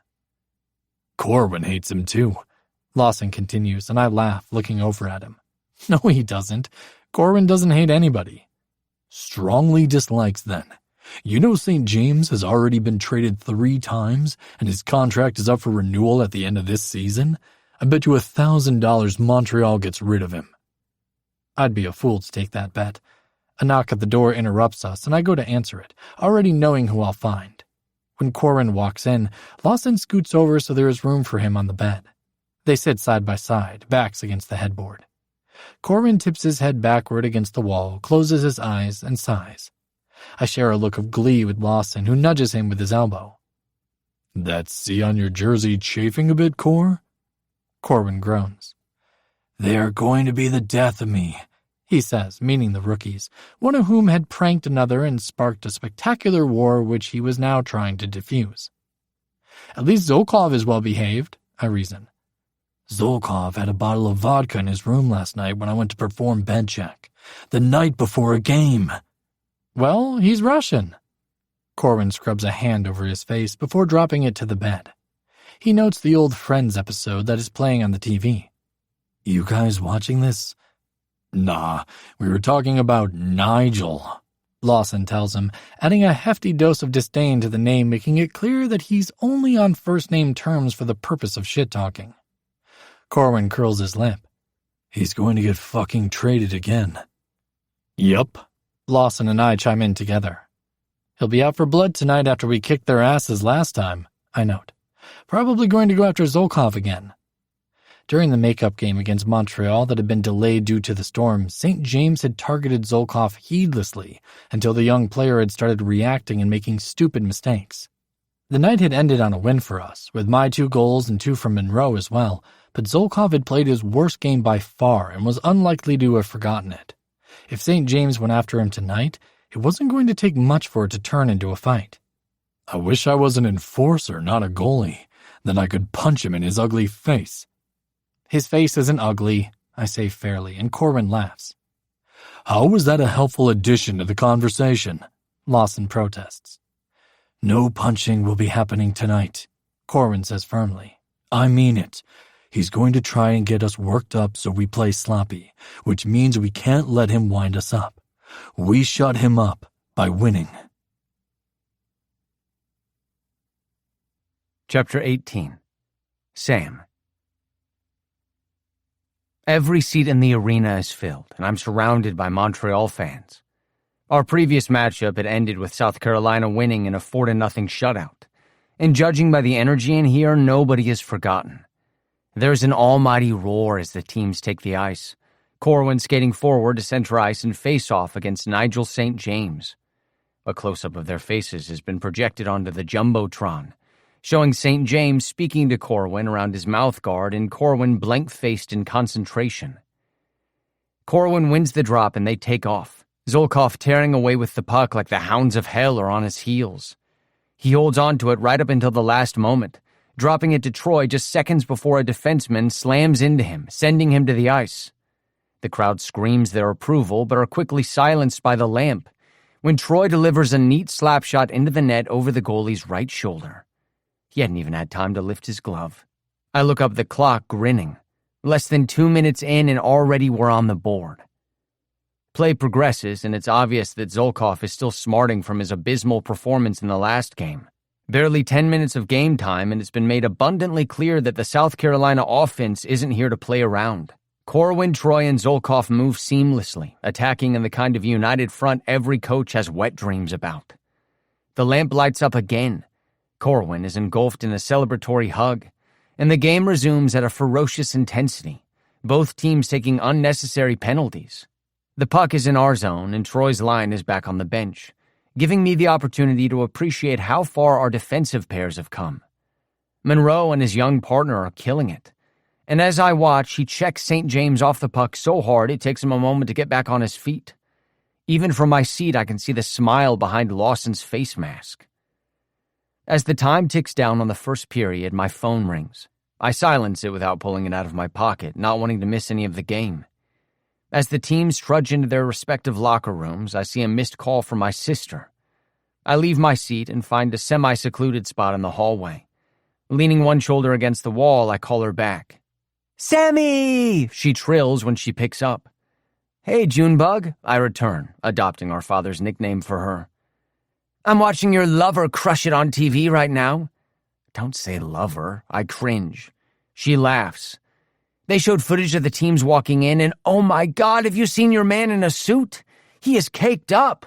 They literally played a full 30 seconds of the back of him as he came inside. The media team knows what the people want." "June, is there a reason for this phone call?" I pinch the bridge of my nose between thumb and forefinger, listening to her cackle on the other end of the line. Although she isn't wrong, Troy really does have a phenomenal ass. "Are you freaking out about coming home tomorrow?" she asks, finally getting to the point. "No." "Uh-huh." Her tone leans heavy on the disbelief. "All right, maybe a little, but probably not as much as Troy. I think he's worried they won't like him even if they're okay with us." "I think we need to be more worried about the possibility of Dad abducting him. You should have seen him when Troy scored tonight. He was going on and on about bright young talent and scoring averages." "You guys are watching the game together?" "Yeah, but I'm upstairs now since they're on halftime or whatever." Jesus Christ, I mutter, not even bothering to correct her. "Hey, can you bring me a Troy jersey, though, so I can rep him at school?" I smile, thinking of the one that is already tucked into my suitcase. "Sure." "Better get one for Dad, too, or he'll shit himself." "Noted." Did Mom say anything about me bringing someone home? I eye the crowd as fans pass by me on their way to and from various concession stands. I spot an odd South Carolina jersey or two, the super fans or family members who made the trek to Canada, but the crowd is overwhelmingly against us. "Not much. She was excited, though, after you called, and was saying how nice it will be to have company." Are you going to be home tomorrow?" "Of course. You think I'm going to pass up the opportunity to meet hunky Troy?" "And your brother," I add dryly. "Whatever, he's old news. But hey, you know this house has thin walls, right? No christening your childhood bed with anal." "Don't say anal, June. Fucking hell." "Cornhole, then? Pack in the trunk? Back door?" "I beg you to stop." She laughs again, and I can hear commotion in the background. "Oh, hell, Dad's calling me. You better get back to your seat. See you tomorrow." Shaking my head, I stop at the bathroom before reclaiming my seat. The teams are back on the ice, doing a quick warm-up skate, and I watch Troy as he coasts around the back of the goal, coming to a halt and leaning over to talk to Lawson. I scan the jerseys for Corwin and find him hovering near the center line. As I watch, St. James skates up to him and leans casually on his stick. I frown, seeing the way he's turned toward Corwin as if speaking, though the other man doesn't engage. There is a decidedly electric current in the air when the puck drops, and both teams come out playing a degree rougher than before. Zolkov receives a minor penalty for boarding, and I watch in dismay as Montreal uses the opportunity to score on the power play before we return to full strength. Zolkov is released, and we no longer have to play a man down. Corwin puts a shot on goal that is deflected, but Troy taps it between the goalie's legs for a second goal of the night. I think we're going to make it to the end of the period without another goal, but in the last 5 minutes, St. James is able to slip one in. He follows it up with an obnoxiously exaggerated celebration that I'm sure is for Lawson's benefit. 1 point is not a comfortable lead, and South Carolina knows it. Unfortunately, so does Montreal. They are able to put another 3 shots on net as the timer counts down, though none of them go in. Lawson stops another and tips the puck to Zolkov, who sends it to Corwin, who is immediately crowded by St. James. They're against the boards, and it's just as Troy skates up that the buzzer goes off, signaling the end of the second. St. James is still hovering around Corwin, who turns toward him and places a gloved hand against the other man's chest, shoving him away. Uh-oh, I think, narrowing my eyes as I watch. I'm not the only one who can smell a fight, as the fans with rink-side seats go crazy, pounding against the glass. Troy, who had begun heading back to the bench when the buzzer sounded, has turned around to see what's going on, and is now skating back toward them. St. James is in Corwin's face now, the pair clearly arguing.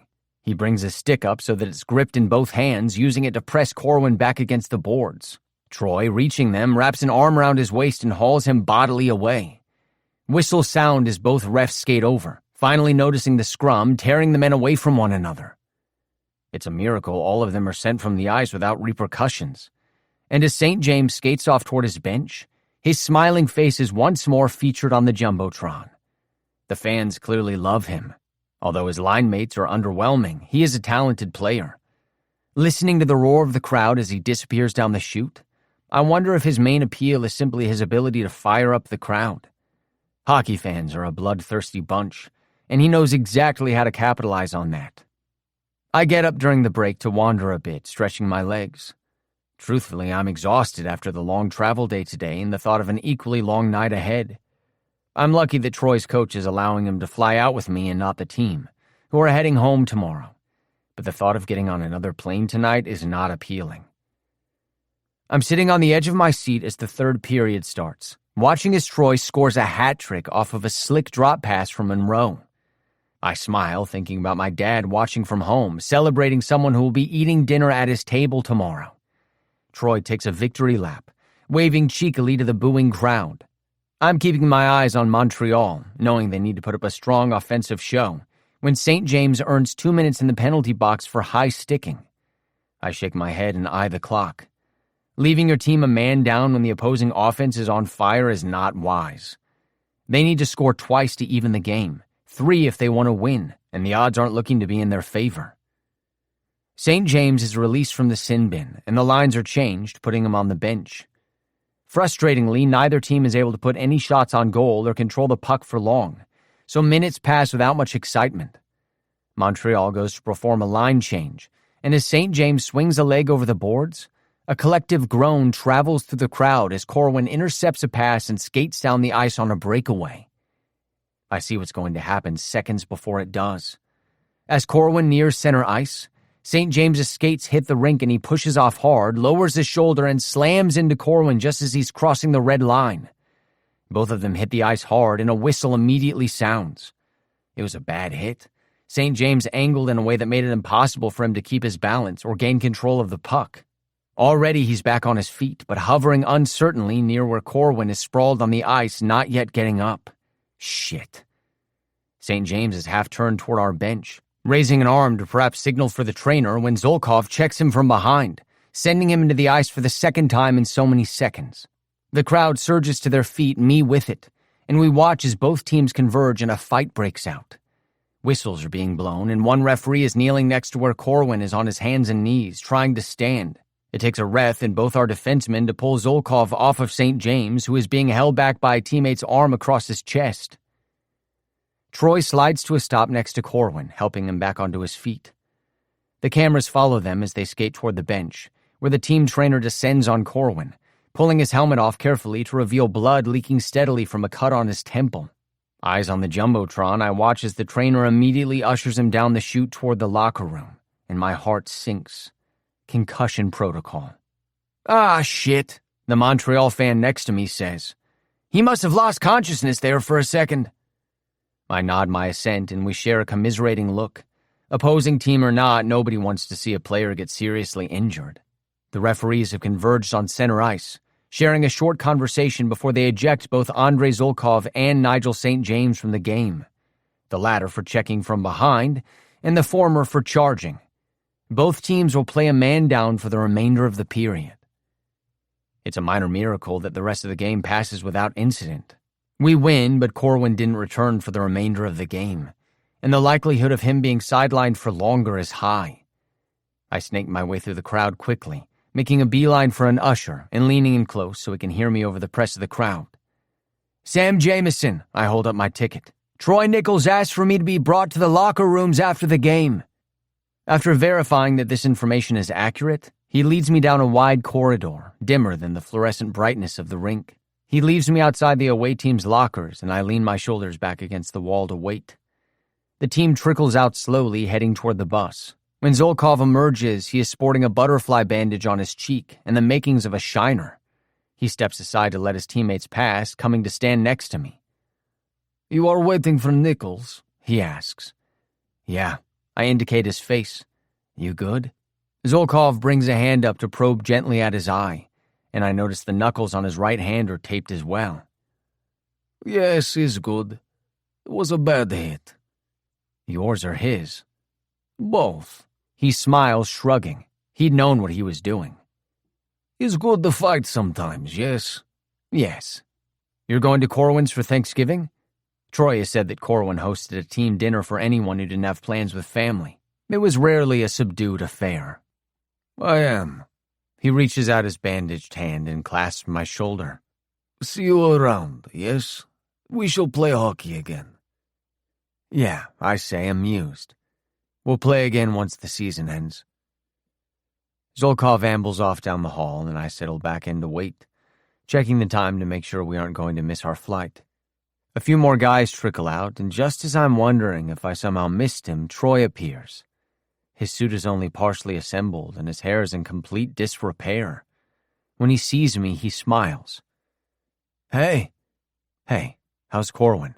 Telling anyone within earshot that he's fine? He's on concussion watch, though. He definitely blacked out for a second. I wince. Yeah, I was worried about that. They're taking him to the hospital? Yep. Lawson's going along, too. Troy rolls his shoulder absently, bringing a hand up to knead at the muscles. We should probably get going, though, to the airport. We can delay our flight if you want. Go to the hospital for a bit with Corwin. He looks at me with a strange mix of adoration and something else I can't quite put my finger on. His smile is so soft I can't see his dimples.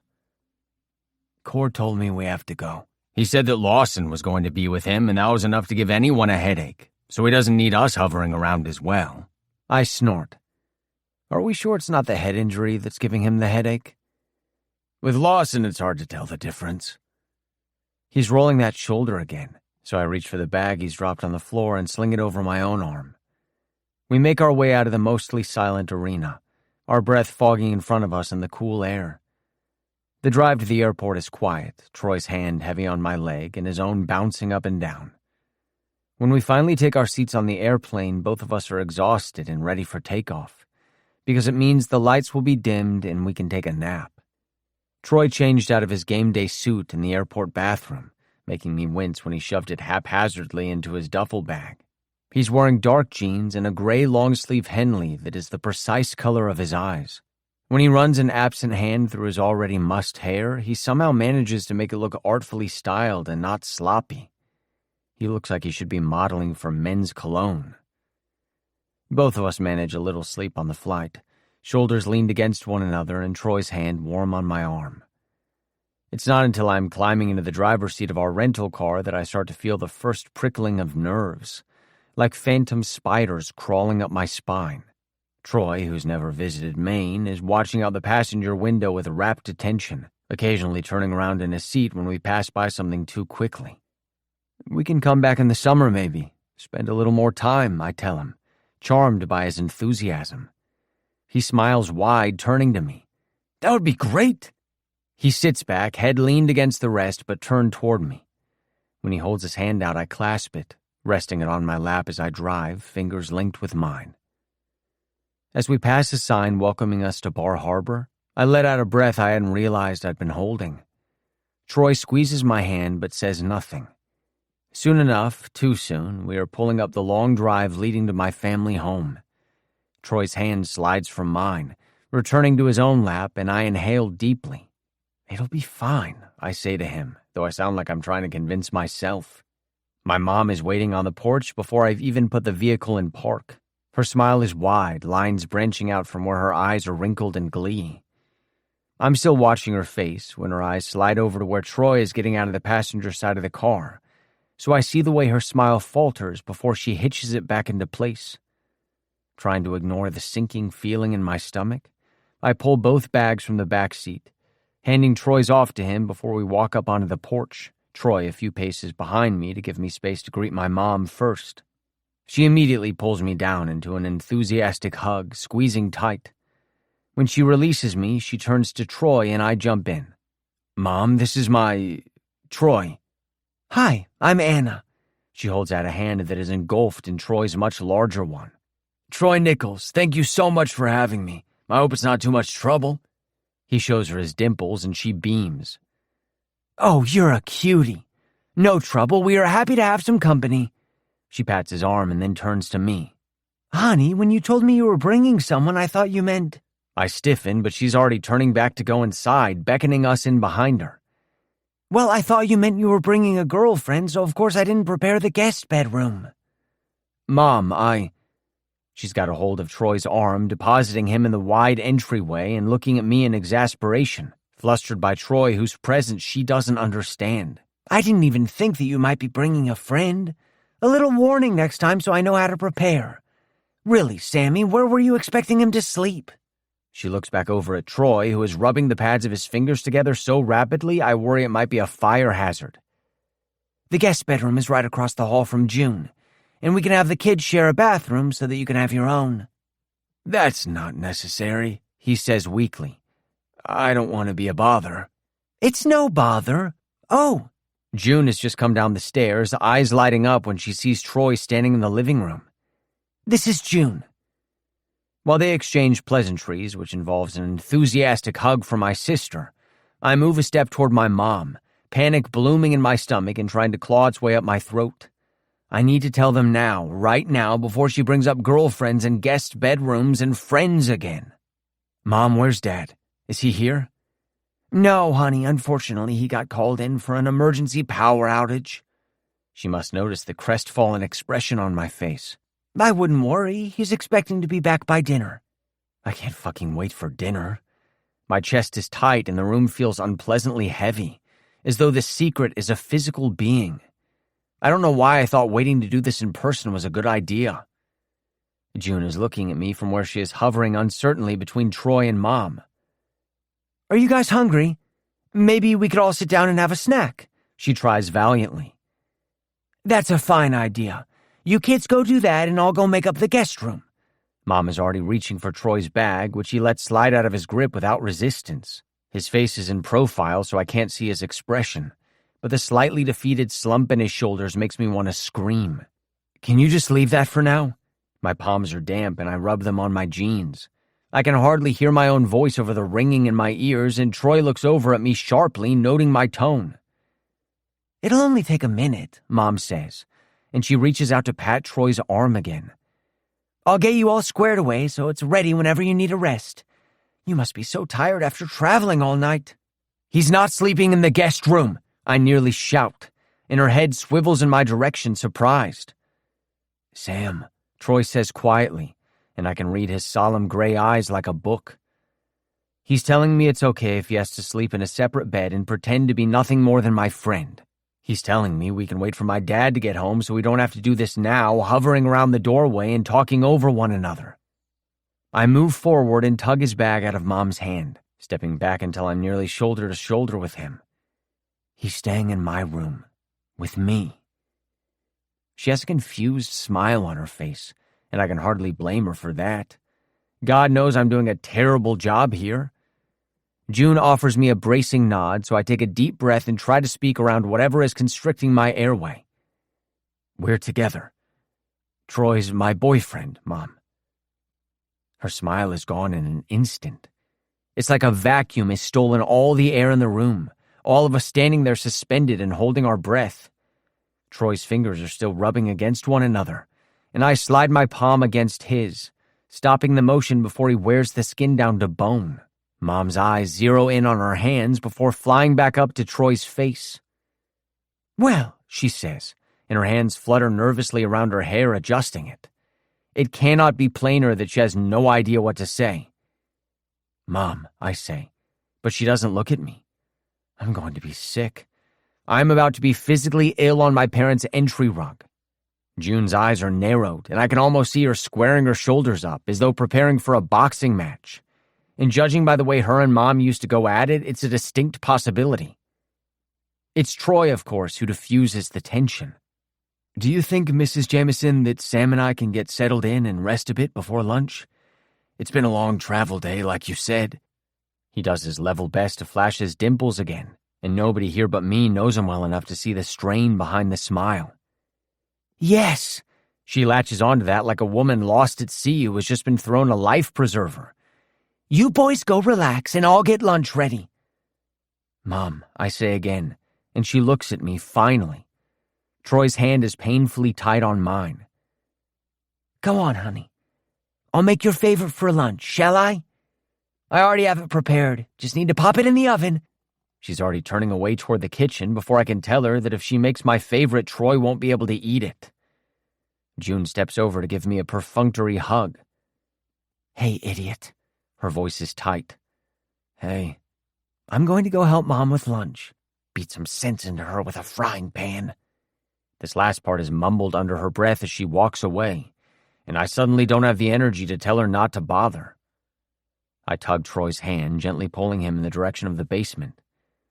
My room is downstairs. When my parents finished the basement, they added a room so that one of the upper bedrooms could be used as a spare.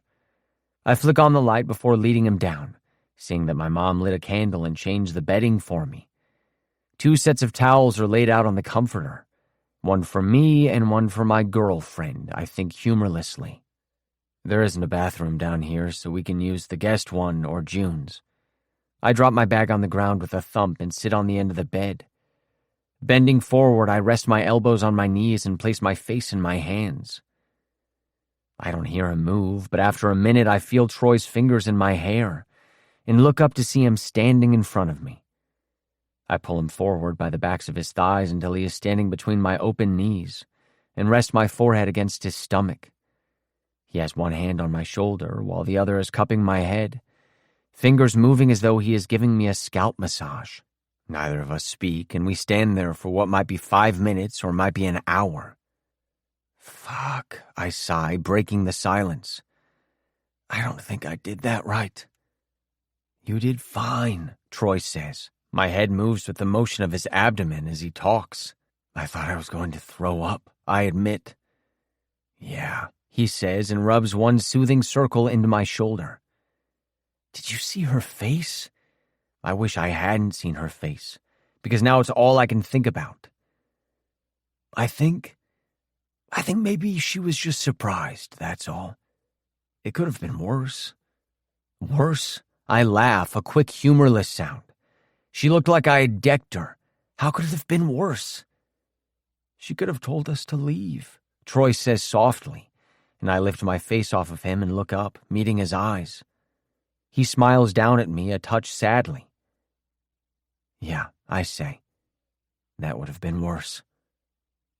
There's a crash from upstairs like a cupboard being slammed, and Troy's eyes travel upward toward the ceiling. June, I tell him, and slide my hands from where they are still cupped around his thighs. I pat the bed next to me, and he sits, leaning back against his hands. Are they fighting, do you think? Troy asks curiously, still eyeing the ceiling. Nah, if they were fighting, you would know, believe me. June's probably stomping around, being more bothersome than helpful. She'll be sent away soon enough. Huh, he replies, and then reaches into his pocket when his phone buzzes. He angles it toward me, showing me the text from Lawson, who's providing an update on Corwin. That's a relief, I say, after reading that all the scans came back fine, and though he does have a headache, there hasn't been any nausea or disorientation. I hope he's okay. Me too, Troy says fervently, and tucks the phone away after tapping out a quick reply. Lawson will stay at his place, though, once they get back. Make sure he doesn't watch TV or anything. You ever get the impression that something is going on with those two? He laughs, nodding. Oh, yeah. I thought so, too, when I first met them. But Corwin has never dated anyone for as long as I've known him. And Lawson is the opposite. He's always dating a new girl every week. Nobody can keep up. He scratches his cheek idly. I don't think even Lawson can keep up with his own dating life, honestly. We're interrupted by a knock on my door, and I call out without bothering to get up. June walks in, restraining herself from slamming the door, but I can tell it's just barely. She scoots on top of my desk so that she's facing us where we sit on the bed. Did you say anything to Mom? I ask. No, I figured she wouldn't want me to. She's up there cooking homemade mac and cheese for you. It smells delicious, but I might hunger strike to make a point. Troy laughs and her expression softens.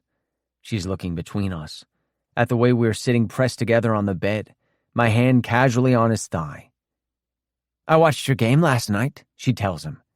"You did?" "Yep. Dad and I were playing a game where we rated all the players. He thought we were rating based on skill, but I was going off of looks." She points at Troy. "You were a solid 10, my friend." He blushes but looks pleased. And then, after a pause, "What was Lawson?" "The goalie? 7. Troy and I burst into laughter, sharing a look that must be sappy because June rolls her eyes and scrunches her nose up. How much lovey-dovey, kissy-kissy stuff am I going to have to endure the next couple of days? Because I can already tell the two of you are disgusting. We aren't going to kiss in front of you guys. Troy looks horrified, as though June suggested we might show up to dinner naked. Yes, we are. I lean over and start right now, kissing his cheekbone, and watch the blush intensify. We are interrupted by my mom calling down the stairs to let us know lunch is ready, and the ease in the room immediately dissipates. June hops off the desk, holding a hand out for Troy, who lets her pull him to his feet. Chapter 19. Troy. We trudge up the stairs like a line of prisoners on their way to face a firing squad. June in front, followed by Sam, with me bringing up the rear. When Sam turns to look back at me over his shoulder, his face looks pale under his usually tan complexion. On our way to the kitchen, I notice a shelf covered in framed photographs and stop to take a quick peek, seeing family vacations, sports games, fishing trips, and school dances. There is one that looks like it was probably taken in the backyard, where the sun is shining on a young Sam's hair, burnishing it gold, and he's holding a small puppy.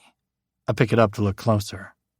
Wow, I breathe, and then angle the picture so Sam can see, which is ridiculous since obviously he's seen it before. That was Wayne, he says, indicating the puppy. I named him after Batman. I carefully replace the frame, making sure it's in the correct spot, and continue perusing. The only photographs I have of myself were taken once I started playing hockey, and those only because professional photographers were there to document the camps. None from Christmas mornings or birthdays, and certainly none from when I was a baby. Smiling, I point to 2 equally fat and androgynous babies. Which one is you? I have no idea, Sam says, and I laugh. Straightening, I indicate the pictures with a wave of my hand. This is wild. Do you have more? He's looking at me like I've just landed here from an alien planet. Many more. You'll have to show me, I say, as we walk into the kitchen where June is placing dishware on the table with a tad more force than necessary. Gently, June. Are you trying to break them? Mrs. Jameson turns to me before June can answer that question in the affirmative. Show you what, dear? Her cheeks pink slightly when she looks at me, as though she's trying not to picture me kissing her son. I was hoping to see more pictures, like the ones you have displayed. Oh, well, that can be easily arranged. I have plenty. I'll make sure to pull out some from middle school, she says conspiratorially. You wouldn't know it now, but Sammy was a terribly awkward-looking kid. June hoots, forgetting her animosity long enough to laugh at her mom's joke, and we are waved toward the table. The kitchen smells amazing, and my stomach growls, reminding me that I'm supposed to eat like a professional athlete, and all I've had today is an apple and black coffee. Do you need any help? Sam asks, but is shooed out of the kitchen toward the table. He sits next to me, scooting his chair over so that we are close enough that I don't have to reach to put a hand on his leg. The table is high enough that his mom probably can't tell I'm touching him. There is a large plate of assorted chopped vegetables already on the table, and Mrs. Jameson brings over an enormous dish of mac and cheese, warning us not to touch it because it's hot. She goes to pull out her own chair across from Sam, but stops when she sees him start to rise out of his own seat. Where are you going? I'm just going to make something for Troy. Well, I'll do it. What do you need, sweetheart? This is directed at me. Nothing. This is perfect. Thank you for cooking. Sam opens his mouth and I squeeze his leg. It's okay, I tell him through my fingertips. We pass around a large serving spoon and I attempt to take the smallest portion I think I can get away with without being rude. I wait for everyone else to finish serving themselves before I load my plate with the veggies, which have been left largely untouched. Sam is eyeing my plate with a miserable expression on his face. So, how did you two meet then? Mrs. Jameson asks. At work, I tell her, and June laughs softly under her breath. Oh, you work for the hockey team too? He plays for the team, Mom. Sam chimes in and then adds, like he can't help it, he scored a hat trick in the game last night against Montreal. There is an unmistakable tone of pride in his voice, and I try not to look too proud of myself. Oh, goodness. Well, that's very impressive. I've never had a celebrity in my kitchen before. His mom looks between us and then runs a self-conscious hand down the front of her shirt, as though wishing she had thought to dress up. I scoop up some mac and cheese, embarrassed about the fact that I embarrassed her, and put it into my mouth. Sam's eyes track every movement of my jaw as I chew, and I can see the mental calculus behind his eyes as he adds up just how many ingredients are in this that I can't eat. Dad's in love with him, June says around a mouthful of noodles. I literally cannot wait for him to get home. At the reminder of her husband and his impending arrival, Mrs. Jameson bites her lip nervously, eyes ping-ponging between Sam and I. Have you been dating this whole time then, since you started working there in the fall? Pretty much the entire time, yeah, Sam tells her, glancing at me. That's quick, isn't it, to already be living together? Shouldn't you wait until you know this is, well, serious? It is serious, Sam says firmly. And have you always known that you liked... She trails off, wanting to ask if her 22-year-old son has always been queer but unsure how to do it tactfully. Hockey players? June supplies dryly, and I choke a bit on the carrot stick in my mouth. She sends me a conspiratorial smile. Sam pats me on the back, still looking at his mom. Mom, I don't really know how to answer that. Can't it be enough that I like him? And I want you to like him, and Dad. I want you to be okay with this. Oh, honey, of course I'm okay with this. You just shocked me, that's all. I just wasn't expecting... A man to be dating her son, I fill in. Just then there is a minor commotion in the form of an older carbon copy of Sam walking through the front door, and everyone looks over at him in unison. Nobody expected him to be home quite this early. Mrs. Jameson recovers first, standing up to greet him and fetch another plate. Hey, kiddo! His dad booms, spreading his arms for a hug as Sam gets up from the table. I've stood up too, moving over to stand uncertainly near the end of the table. When he finally lets go of his son, his eyes track over to me and his expression changes to one of astonishment. I step forward, extending my hand. Hello, sir, Troy Nichols! He clasps my hand, eyes never leaving my face, and gives me a vigorous handshake. Wow! Nice to meet you. Great game last night. Absolutely fantastic. This is unbelievable. Troy Nichols in my house. I just can't believe it. He's still pumping my hand like I'm the President of the United States, and I see June watching the display with the air of someone who has just been handed a winning lottery ticket. Why don't you sit down, Steve? Here, I've got you a plate. Sam's mom shepherds everyone back to their seats, his dad directly across from me, leaning forward with a look of unmistakable glee in his eyes. You know, Sammy here used to play in college. He points a fork over at his son. Damn good netminder, damn good. He is, I agree. We've played together, a pickup game with some of the other guys from the team, Sanover, Zolkov, and Lawson. Mr. Jameson looks as though I've just given him the Stanley Cup. Played with NHL stars. Wow, that is something, Sam. That is really something. It was a lot of fun, Sam agrees. You know, I really like that Russian kid. He's got spunk. I think with enough time, he's going to be... Sam interrupts, clearly trying to derail the hockey talk before he builds up steam. Dad, Troy and I need to tell you about... Troy Nichols, I tell you what... Mr. Jameson shakes his head, unable to tell us what. He's silent for a moment, chewing. Truthfully, Sam, I thought for certain you were going to be bringing home a new girlfriend, and after the nightmare with that last one, I admit I was praying for a reprieve from girlfriends. My face is so hot you could fry an egg on it. June has her hand fully covering her mouth like she's having to physically contain her mirth, and even their mom looks amused as she surveys her husband. Well, your prayers were answered because this time I brought home a boyfriend, Sam says ironically. What's that? They're together, Dad, June explains, pointing at us. Together. That right? He looks over at Sam, who I see stiffens slightly as though preparing for a blow. Well then, I don't see how you could do much better than Troy Nichols, eh? Good for you, boy. This is entirely too much for June, who drops her forehead down to the table and lets loose a torrent of laughter. The tension in Sam's body uncoils like a spool of thread, and he chuckles, hand finding mine beneath the table and squeezing. Thanks, Dad. Might even be some hockey tickets in the deal if we're lucky. Stephen, Mrs. Jameson admonishes, while their children laugh. All the tickets you want. Just let me know, I promise him, and he winks at me. Lunch passes quickly after that, Mr. Jameson clearly eager to steer the conversation back to hockey, which was firmer ground for all. When we are again ushered out of the kitchen so Mrs. Jameson can begin prepping for Thanksgiving tomorrow, she refuses all help but Sam's, and the rest of us take the hint and give them some space. Let's take a walk, kid. Mr. Jameson has a hand on my shoulder, steering me out the door.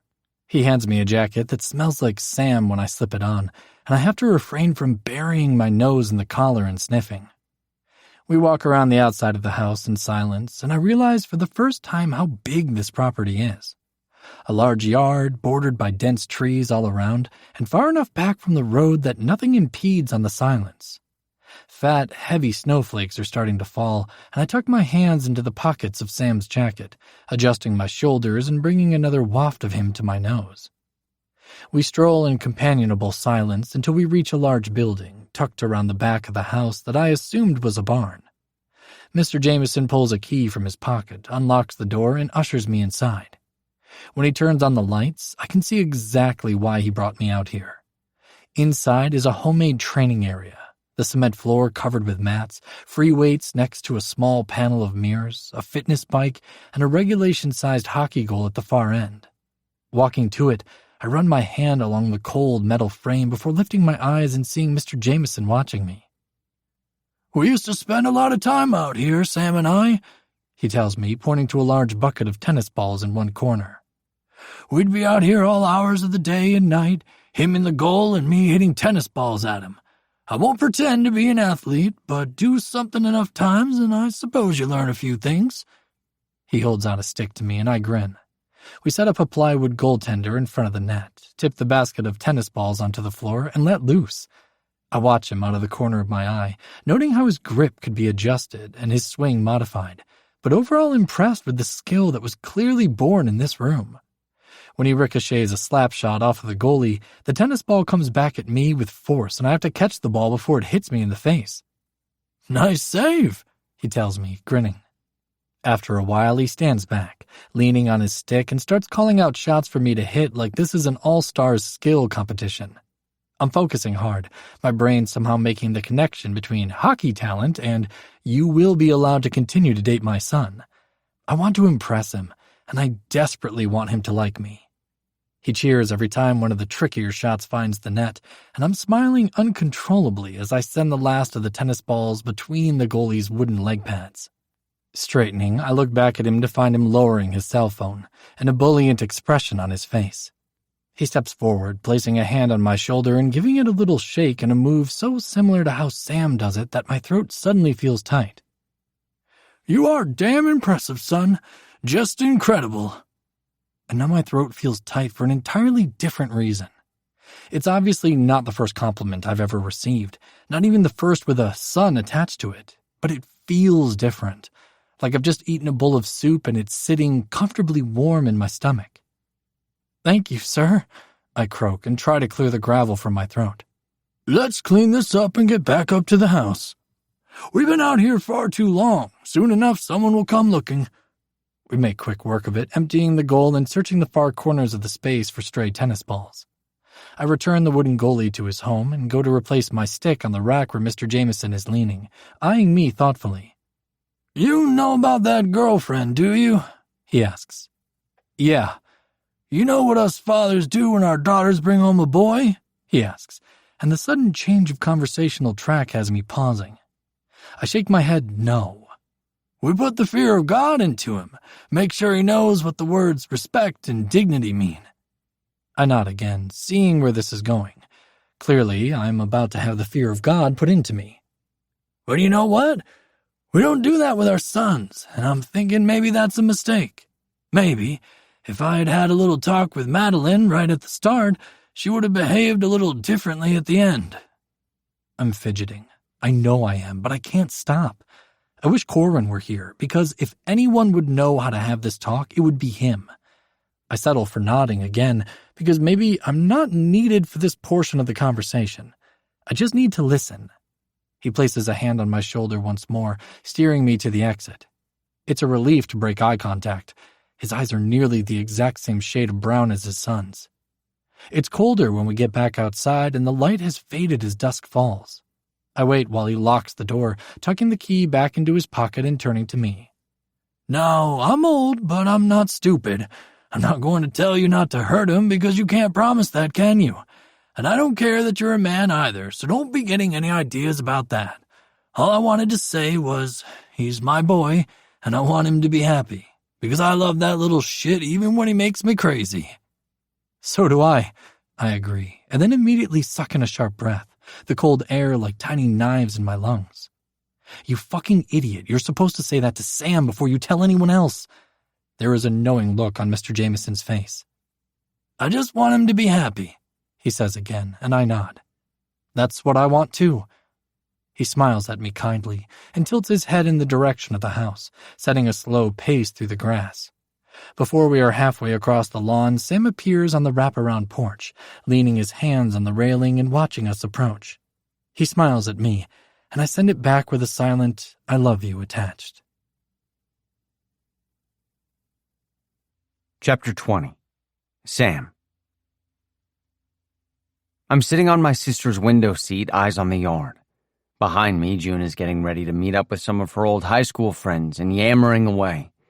I'm only half listening, though, because it's been 2 hours since Dad stepped out with Troy, and I'm starting to get nervous. Where the hell are they? I check my phone again, but he hasn't texted. Where the hell are they? I ask out loud. Dad took him for a walk, June tells me for the dozenth time, walking over to join me at the window while she attaches a hoop to her ear. She leans over, squinting through the glass, which is starting to fog slightly. What? I was just thinking that those woods would be a really excellent place to hide a body. What happened to you that made you this way? I bet Troy would be hard to take down, though. It would probably be a hell of a struggle unless Dad came at him from behind with, like, a baseball bat or something. A hockey stick probably wouldn't do the job, but it would be fitting. She holds up her hands in front of her in the shape of a frame. NHL star clubbed to death with a hockey stick. I don't know why I ever come to you for anything. You are remarkably unhelpful. I give her a side-eyed glance. Besides, it's November. The ground is frozen. There is no way he could dig a suitable grave in 2 hours. Is there a freezer in the hockey garage? Maybe you'll keep him on ice until spring, June suggests. I laugh, rubbing a palm over my face. You are so ridiculous. No, you're ridiculous. Stop being weird. They're probably just shooting goals. She adopts a thinking expression, raising her eyebrows at me. Although he could be giving him the talk. I turn to her, horrified. You think Dad is giving Troy a sex talk? She snorts. No, God, can you imagine? I mean the talk. If you break my son's heart, I'll break your kneecaps. That talk. I ponder that. If he is, Troy might need rescuing. Maybe I should... Wait, there they are. I jump up, knocking into June, who gives me a shove in return. I watch as Dad locks up the barn and turns back to my boyfriend, continuing an earlier conversation. When they start heading toward the house, I leave June's room, jogging down the stairs and out the back door. I stop on the porch, watching them approach. When Troy's eyes meet mine across the yard, I smile, calling out to him. Glad to see you all in one piece. June was trying to convince me a homicide was taking place. Dad chuckles as he mounts the porch, wiping his shoes off on the doormat. Your sister needs to stop listening to podcasts. Your mom inside? Yeah. I try to read his face, but he's wearing nothing more than a bland smile. She's making a vegetable stew for dinner and some homemade sourdough. He pats his stomach and sighs. Lord, I am thankful that woman likes to cook. You boys stay out here, all right? I need to talk to her. Dad. I trail off as he closes the door behind him and turn to Troy, who's standing at the bottom of the stairs looking up at me. He's wearing my jacket and there are snowflakes in his hair. You're not wearing a coat, he notes, and I look down at myself. I'm all right. I told Mom about your nutrition plan, by the way. I tell him apologetically. Troy's joined me on the porch and is reaching up to dust the snow out of his hair. I wish he wouldn't. I dropped the ball on that. I should have warned her ahead of time about the dietary restrictions. It's okay. I felt terrible. I'm sorry. Truthfully, I still feel terrible about it. I was so focused on telling my parents about my relationship and worried about how they would react that I completely overlooked the fact that Troy is a professional athlete, months into the season and needs to stay on track. Some boyfriend I am. You'll probably get a stomachache from all that dairy. Thanks, but really it's fine. He smiles suddenly, dimples appearing in his cheeks. I could have said something, but I wanted your mom to like me. I would have eaten that entire pan if that's what it took. She likes you. I glance behind me at the house, unsure of what can be heard through the walls. I talked to her a bit about us. I'll tell you about it later. Was everything okay with my dad? Yeah, we were playing hockey, shooting some goals. For some reason he blushes, crimson spreading across the bridge of his nose and down to where his cheeks are already tinged pink from the cold. Okay, I say, watching as he scuffs his shoe back and forth against the wood of the deck. We talked about you a little. He looks wildly uncomfortable right now, and for one insane moment I wonder if my dad really did try to have a sex talk with him. And he told me that he loved you, and I said that I did too. This last part is nearly whispered, spoken softly enough that the sound of his toes scraping the deck is almost enough to drown it out. Which is, something I should have said to you, but I've been waiting because... Here he waves expansively through the air, words finally failing him. Because we've only been together a few months and you weren't sure if I felt the same way, I fill in, and he looks at me with wide, lovely gray eyes. I look over his shoulder at the angle in the railing and the blank stretch of wall near it. Where we're standing now would be visible from the kitchen and dining room if someone were to look outside, but a few paces that way and we'd be gone from view. Perfect. All right. I step forward, putting both hands on his shoulders and begin walking him backwards until the small of his back hits the rail. Running my hands up to cup his face, my fingertips slide into his hair. I let him suck in a deep breath before slamming my mouth on his and kissing it right back out again. 2 weeks of away games are in this kiss. 2 weeks of phone calls, texts, and hockey games watched on a TV. 2 weeks of sheets that smell like Troy but are empty of him. I suck his tongue into my mouth and he groans so deep I can feel it in my jaw. My hands stay clamped around his face, holding him in place while his are free to roam. He slides them under my shirt, flattening both palms against my back, making me shiver at the temperature of his skin. I rotate his head, angling him so I can sweep my tongue farther into his mouth, pressing my body so hard against his that the railing creaks. He's locked both arms around my waist now, and I slide one hand fully into his hair so I can grip it more firmly. The strands are silky and cool to the touch, and so familiar to me that I want to die. I pull one hand away and use it to unzip his coat. Beneath his shirt, I can feel the way his abdominal muscles are straining from the way I've got him bent backwards over the railing. My fingers seek the hem of his shirt, and he groans when my cold hand finds the heat of his stomach. I lap the sound out of the back of his throat, then go right back for more. I want to undo his pants and slide my hand inside.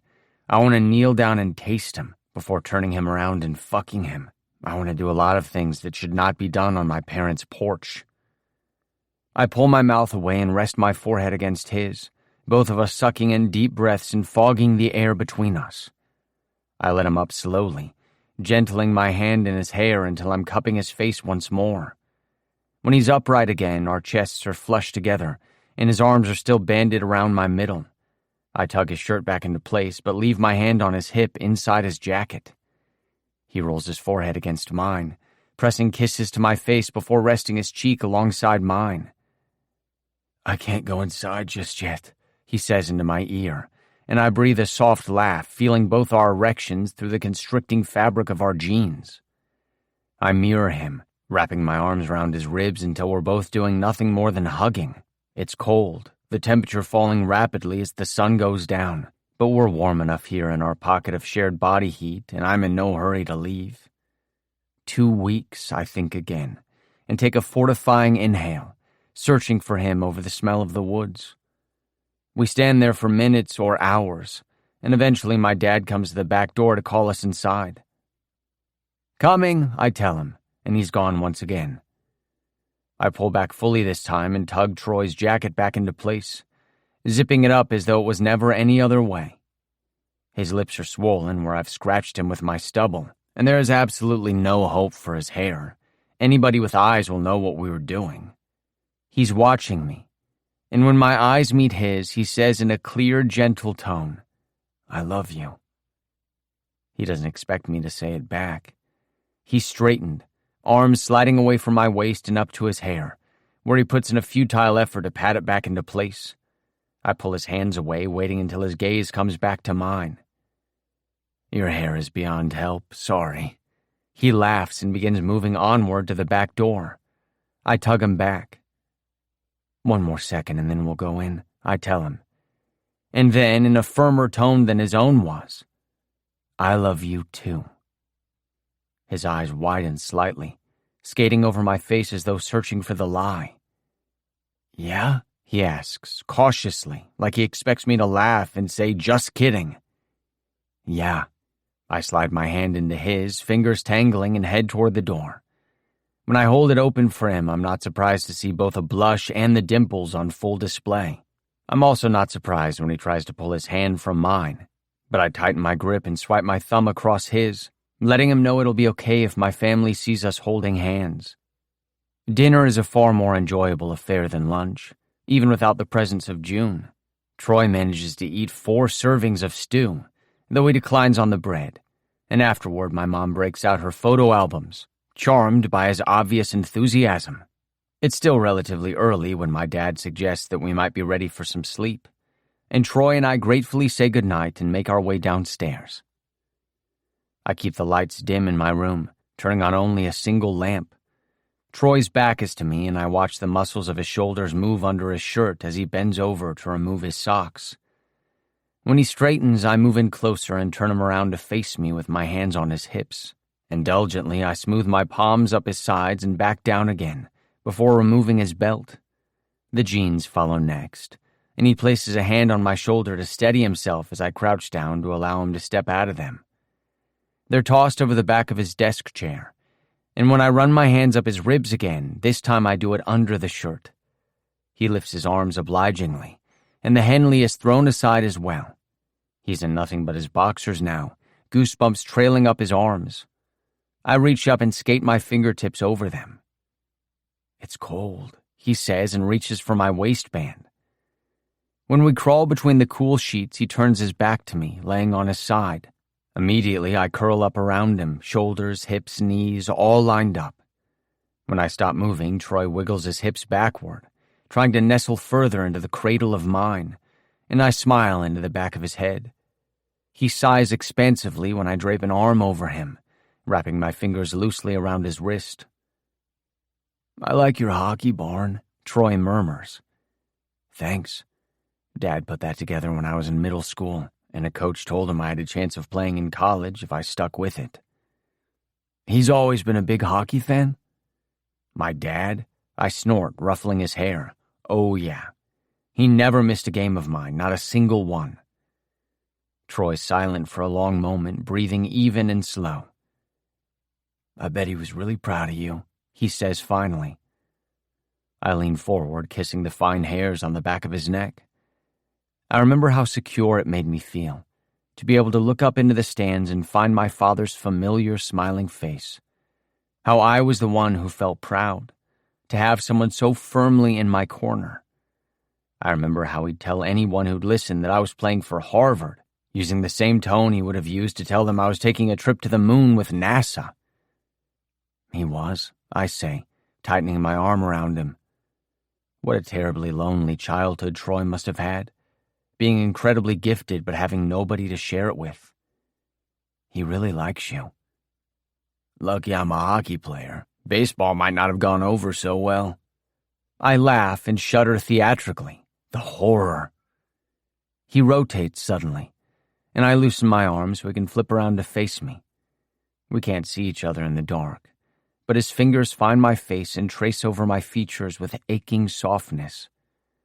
When he cards his fingers through my hair, I let my eyes close, enjoying the way his thumb brushes behind my ear and the warmth of his breath on my mouth. Chapter 21. Troy. I wake first. When I open my eyes, I see Sam's peaceful face, stubbled gold in the morning light. His mouth is slightly parted, tawny eyelashes fluttering against his freckled cheek, unruly hair curled over his ear and across the pillow. He's so cute, I can't stand it. "Morning," he rasps in his smoky morning voice, and I swear I can feel my heart inflate inside my chest. "Good morning," I say in my far less sexy morning voice. He adjusts his head on the pillow so that he can open both eyes. This close, I am able to see every gradient of brown and the little flecks of gold in his irises, like every part of him is gilded. "Sam?" "Mm-hmm." "Aren't we in the basement?" "Last I checked." He scoots closer, legs sliding against mine and arm tightening around my waist. "So where is the sunlight coming from?" I whisper and watch the freckles scrunch up tight as he laughs. "Sunrise lighting. Instead of an alarm clock, you mimic the rising of the sun to wake up gradually." Now that he's awake, and I no longer have to worry about disturbing him, I slide my hand up to tuck those stray hairs behind his ear, before gently cupping the nape of his neck and pulling him forward to kiss him. I don't mean to linger, but I do, and Sam makes a happy little noise in the back of his throat. There is a sound from upstairs, and we pull apart slowly. I run my fingers over his stubble again, enjoying the scratch. "You hungry for breakfast?" Sam asks. "Hungry for something," I tell him, and he laughs, nudging my chin up with his nose and peppering kisses down my throat. When there is another muffled noise above us, he drops his head down to my chest and huffs dramatically. "But I probably wouldn't say no to some breakfast." We pull on pajama pants, and I nearly die when Sam yanks on a South Carolina team hoodie I know came from my closet. When we crest the stairs, the house is filled with shafts of early morning light, and Mrs. Jameson is in the kitchen, humming to herself as she pulls ingredients out of the refrigerator. When she sees us, she beams. "Happy Thanksgiving!" "Happy Thanksgiving!" we return, and Sam walks over to where the coffee pot is gurgling cheerfully on the counter. I wander over to the rear window, enjoying the way the dawn light sparkles on the fresh yard of snow. I turn when I feel a broad hand on my back and see Sam holding a mug out to me. He gives it to me, waiting until I've got a good grip before leaning in and pressing a chaste kiss to my lips. I flush, darting my eyes over to his mom and back to his. He winks. "Honey, do you want me to cut your hair while you're here?" Sam's mom asks him. "It's getting a little long." I look at the way the strands around his ears curl out slightly and think, please don't. "I think it's all right," Sam tells her, and I smile. June wanders in, yawning, and eyes me while she gets a mug. She leans a hip against the counter and takes a careful sip of coffee, turning to her brother. "If I was waking up to him looking like that every morning, I wouldn't make it anywhere on time." I choke, burning my mouth and launching into a coughing fit. "June!" Mrs. Jameson admonishes, and tries to whack her with a wooden spoon, which she dodges. She pats my butt as she walks by, sliding into a seat at the table, and I try to calm my coughing with another sip of hot coffee. My mouth is numbed by now anyway.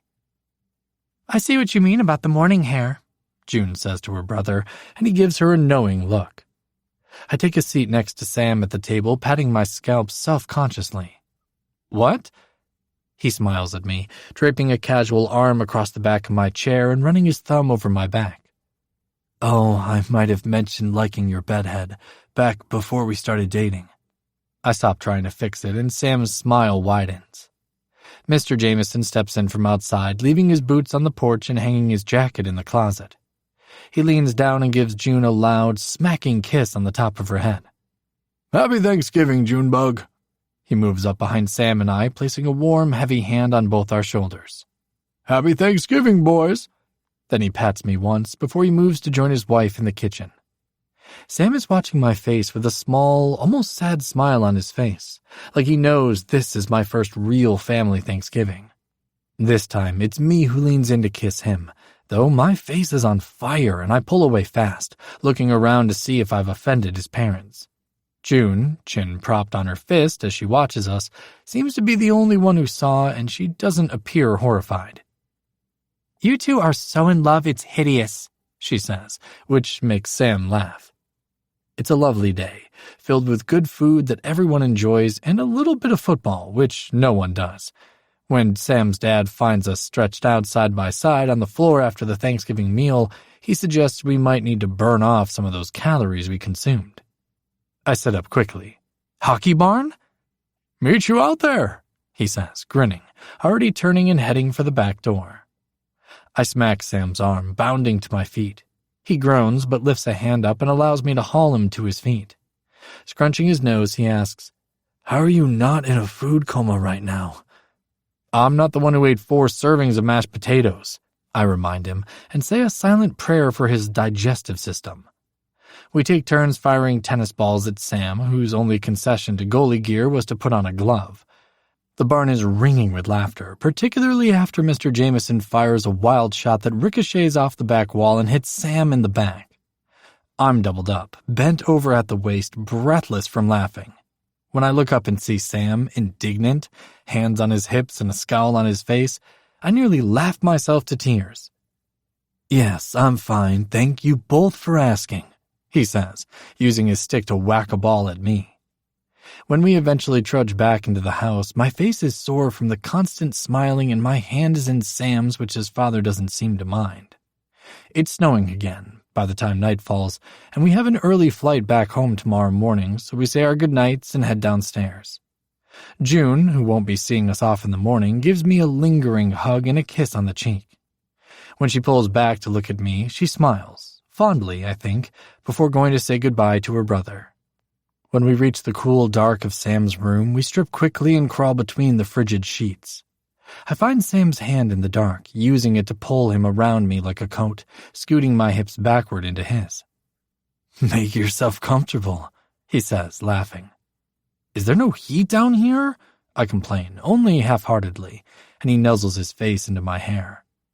He extracts his hand from mine, trailing it down over my chest in a way that makes me shiver more. When he reaches my stomach, he lays his palm flat against me and switches to larger, sweeping motions. I feel his fingers brush the waistband of my boxers, making me squirm, and I push back further into the solid wall of him. On the next pass, his fingers slide below the fabric of my underwear, and I wrap my fingers around his wrist quickly, holding him back. "We can't," I whisper. "Your parents are here." He hums, and starts placing warm, open-mouthed kisses to the back of my neck. He adjusts himself slightly, and I feel the wet slide of his tongue along my jaw. Despite myself, I arch my neck to give him better access. He hums again, moving back down to my neck and kissing along my shoulder. When he sinks his teeth lightly into the sensitive area where my neck meets my shoulder, I moan. "Better be quiet. Someone might hear us," he admonishes, and I scowl into the dark. His fingers creep lower into my boxers, making me jolt. I hadn't realized I'd let go of him. "I can be quiet," I reason, and lean back against him, sliding one leg partially back to give him better access. He stops, though, brushing his fingers across my pelvis in a soft tease and licking the ticklish spot behind my ear. I have to roll my face into the pillow to get away from him, but he only goes back to kissing his way down each ridge of my spine. His hand slides lower, finally, and his fingers brush along my erection. And then, with one final kiss to the back of my shoulder, he pulls his hand from my boxers and settles it back on my stomach. "Well, good night then," he says, breath tickling my ear. "What?" I say loudly, turning my head toward him as far as I'm able. He bursts out laughing, and I elbow him in the ribs, fighting a smile. "You tease! That wasn't nice." His laugh is still rumbling in his chest, vibrating against my back. "You're right. I'll have to make it up to you." You can try. I'm smiling, though he can't see my face. This time, when his hand breaches my waistband, it's with a purpose. He dances his fingers along the underside of my shaft before cupping my balls, squeezing gently. I turn my face into the pillow, groaning. He does it again, a little harder, and then moves back toward my dick, wrapping long fingers around me. Propping himself back up on an elbow, he presses his face into my neck, sucking the skin into his mouth. I wonder if he'll leave a mark, I think, and then tip my head back to give him more surface area to work with. He squeezes the base of my dick almost too hard before loosening his fingers and jacking me right to the tip. He lingers, rolling his thumb over the head and pressing into the slit. My spine arches, pushing my hips back so my ass meets his own hard length. I groan again, and Sam worries my earlobe with his teeth, rocking his hips forward into mine. He sets a slow, even tempo, hand rough as he works me. I'm biting my lip to keep from making noise, but moans continue to escape as Sam keeps up a relentless barrage against my neck with his mouth. When I can't stand it anymore, I turn my head as much as I'm able, lips searching for his in the dark. His mouth finds mine, and I roll my shoulder back into him as he leans over me. The angle is awkward, so our kisses are sloppy, desperate things that only make me more keyed up. He's smiling into my mouth, teeth bumping against mine, and I reach a hand back to grip a fistful of his hair. My hips are rocking forward, fucking myself into his fist and then grinding back against where his erection is pressed against my ass. God, I want you. I breathe into his mouth and he groans, pulling my bottom lip into his mouth. He's picked up the pace now, hand jacking me from root to tip. He rolls his palm over the head, spreading pre-cum back down my shaft as he continues the punishing rhythm. It's not long before I can sense my release, and I drag my mouth away from Sam's to turn and press my face into the pillow where it's safe to groan while I come. Sam manages to catch my cum in his fist and pulls a sticky hand from my boxers with a soft laugh. I didn't think that through, he tells me, placing another kiss to my shoulder before he slips from the bed and heads upstairs to wash his hand. Stay there, I'll be right back. I roll onto my back, evening out my breathing. It's ridiculous to miss him when he's literally only gone upstairs, but I do. His presence in my life is huge and all-encompassing, and I've grown to rely on the reality of him. I couldn't live without him, the same way I couldn't live without hockey, and the fact of that is frightening. All orphaned children know it's dangerous to rely on others, but you won't have to live without him, I'm telling myself firmly, just as he sneaks back inside the room. His skin is cool when he slips back between the sheets and he burrows against me immediately. You're right, he says. It really is fucking cold down here. I pull him to me with an arm around his shoulder, and when he nudges his pelvis in close to my hip, I notice he's no longer hard. He answers my question before I ask it. I took care of it upstairs. No fun for me, I guess. I feign indignation. Seemed like you might have had a little fun. He rubs his cheek into my chest, scratching me with his stubble. I tilt my head down until his hair tickles my nose. He smells like pine trees and, oddly, of peppermint. I missed you when you went upstairs, I admit. Oh? He says, propping his chin on my pec even though he can't possibly see my face in the dark. Only because I was cold, though. Sam laughs, just like I wanted him to. He's not lying beside me so much as on top of me, the left side of my body heavy with the weight of him and one of his legs thrown over mine, hips flat atop my own. Still cold? He asks. Nope. Love you, he says quietly. Love you, I immediately reply, tightening my arms around him. How do you think things went at Corwin's? I smile into the dark room. My last 2 Thanksgivings had been spent at Corwin's with anyone else who didn't have holiday plans, and they were always fun. More like a backyard barbecue than a quiet sit-down dinner. I think it was probably a more subdued affair this year. Hopefully the younger crew went easy on him. I'm sure Lawson was there to help. Definitely. He texted me today just to check in and said that Cor was fine but still had a headache. Sam groans sympathetically. It'll be strange playing without him when we get back. I don't think he's ever been out for an injury before. Let's hope it's just the standard couple of weeks. That means he'll miss, 4 games? I nod, listening to the groan and creak of the house as it settles in the frigid night air. It's unbelievably pleasant to know it's cold outside, and even in this room, but to be wrapped up in a warm cocoon, sharing blankets and body heat. I tug the comforter up a bit, making sure Sam's shoulders aren't exposed, tucking it around us more firmly. Do you want me to get off of you? He asks, sleepiness giving a lilt to his vowels, rounding them out. I can't think of anything I want less. He chuckles and adjusts the arm he has thrown over me, tucking his hand under my body. Can I ask you something, though? Mm-hmm. I sit for a moment, pondering what I want to say and how I want to say it.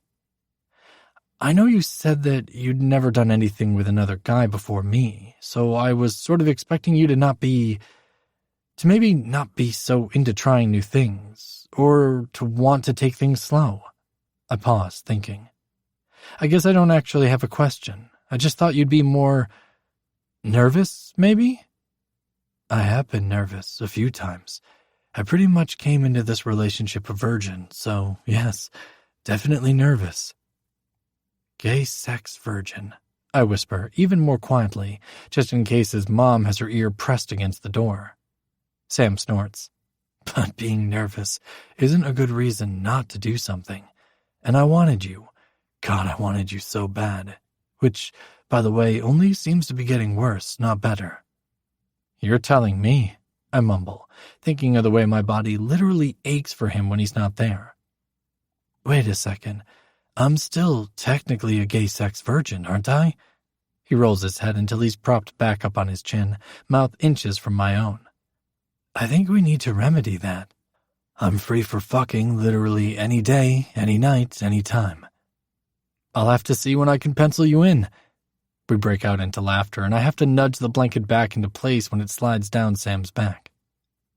Make sure to set aside a full night. I think we can get in a few rounds.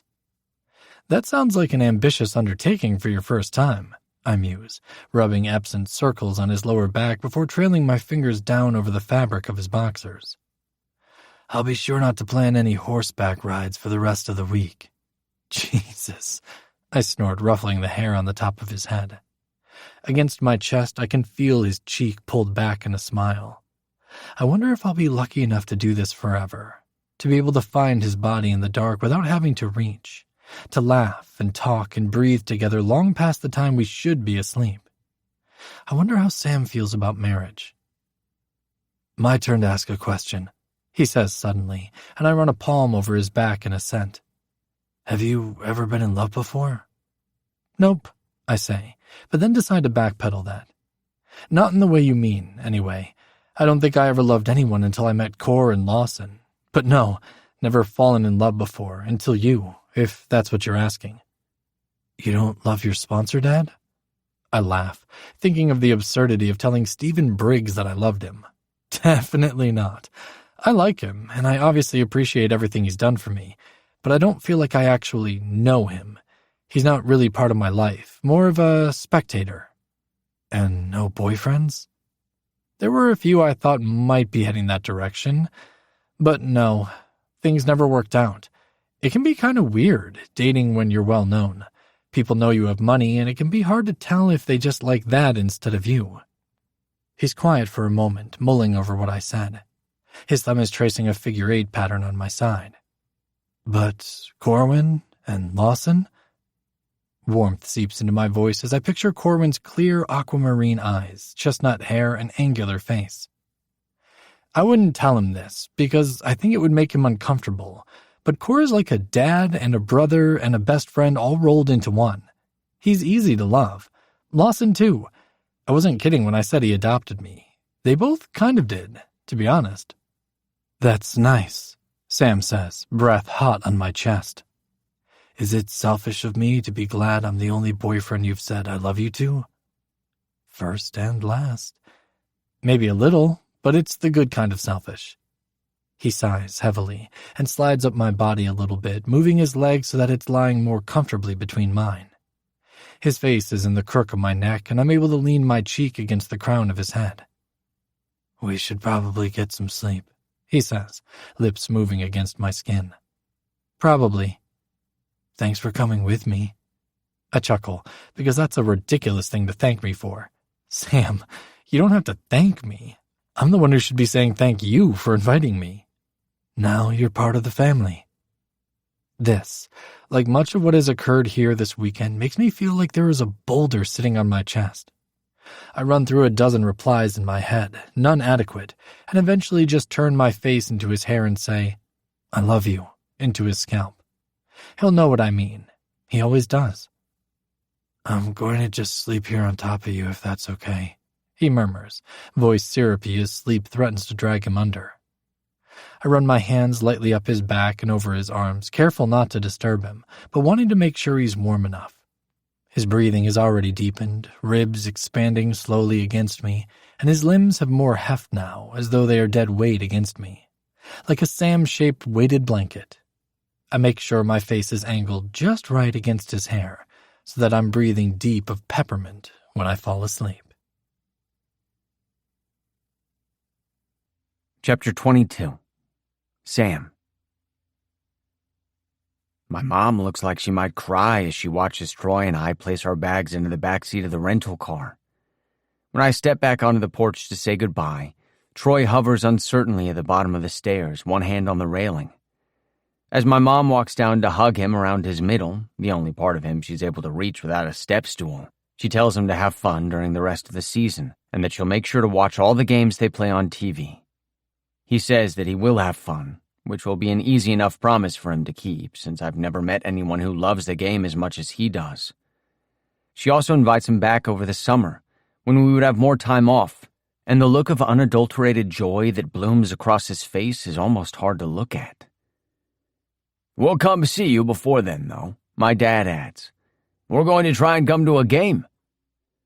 When Dad hugs Troy, he doesn't have to stoop or stand on tiptoes, but I see him place his hand on the back of Troy's head and run it down to his neck, a paternal gesture so familiar to me that I can feel the phantom touch of it.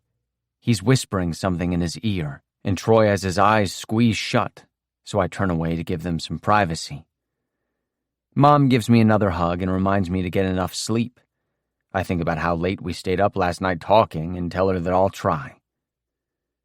I reverse in the drive, turning the car around, and we wave one more time.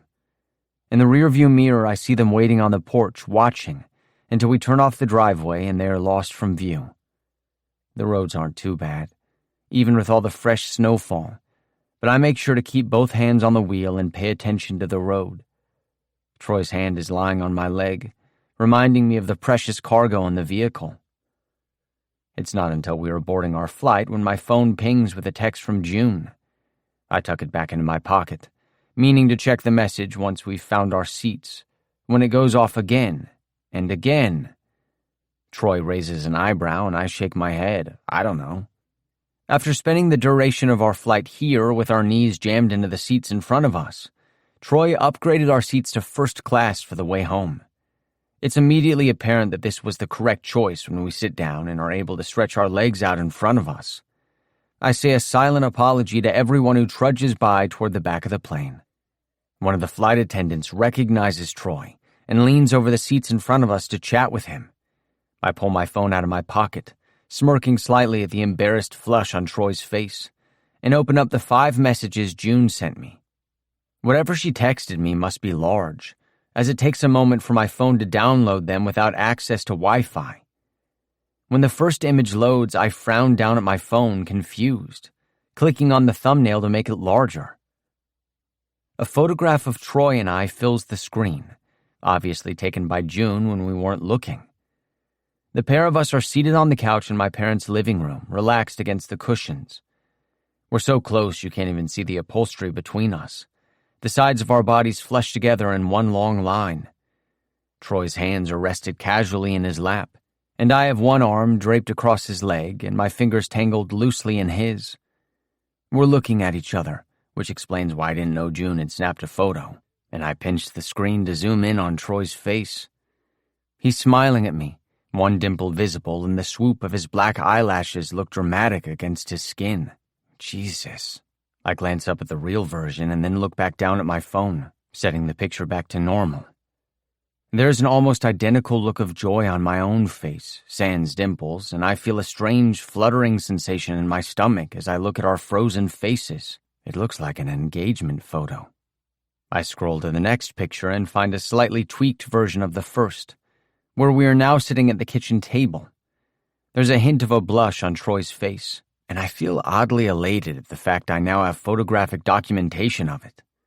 I scroll to the third, us lying flat on our backs on the living room floor after gorging ourselves on Thanksgiving, eyes squeezed shut, laughing. The fourth is a photo we had known she was taking.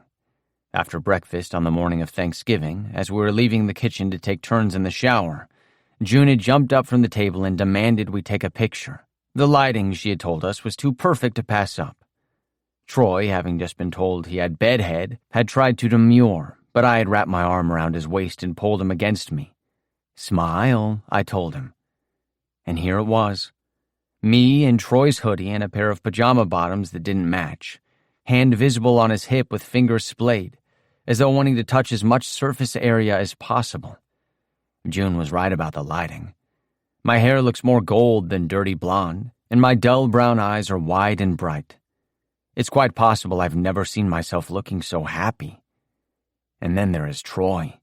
Ink black hair a mess, a matched set of dimples and pretty gray eyes. You can see his fingers curled around the side of my neck, which he had used to pull our heads together. I close my eyes for a moment, tipping the phone forward against my abdomen. Troy jostles my arm slightly as the flight attendant moves on, and he sits back in his seat. He has an almost childlike desire to watch the tarmac, so he's turned away from me, eyes on the small window. I refocus my attention on my phone, intending to flip to the last picture. Just then, a text comes through from June, a bubble appearing below the thumbnails. "Number 5 is my favorite." I open it. As always, my eyes are drawn right to Troy. We're outside, standing on the back porch, and although he's not pictured, I know my dad is outside of the frame, standing in the yard. He was telling us a work story, I remember, though the details beyond that are hazy. Troy's face is animated, caught in a laugh, with wide eyes and a smile so broad it nearly obliterates the dimples. One of his hands is slightly blurred as though he were in motion. I stare at that hand for a long moment, thinking of how he's so rarely still. His other hand, though, is perfectly stationary and fully visible in the photo, fingers tucked into the front pocket of my jeans. A small thing, perhaps, but he had done it in front of my father, and that wasn't small at all. In the picture, I'm leaned back against the post, arms crossed loosely over my chest and turned toward Troy, clearly not attending to the conversation at all. I'm staring at him, a small, private smile tugging one side of my lips upward. There's an unmistakable look of adoration on my face, like my photographed self was marveling at the fact of the man standing in front of him. Like he couldn't believe his luck. If I wasn't self-aware enough to already know how I feel about Troy, this picture would have clued me in. Love is so clearly written across my expression, I might as well have cartoon hard eyes. I wonder about June, possibly seeing us through the kitchen window and sneaking around the outside of the house, wanting to get a picture but not get caught. My sister, who warned us against being too disgusting, spent her Thanksgiving making sure to document all the ways we failed. I text her back. Number 5 is my favorite too. Thank you. 3 little dots appear almost immediately, as though she's been waiting for me to respond. I let out a snort of laughter when the message comes through. You picked a good horse. Troy, who'd been watching the baggage handlers load the plane, turns at the noise. He smiles loosely at me and reaches a hand over the armrest to touch my leg. My sister sent me some pictures, I tell him. Pictures of what? Pictures of you. I select the photos and airdrop them over to him, watching as he opens the first and gasps. He hunches over his phone and immediately does the exact same thing I did, pinching the screen until it's zoomed in on my face. He does this with each one, but lingers the longest on the one where we're posed in the kitchen. He looks up at me, holding his phone screen toward me so my own face is looking back at me. "I really found myself a 10, he says smugly, and I smile, shaking my head incredulously at him. He ducks his face back down, resetting the picture so we can see the whole thing. I watch as he sets it as the background on his phone, replacing the generic one that comes programmed. Once it's in place, he smiles down at it fondly, before aiming the same look in my direction. God, I love him. That's funny because I was thinking the same thing. I reach out to him and he pulls our linked hands into his lap, thumb brushing over my knuckles. I feel like any moment we're in close proximity but I'm not touching him is a moment wasted, particularly when I know he's got an away game almost as soon as we get back. There's a home game right before Christmas, right? I ask, and he half turns in his seat to face me more directly. Yeah, on the 23rd. And then we have another away game on the 27th, so pretty quick turnaround. I think they were having the team fly out on the 26th. I nod, mentally picturing the game schedule I had pinned to the wall of my office. Well, it wouldn't really be feasible for you to travel anywhere for the holiday, so I was thinking I might stay back with you instead of going home. Troy's eyes pop wide in surprise. Really? You wouldn't? Are you sure you want to miss your family's Christmas?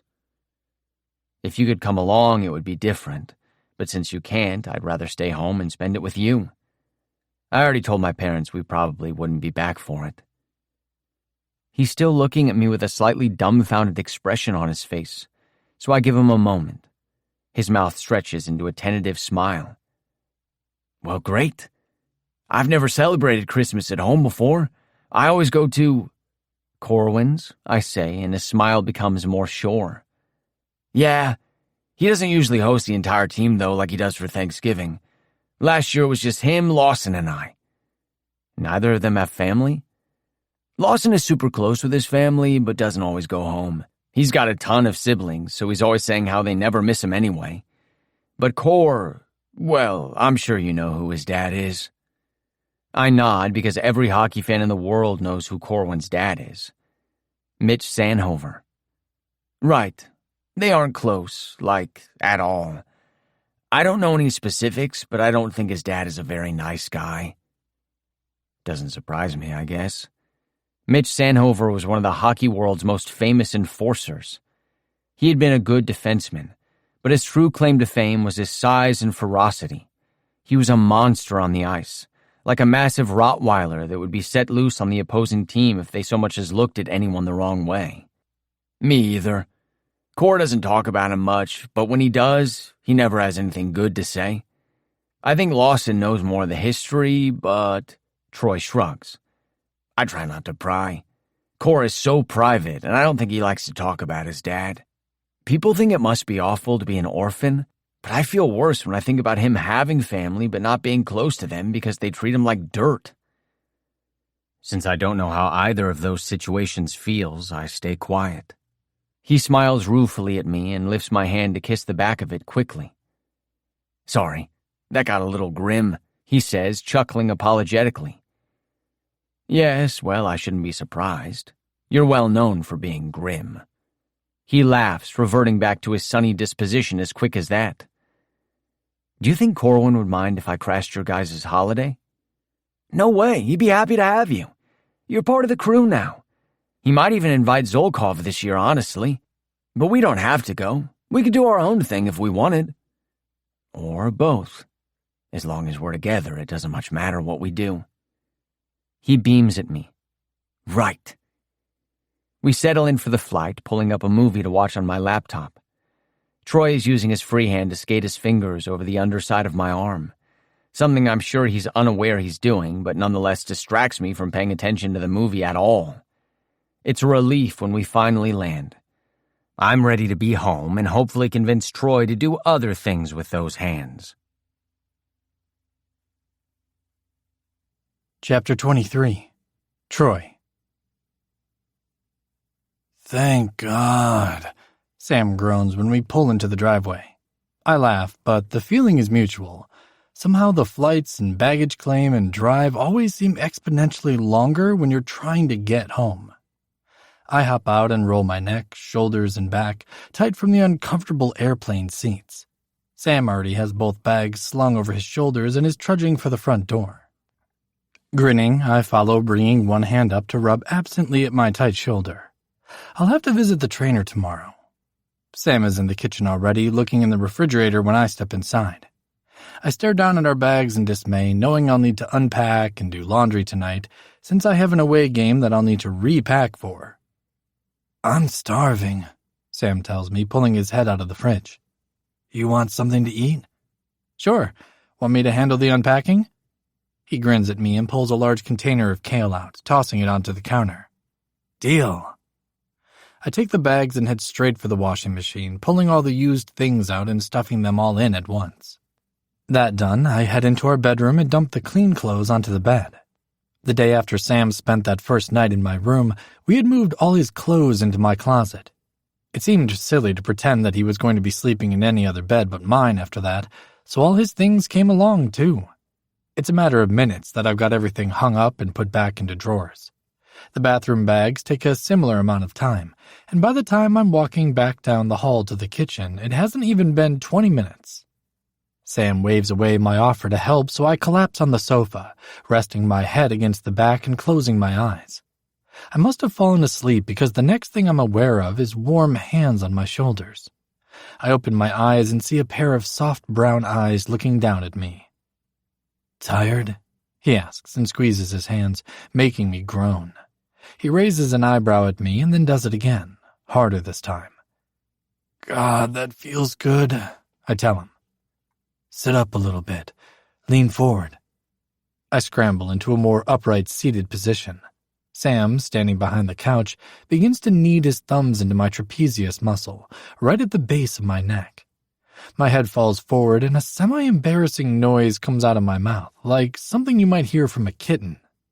Sam chuckles and digs his fingers in harder. We stay like that for quite some time, only stopping when a timer interrupts, signaling dinner. When I lift my head and give it a few experimental rotations, it feels infinitely better than it had earlier. "Better?" Sam asks, rubbing my shoulders. "Jesus, yes. So much better. Thanks." I stand up, turning around to press a knee into the couch and lean over the back to kiss him. "I owe you." "I'll collect on that later," he tells me, tapping my cheek. "Let's go eat something. I'm famished."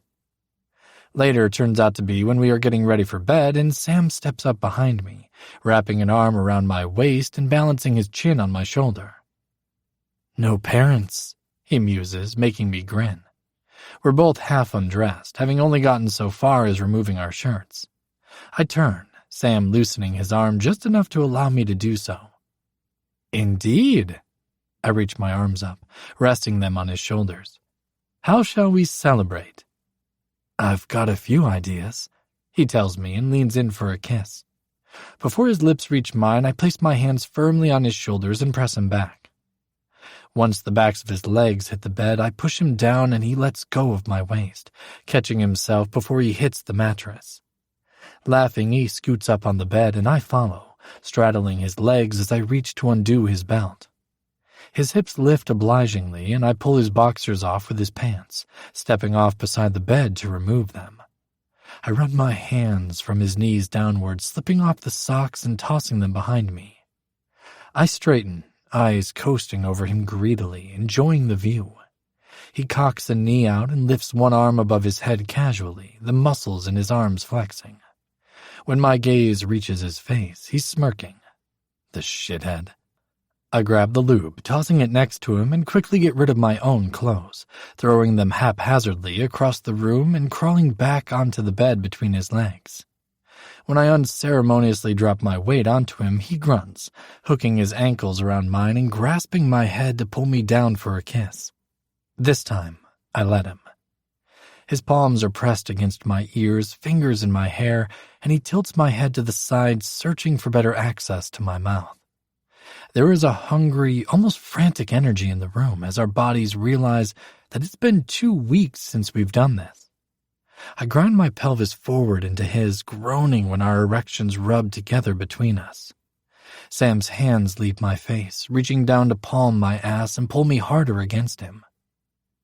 "Fuck me," he gasps when our mouths part for air. "Sam, I can't think when we're pressed this close together, and I turn my head away, taking deep gulps of air to try and clear my head. "Please," he says desperately. "I fucking need you." This sentiment I completely understand. I can't remember any of the reasons why I had convinced myself we shouldn't, any of the reasons why I thought it was best to wait. I turn back to look at him. Our faces so close the tips of our noses are touching. He doesn't look unsure. Do you want to try something else too?" "Yes," he says immediately, without wanting to hear what I have in mind. His gaze is unwavering on mine, trusting and sure. I lift myself off of him, backing up until I'm kneeling on the end of the bed. "Roll over," I tell him. He does it without thinking, turning his head so his cheek is flat on the bed. I can't help but reach a hand out, smoothing my palm over his back and down to his thigh. "Hands and knees," I murmur. Again, he moves quickly, pushing up and then looking back at me over his shoulder. I settle in behind him, running both my hands up the sides of his thighs, sweeping my thumbs across his ass. I leave them there for the time being, leaning over him as far as I can, kissing down his back. When I reach his low back, I lift up enough to breathe instructions into his skin. "If you don't like it, I'll stop, okay?" "Okay," he says, and I continue kissing my way down to his crease. I don't know how extensive Sam's knowledge of ass play is, so he might not know where this is heading. I go slow, wanting him to have plenty of opportunity to tell me to stop. Using my hands to spread his cheeks wide, I lean down and press my tongue flat against his hole. He breathes in so sharply it sounds like it hurts, and rocks forward slightly, pulling away. I still, my hands on him, but gentle, not holding him in place. Not everyone likes rimming, giving or receiving, but with the right partner, it's something I enjoy doing. I wait, giving him time to decide if he wants more. I don't wait long before Sam's rocking his hips back toward me and spreading his knees farther apart on the bed. I lean forward, pulling him wide again, and run the tip of my tongue around the sensitive edge of his hole. "Oh my God," he breathes, and I do it once more, changing the direction of my tongue. He pushes backwards, an involuntary movement as his body blindly seeks pleasure. I flatten my tongue against him again and lick a long, slow line up toward his spine. He moans, leaning back against my face. I refocus my attention on his hole, saliva dripping down toward his balls as I tease him. He's panting, and I can already see a very light sheen of sweat along the nape of his neck, and his head is hanging low between his shoulders. Slowly, I push the tip of my tongue inside him. He moans again, a low, erotic sound that makes my painfully hard dick throb. I push my tongue in farther and purposely exhale through my mouth, further stimulating his nerve endings. "Wait, stop. Sam's voice breaks.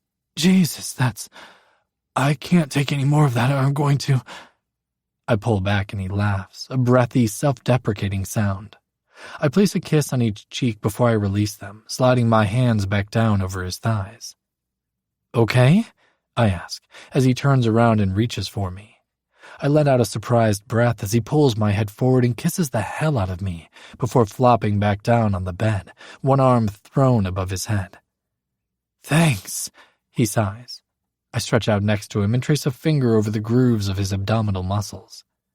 "Thank you." "You're very welcome," I say, laughing. "Oh, shut up." He grasps me, a smile splitting his face, and drags me back on top of him. I grab for the lube I had thrown onto the bed earlier, pulling back only long enough to coat my fingers. I reach down and there is no resistance as I slide one finger inside him. I don't think I'll ever get over how this feels, the tight, wet heat of him. "God, you feel amazing." I pepper the words over his clavicle between kisses, savoring the salty taste of his skin. "Don't stop," he whispers, and in my peripheral vision I see him reach an arm toward the bedside table. Chapter 24. Sam. Don't stop, I tell him breathlessly and fumble at the nightstand for a condom. When he sees what I'm doing, he pulls his finger out slowly and lifts his head to meet my eyes. We don't have to, he says gently.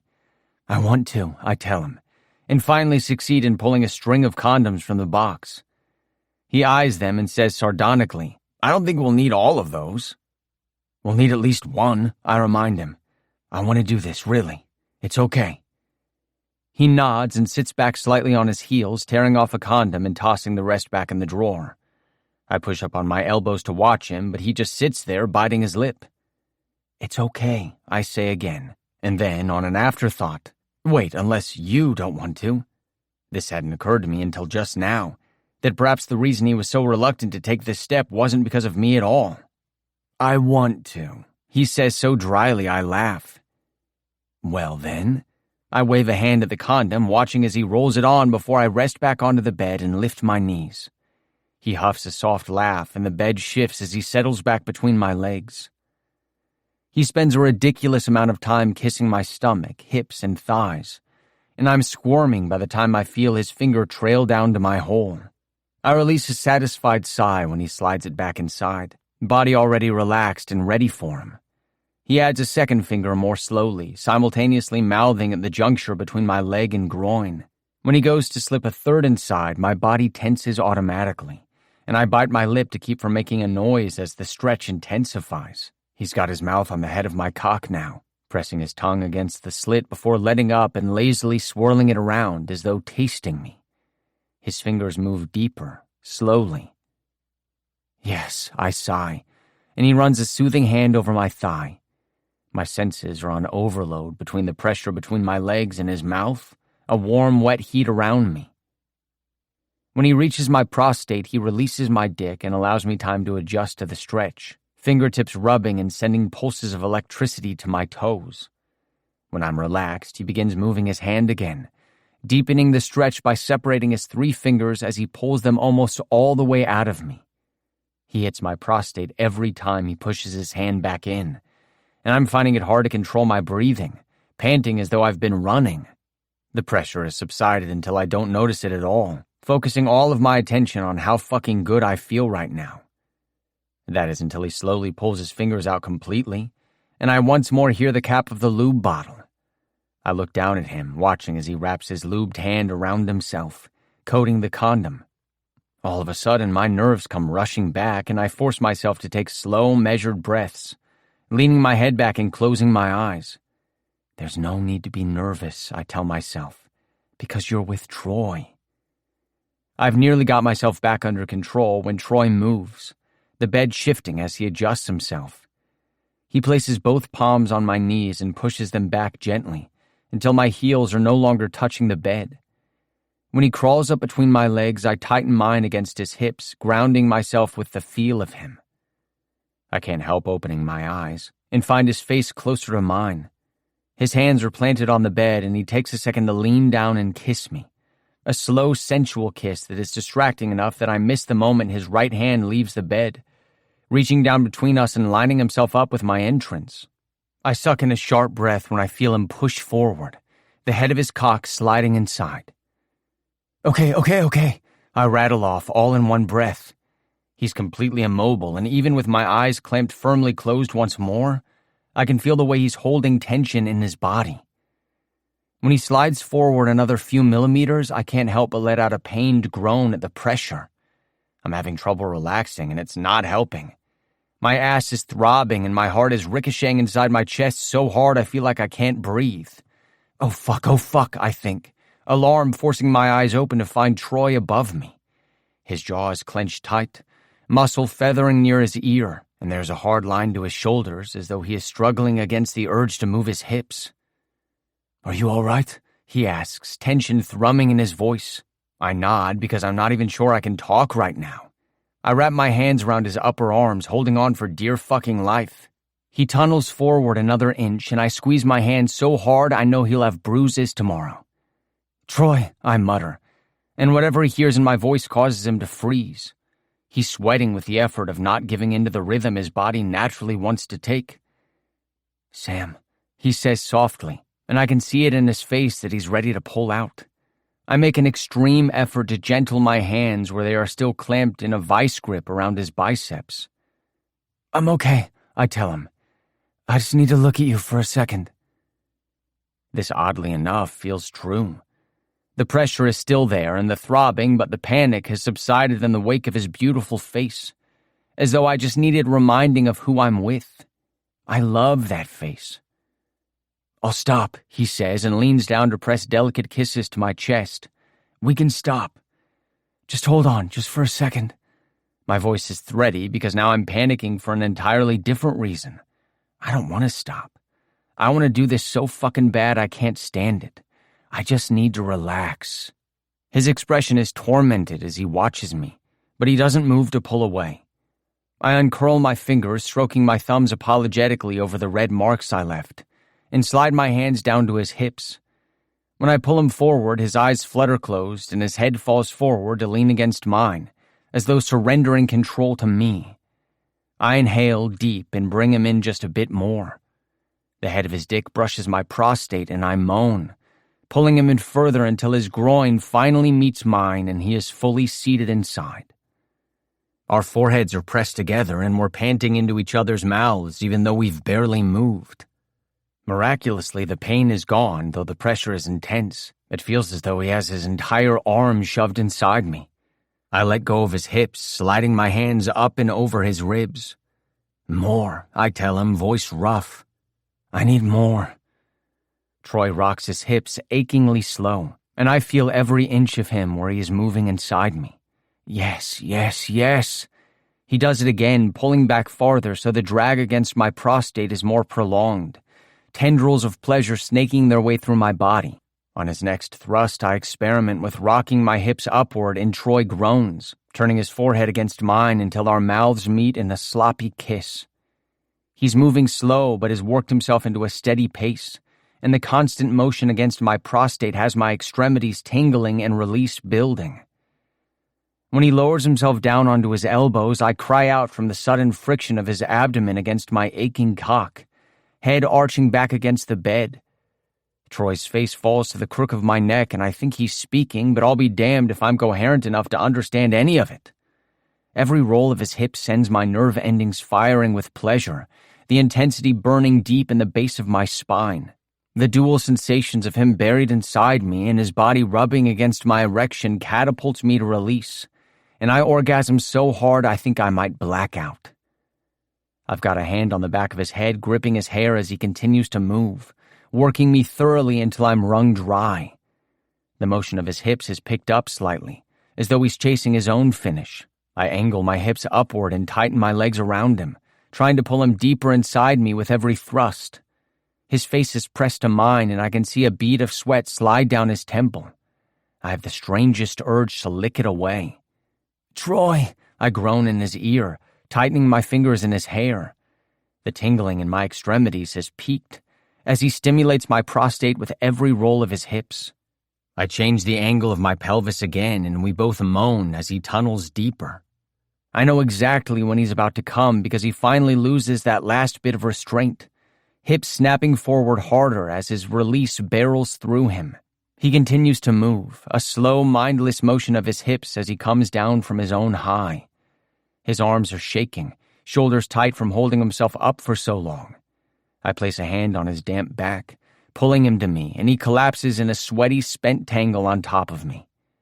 I slowly lower my feet back to the bed, legs trembling slightly.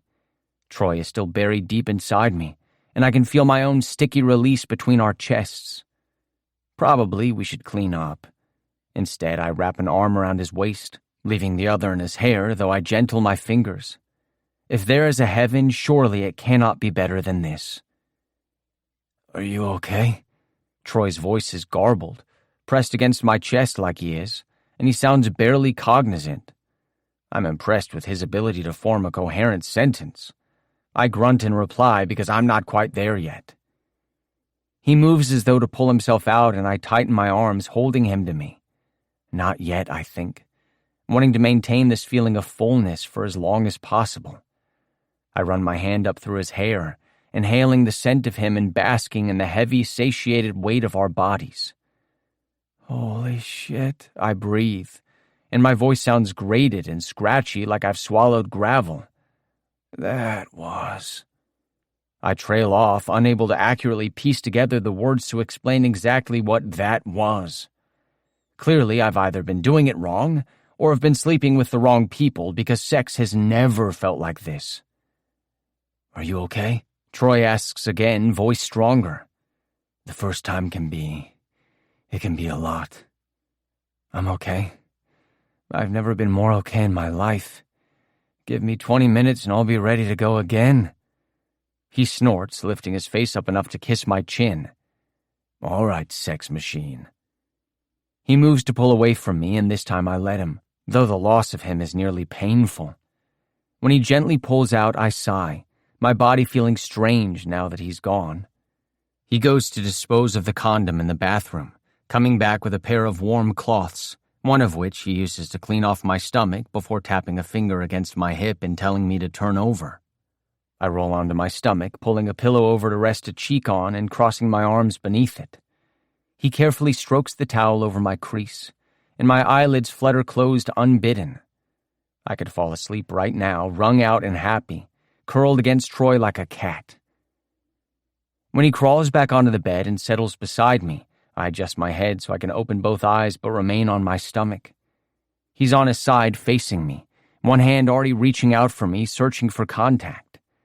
He traces his fingers down my spine, my nerves dancing along in their wake. Was your first time like that? I ask, suddenly curious. Was it good? Oh, God, no. He shakes his head wryly. It was awful. Awful, I repeat, frowning. What happened? A sliver of worry warms its way into my tone, and Troy smooths his hand up to my hairline, palming my neck. Nothing bad happened. It was just...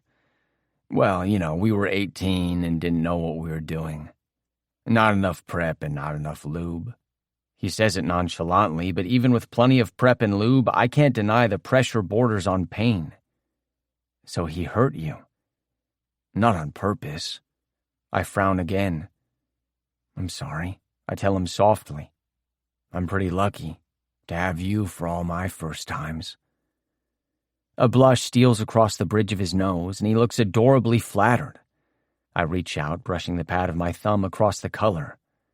Jesus, that's cute, I mumble, more to myself than anything. He flushes a deeper crimson, embarrassed. Stop it.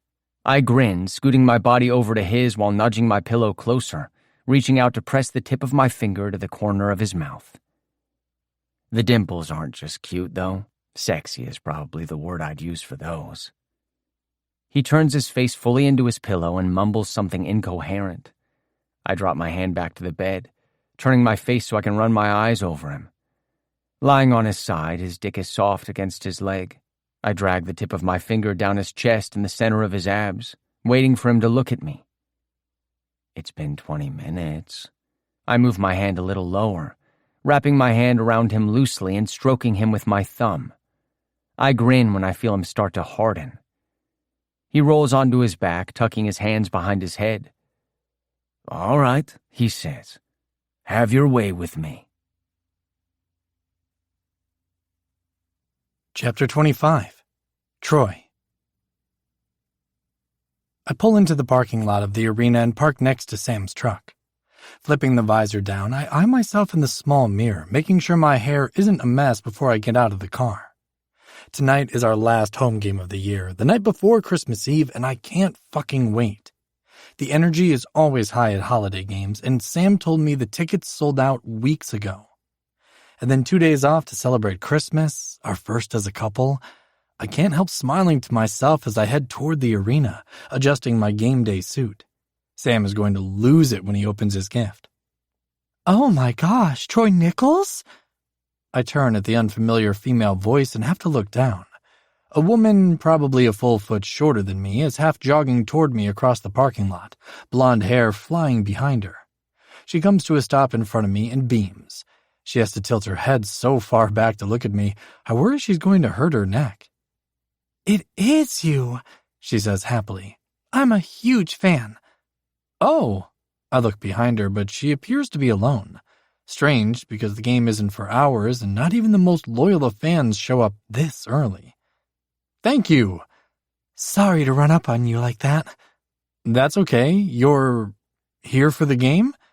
She laughs, like this is an odd assumption to make. "Kind of. I got a ticket to the game, but I'm really here to see an old friend. I'm having trouble getting in touch, though." She holds up her phone and pulls a face. "But it's okay. I'll figure it out. I know you have to go, but would you mind taking a picture with me first? Like I said, huge fan." "Oh, no, of course not."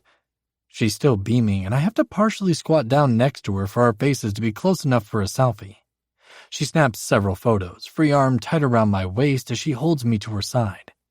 When she pulls back, I immediately step away, putting distance between us once more. She holds up her phone, swiping through the pictures. "Thank you. Really, I appreciate it. Good luck tonight. I'll be rooting for you." She waves me off happily, and I turn to go inside, meaning to stop by Sam's office before heading to the locker room. His door is open, and I tap my knuckles lightly on the doorframe. He looks up, smiling, and stands as I walk in. "Hi," he says, leaning forward for a quick kiss. "How are you feeling?" "Great. Too wired to sit at home, so I figured I'd come sit and bother you instead." He laughs, indicating the empty desk of his office mate. "Have a seat. Bother me all you want." I pull the chair over so it's closer to Sam, enjoying the musky smell of his aftershave. There are already fans outside. "Really?" "Yeah, a girl came up for a picture." He raises his eyebrows at me. "Wow, well, I hope that's a good sign and we'll have some solid hometown energy tonight." "Me too." I tap my fingers idly on my knees, watching as Sam focuses on his computer, freckles scrunched up as he concentrates. "You know Grayson Brody, right?" he asks. I nod when he glances over at me. "We played together quite a few times when we were younger. Different hockey camps." "He's good." He spins his desk chair around to face me. "You'll have to watch out for him. He stops more goals than their actual goalie." Laughing, I agree. Yeah, he does. He's a big fucker, too. Even when we were kids, he towered over everyone else. Perfect for a D-man. "You guys were friends?" "Yeah, we usually try to get together for a drink after we play each other, but I wasn't sure about tonight since it's Christmas." I shrug, and he smiles over at me. "You should go out, catch up. I might have to stay later anyway. Finish up a few things." "You could meet us at Hank's," I suggest, picturing introducing Sam to Gray as my boyfriend. The novelty hasn't quite worn off yet, and I'd rather enjoy the opportunity to show him off. Also, though very few people knew it, Grayson Brody is gay and would likely be very appreciative of my boyfriend's pretty face. He likes blondes. "Gray would like to meet you." "All right." He reaches over to tuck a stray piece of my hair back into place. "I will. I'll text you after the game. Let you know when I'm on my way over, okay?" "Okay." I stand up, pushing the chair back into place behind the other desk, and lean over to give him another kiss. And then another, for good luck. "I'll see you later." "Love you." He gives my butt a playful smack as I turn to walk out the door. "Love you too," I call back to him, over my shoulder. Grinning, I head for the locker room. We can hear the roar of the crowd in the locker room, and the energy feels so thick you could cut it with a knife. When we take the ice for a warm-up skate, the fans cheer like this is a playoff game. On my second pass, I notice Brody hovering near the red line. Grinning, I skate up to him and snow the bottom half of his legs. He looks over and laughs when he sees it's me. "Nichols?" He wraps an arm around my shoulders and pats his gloved hand on the top of my helmet. "Ready to get your ass kicked? I'm going to feel a little bad beating you in front of all your friends." He indicates the riled-up crowd with a nod of his head. I snort. "Loser buys first round at Hank's." "Deal." He gives my helmet another pat, and then we shove off, joining our teams for warm-up. Later, when the final buzzer sounds, ending the game, I dogpile on Lawson with the rest of the team to celebrate our 1-0 win. "A fucking shutout! Merry Christmas to us!" Monroe shouts, thumping Lawson on his shoulder pads.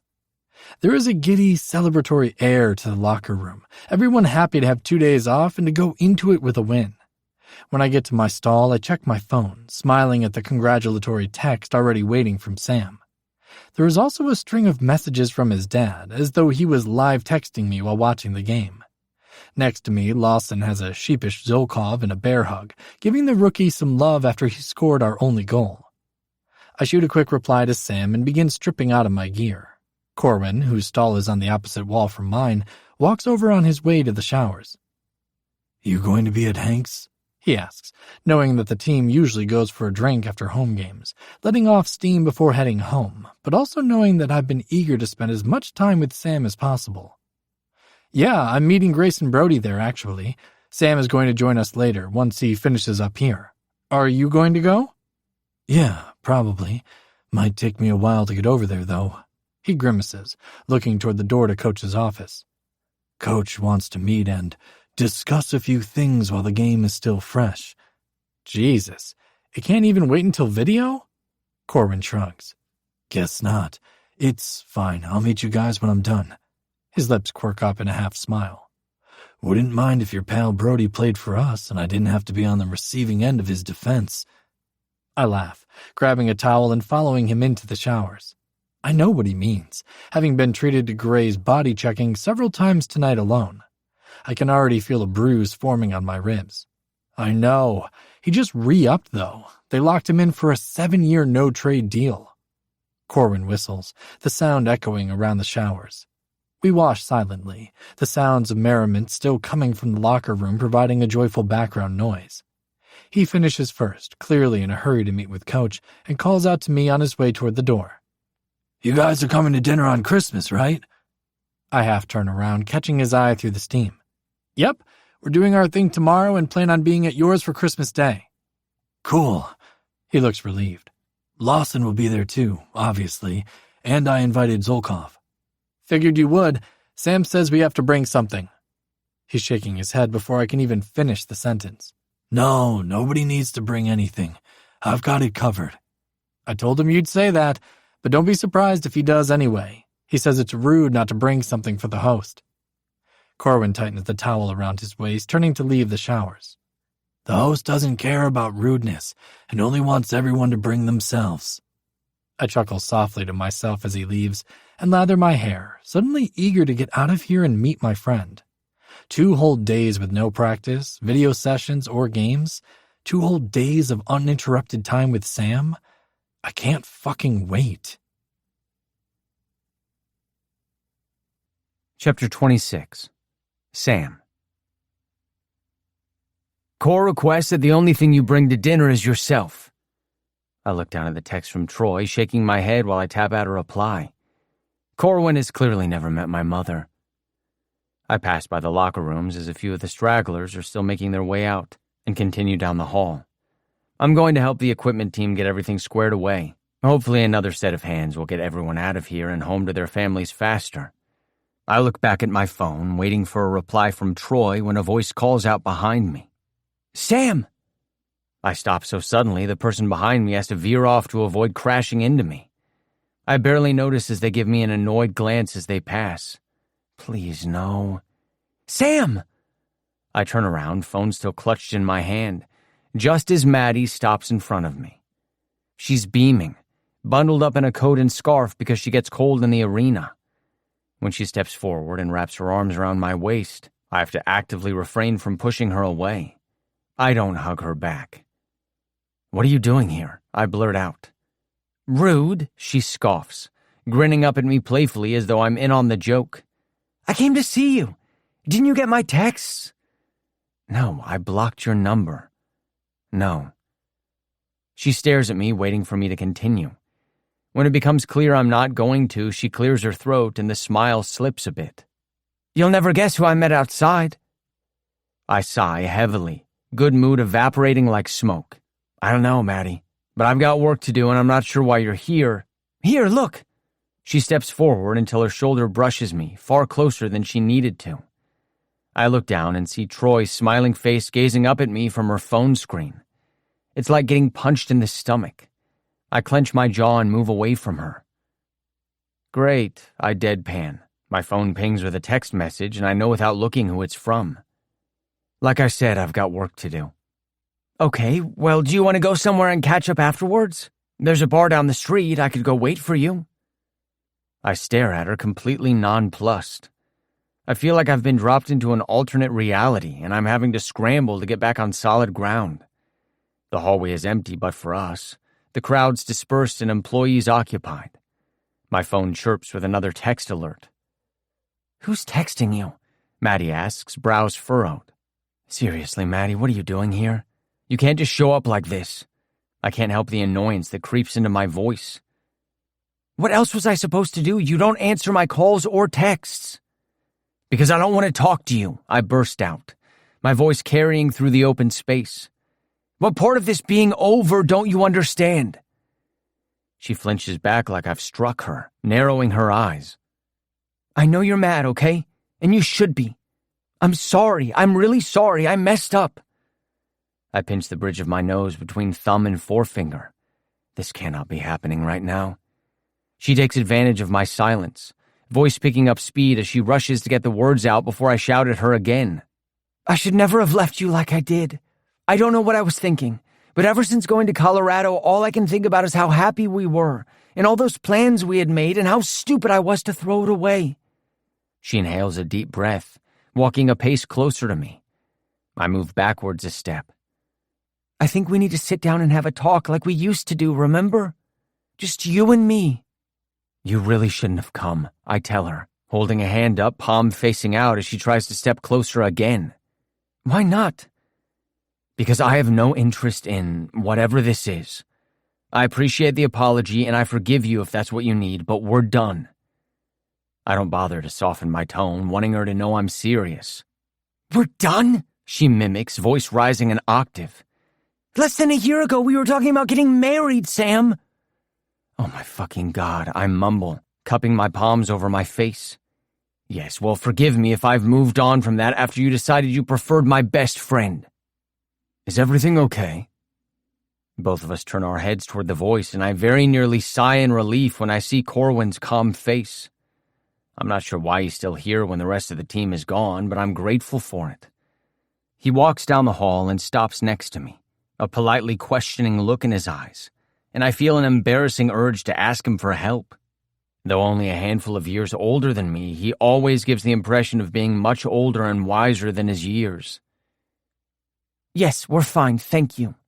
Maddie's voice is tight, and I can see by her expression that she's warring between the desire to tell him to mind his own business and the desire to ask him for an autograph.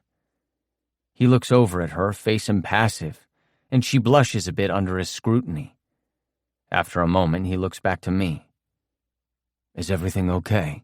He asks again, ignoring her answer in favor of my own.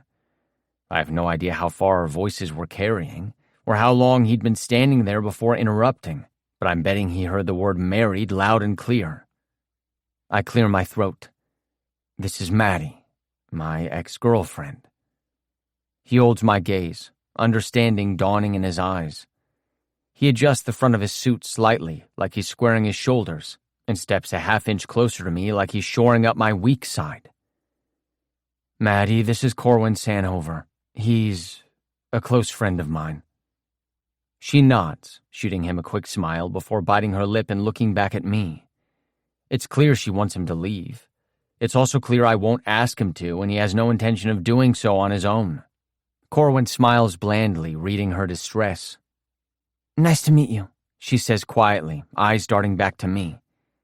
Sam, can we please go somewhere to talk? No, we can't. I'm sorry you wasted money on a plane ticket, but you shouldn't have come. She gasps suddenly, eyes widening as she looks intently at my face. Oh my gosh, you're seeing someone, aren't you? Corwin is so still beside me he might as well be a statue. Moral support statue, I think to myself, and nearly laugh. Yes, I am actually. Her mouth falls open in a comical O shape, evidently surprised by this turn of events. This is just like Maddie, to expect the world and everyone in it to wait on her. Who? She demands, just like I knew she would. I have half a mind to answer none of your business, but that won't get us anywhere. I suck in a deep breath and picture gray eyes and messy black bedroom hair. Troy Nichols. She stares at me for a full minute, silently determining whether or not I'm making a badly timed joke. And then she laughs, the sound reverberating around the empty hallway. She claps a hand over her mouth, trying to contain herself.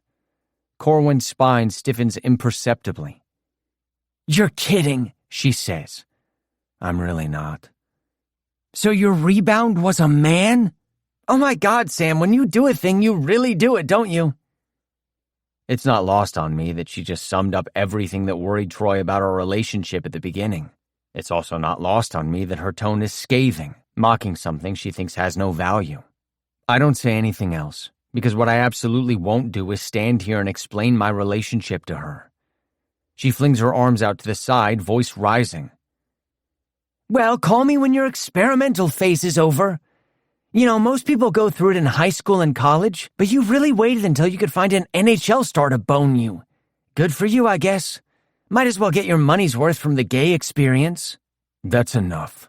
Corwin cuts in so quietly it feels like he shouted it. Maddie looks at him sharply, flushing. She'd forgotten he was there. My phone pings again, and this time I check it. A badly lit selfie fills the screen. Troy sitting shoulder to shoulder with Grace and Brody, colored Christmas lights strung along the wall behind them. Troy is smiling wide, dimples on full display. Brody looks amused, mouth twisted up in half smile and a beer held halfway to his lips. The text below reads, "Miss you." I have to go.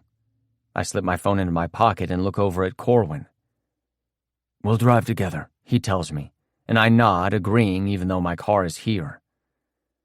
Maddie is standing with her arms crossed, watching us. I can't read the expression on her face. Something between embarrassed and pissed off, if I had to guess. I have to go, I say again, and follow Corwin as he treads softly down the hall and holds the door open for us to pass through. The air outside feels crisp and refreshing compared to the stifling claustrophobia of the hallway. I take a deep breath, turning to see Maddie following us outside. "Pleasure to meet you," Corwin says to Maddie, in a tone that paints his manners as a farce. He places a hand briefly on my shoulder and indicates one of the few cars left at the far end of the lot. "I'm over there." He starts walking slowly across the pavement. I turn to Maddie beside me, who looks close to tears. "So that's it for us?" she asks softly, pleadingly. "That's it," I confirm, and she scoffs, looking away from me. "Joining the Wags Club, huh?" she says, voice wavering. I don't deign to dignify that with a response, but turn and follow Corwin's path to his car. When I turn to look over my shoulder, she's already gone. Corwin is waiting, engine running, when I slide into the passenger seat of his vehicle. We sit in silence for a moment, watching as a pair of employees step out of the building and call goodbyes as they separate for their cars. I feel suddenly exhausted, the thought of going to Hank's and socializing causing my head to throb. I look over at where he's sitting in the driver's seat, hands in his lap, gaze fixed out the windshield. He turns to me then, feeling my eyes on his face. "Where do you want to go?" he asks. "Troy's waiting." Corwin nods, but doesn't move to put the vehicle in drive. "You all right?" he asks carefully. "Yeah. Embarrassed, I guess. But I feel better knowing that whole mess is taken care of." He smiles softly at that. "That did seem to be a bit of a mess. Sorry." "You don't have to be sorry, or embarrassed. I wasn't sure if you wanted me to stick around, but it seemed like maybe some support was needed." I huff a laugh, dropping my head back against the headrest. "Yeah, you could say that. Thank you." He nods and clicks his seatbelt into place, even though we're only driving down the block. I do the same, turning to stare out the darkened window, worry gnawing at my gut. I wait until he parks the car and reaches to turn the ignition off before I turn in my seat to face him fully. "You know I love him, right?" Corwin's eyes meet mine and he stops reaching for the door handle. I'm not messing him around. He's still staring at me, silently weighing my words against the scene he witnessed back at the arena. I remember Troy's words from before, about how Corwin has posed as a father figure in his life. In this moment, I feel that acutely. "I know that," he says finally, and it feels like oxygen was just released back into the car. Everyone knows that. Everyone? He snorts, checking the side mirror before popping his door open and sliding out of the seat. Well, everyone with fucking eyes. I laugh into the now empty car. By the time I step out onto the sidewalk, he has rounded the bumper and is waiting for me. When we walk into the packed bar, a cheer goes up from the team, welcoming their captain. Corwin shakes his head but accepts the beer someone thrusts into his hand. Handing it to me, he leans close enough to murmur, "You can have this." I wonder if he doesn't drink, and wonder again how I might have missed that about him. I lift the glass and salute. Cheers. Together, we wind our way through the crowd until I find the face I'm looking for. Troy is seated at a bar-top table facing the room, Christmas lights leaving multicolored patterns in his damp hair. He's leaning forward listening to Brody, an absent smile tugging on the corners of his mouth. Below the table, I can see his leg bouncing, and my heart gives a painful throb. I nudge Corwin, and we head their direction. Chapter 27. Troy. Something's wrong. Sam is clutching a beer, fingers rigid enough that I can see the white of his knuckles, and his mouth is tight as though he's fighting a frown. Behind him, Corwin's face is carefully blank, though he offers a small smile when he sees me staring. I stand as they reach the table, and Sam circles around to my side. I reach out to give him a hug, and he jolts as though surprised by the gesture before wrapping his free arm around my waist and turning his face into my hair. "What's wrong?" I whisper, pulling back to see his face. He raises an eyebrow at me, pressing his fingers into the small of my back. "Nothing is wrong." He offers a bracing smile that doesn't look convincing. Behind us, I hear the scratch of a bar stool as Gray stands. I let Sam go, bringing him up to the table to introduce him. Corwin has already claimed the open seat on the opposite side. "Gray, this is Sam. Sam, Grace and Brody." "Good to meet you." Sam reaches across the table to shake his hand, smiling though it doesn't quite meet his eyes. "I've been hearing a bit about you." "Uh-oh," Brody rumbles in his deep baritone. "I'd tell you not to believe anything he says, but I think we all know Troy couldn't tell a lie to save his life." Corwin, the king of the poker face, laughs softly. He leans across the table toward me, not wanting to shout. "Lawson here." I grin, pointing to the pool table where our friend has his arm around a scantily clad redhead. When Lawson sees us watching him, he winks before bending over the pool table to sink his shot. "Mind if I hang with you guys?" Corwin asks. "Of course not," I tell him, scooting back in toward the table.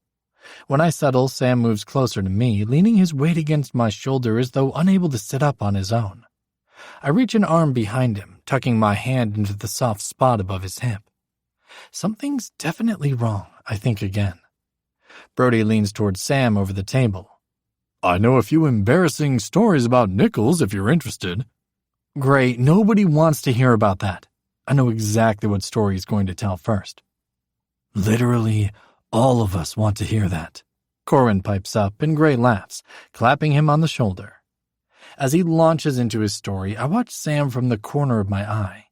He's leaning into me, hard, and every now and then I feel his abdomen inflate when he takes a deep breath as though he's preparing to dive underwater.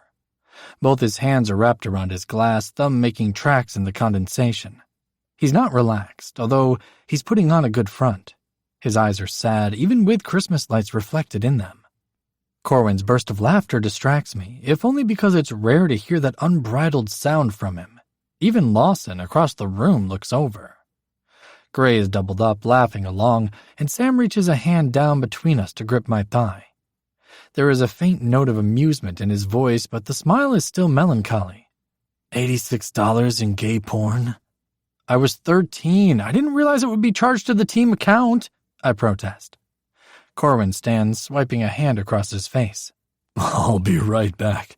It's not fair for Lawson to miss that story." "Oh, come on," I complain to his retreating back. "That's just cruel. Lawson will tell the entire team." Gray grins at me, taking another sip of his beer. He uses the glass to indicate Sam and I. "How'd you meet? I need all the details. I've been alone for so long, even Troy's porn collection sounds appealing. Hey, let's not forget you were in the hotel room too, okay? Mutual culpability. I point at him, and he holds his hands up in surrender. Fair enough. I still want to hear the story, though. Give me all the details so I can live vicariously. Love at first sight? Actually, yeah, you could say that, Sam says, and I turn my head to look at him so quickly my neck cracks. He's shrugging, giving Gray his first real smile of the night. He took me by surprise. My cheeks burn, and I tighten my grip on him. Gray notes the blush and takes another sip of his beer. Who asked who out first? Again, Sam beats me to the punch. Troy. He gives me a sidelong look. Although, technically, he didn't ask me to go out. He asked me to move in with him. He was living in a hotel, I say over Gray's booming laugh, which only makes him laugh harder. The hand on my thigh gives another squeeze. Gray continues asking Sam questions, and gradually whatever tension was running through him seeps out as he relaxes. He's still partially leaned against me, but his laugh is easier as he chats with my friend. I startle slightly when I feel a hand on my shoulder, pulling me out of my reverie. I turn my head and see Corin standing beside my stool. Hey, Cor. I'm going to head out. Sam rode here with me, so his car is still at the arena. Oh, I frown slightly, trying to read his blank face. It's impossible to tell what he's thinking. Is everything okay? Everything is fine. Talk to him. He nods at Sam beside me. My leg starts bouncing beneath the table. All right. Drive safe. Corwin says his goodbyes to the rest of the group and moves off to find the rest of the team. Across the table, Gray is yawning, checking the time on his phone. We're flying home pretty early tomorrow, he says. I might call it a night, too. Head back to the hotel for a few hours of sleep. I nod, suddenly eager to get home as well. Gray envelops me in what can only be described as a bear hug and bypasses Sam's outstretched hand to do the same to him. It was nice to meet you, Brody, Sam tells him, but Gray waves this off. You can call me Gray. All my friends do. He claps Sam on the shoulder, causing him to lean forward slightly from the force. I try to hide my grin, but Sam sees, raising his eyebrows and rolling his shoulder dramatically. See you next time, buddy, I tell him as we all move toward the exit. It's always fun to remind you how much better we are than you. Gray rolls his eyes, flipping his middle finger up in the air as he turns and starts walking down the sidewalk toward the hotel. Beside me, Sam has both hands stuffed firmly into his pockets, and his shoulders are hunched up by his ears. He's not wearing a jacket. Where's your coat? I ask, realizing that I didn't see him come in with one earlier either. Back at work, Corwin and I left in a rush, so I didn't grab any of my stuff. I worry my bottom lip, leading him over to where my own vehicle is parked and opening the passenger door for him. Cute, he tells me, brushing my hand as he slides into the seat. When I start the engine, I let it run for a few moments, cranking the heat. Do you want me to drop you at your truck? He's already shaking his head. No, let's worry about it later. I just want to go home, if that's okay. Of course it's okay. I tap my thumbs against the wheel as I pull out onto the street. It's late and we don't pass a single car for miles. Beside me, Sam has his head back and his eyes closed. His arm is resting across the center console, fingers touching my leg so lightly I can't feel it through my suit pants. I keep sneaking glances at him, wanting to ask questions, but also not wanting to crowd him. I like your friend, he says, voice low and eyes still closed. He's great. Thank you for coming. I pause, peeking over at him again. You said that you guys had to leave in a rush. You and Cor. Did something happen? The interior of the car is dark and my eyes are on the road, but even so I can feel the weight of his stare as he looks over at me. He adjusts his arm, tucking his fingertips partially under my leg. Maddie showed up. Oh. Worry courses through my system like a shot of adrenaline. You met her, actually. The fan you told me about before the game? That was her. There's no amusement or anger in his tone, just a flat statement of fact. Oh, well, she seemed... I pause, struggling to come up with something complimentary to say. Small. He lets out a sharp laugh at that, and I glance over at him. He smiles at me gently and presses his thumb into my leg. You don't need to be anxious, Troy. There's nothing to worry about, okay? We're fine. Okay, I nod. We're fine. Although telling myself not to be anxious works just as well as telling myself not to blush, which is to say it doesn't work at all. It's not until we pull into the driveway that he continues the conversation. I put the car in park, leaving it running, and try to adjust my angle in the seat to face him more directly without disturbing his hand. I don't want him to move it. She wanted to talk. I guess things must not be working out as well as she had hoped in Colorado, and she's feeling like she made a mistake. No fucking shit, she made a mistake. I nod, not wanting to interrupt now that he's finally talking.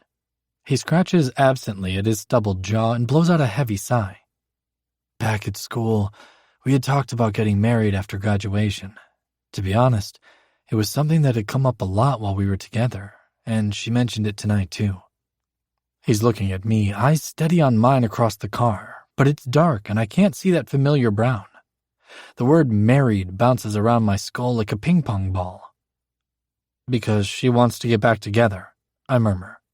Yeah, I think that was the direction she was going, which was about the time when Corwin joined us too. He adjusts himself in the seat, pulling one leg up so he's sitting in a more comfortable position.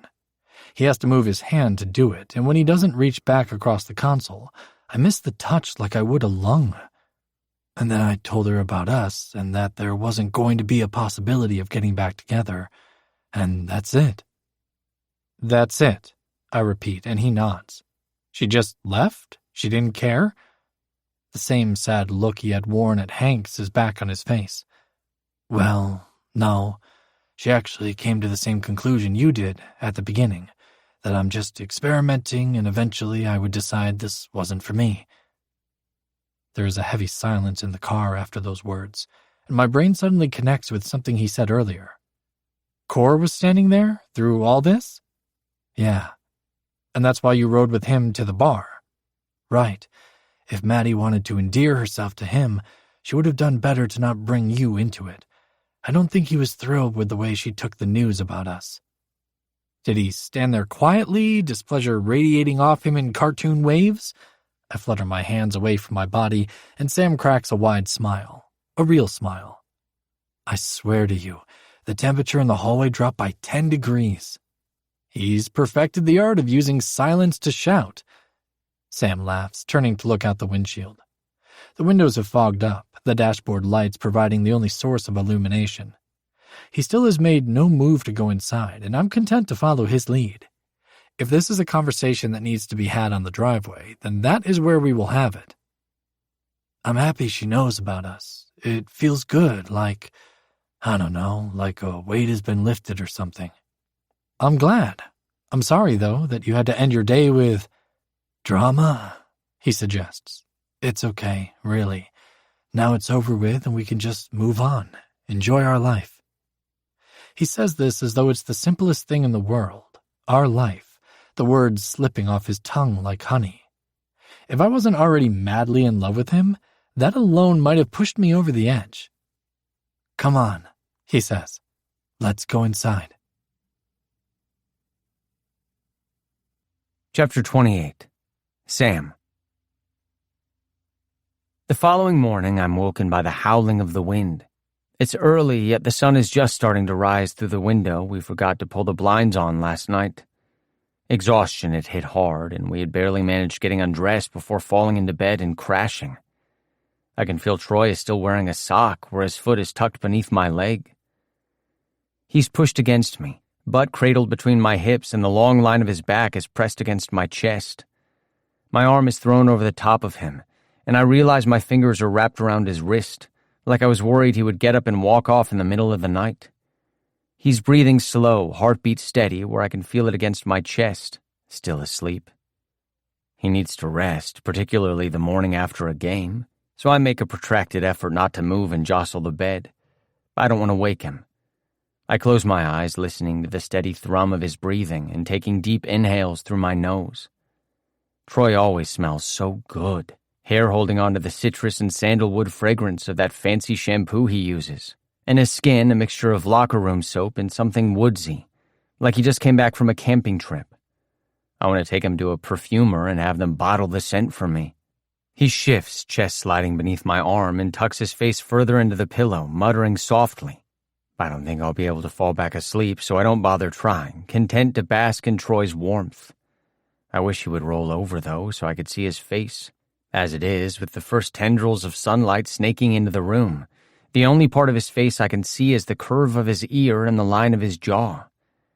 Disheveled black hair tickles my nose when I move my head closer to his. "Are you smelling me?" Troy asks, his voice low and husky from disuse. It's like a shot straight to the libido. "Yes." I press my lips to the skin just below his hairline, breathing deep as I taste him with slow, unhurried kisses. "That's nice." He sighs, and I smile against him. He sounds half asleep still.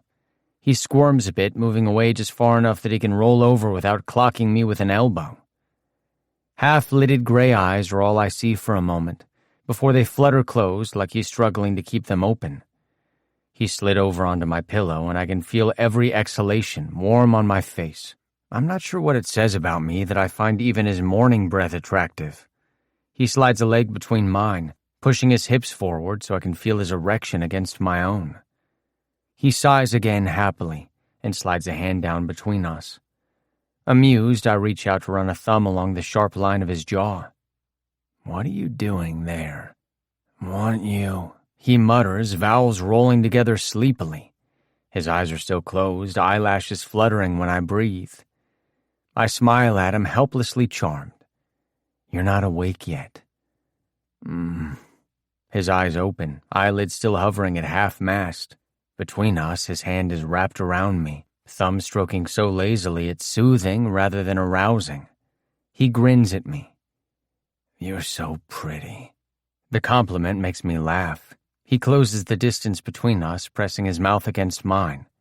It's barely a kiss, more of an exchange of oxygen, but Troy sighs again and his hand moves a little quicker, calluses scraping along my shaft.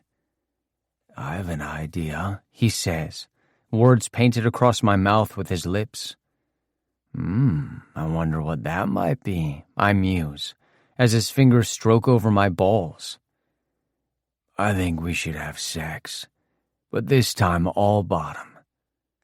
Desire curls low in my stomach. "Really? If you want." Shafts of morning light peek through the spiky mess of his hair, and his jaw is slightly shadowed with a hint of facial hair. I want. Through all this, that has been a constant, a soul-deep ache for the man next to me. "Yeah," I tell him, "I want." His lips curve into a smile against mine. I kiss him for real this time, though our pace remains sedate. I'm not yet convinced Troy has fully emerged from sleep, his movements slow and achingly sweet. I use my body to ease him back onto the mattress, mouth never leaving his. He pulls his hand from between us, running both palms up my sides. I catch his wrists, pressing a kiss into each palm. Hands on the bed. He lays his palms on the sheets, and I adjust them slightly so I don't crush his arms while I lay alongside him. I kiss a path down one side of his neck and over his shoulder, fingers mirroring on the other side. Moving back to the center of his chest, I coast my mouth down his sternum, thumb circling one nipple while I pull the other into my mouth. Sliding down, I adjust my positioning enough that I am able to reach more of him with my mouth. I look up at him through my lashes as I map every groove in his abdomen with my tongue. His lips are parted, eyes closed, and every few minutes he sighs contentedly. I bypass his erection, laying heavy on his stomach, and turn my head so I can access the sensitive skin on the inside of his thigh. Finally, I carefully pull his legs up until his feet are planted on the bed. I look down at his one, still-socked foot and feel such a strong surge of love that I have to close my eyes for a moment. I slip the sock off, kissing his knee, and he huffs a laugh. I crawl back up between his legs, careful to hold my weight off of him, and reach for the nightstand drawer. Troy turns his head, kissing my wrist where my hand is planted by his head, the only part of me he can reach easily. "You don't need that," he says, and I follow his gaze down to the condom in my hand. I bite my lip, uncertain.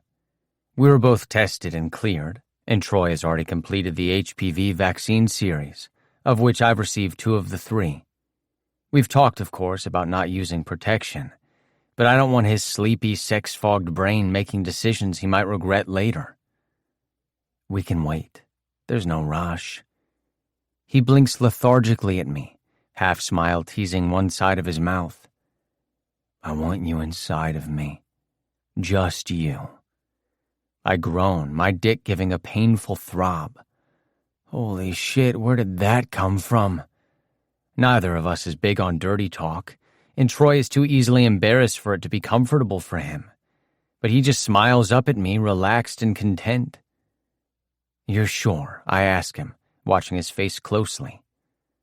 I'm sure, he says. And when I toss the condom over the side of the bed, he laughs. When I coat my finger with lube and press against him, I'm able to slide inside with no resistance at all.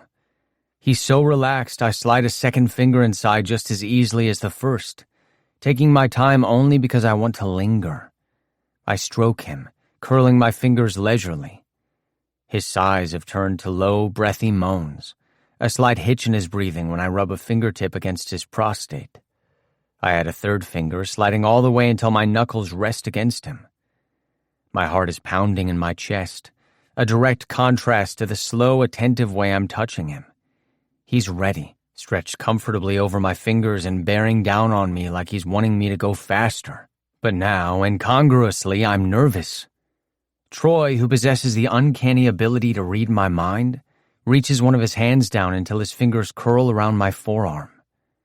I pull my fingers out slowly, giving one last brush over his prostate. When I crawl back toward the head of the bed, I give a teasing swipe of my tongue to his cock and roll his hips upward in surprise.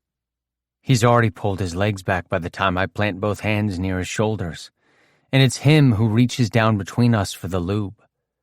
I keep my eyes on his face as he wraps a hand around me, coating my length. He doesn't let go, and when I feel the heel of his free hand press against the small of my back, I realize he's guiding me forward. That first press inside him is unreal, and a low groan rips from the back of my throat. There is absolutely no resistance as I seat myself inside him in one slow, heavenly push. Just the feel of him, with no barrier between us, is nearly enough to set me off, and I still, wrestling myself back under control. His hands are on my hips, just resting there, and when I give one incremental thrust forward, I feel all 10 fingertips tighten on my skin. Carefully, a little unsure of how I should move and position myself, I lower one elbow to the bed and lean all my weight on that shoulder to free up my other hand. I reach down between us until I can wrap my fingers around his erection. I've barely moved, but Troy's breathing is labored and he's biting his bottom lip hard enough to break the skin. I lean down and kiss him as I begin to rock my hips, his sharp intake of breath pulling the air from my own throat. I synchronize the roll of my pelvis with the slide of my hand, pace languid. I have no desire to turn this into a hot and heavy romp.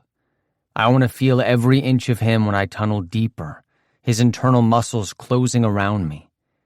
We're moving together, his abdomen clenching as he pushes his hips up to meet mine with every forward thrust.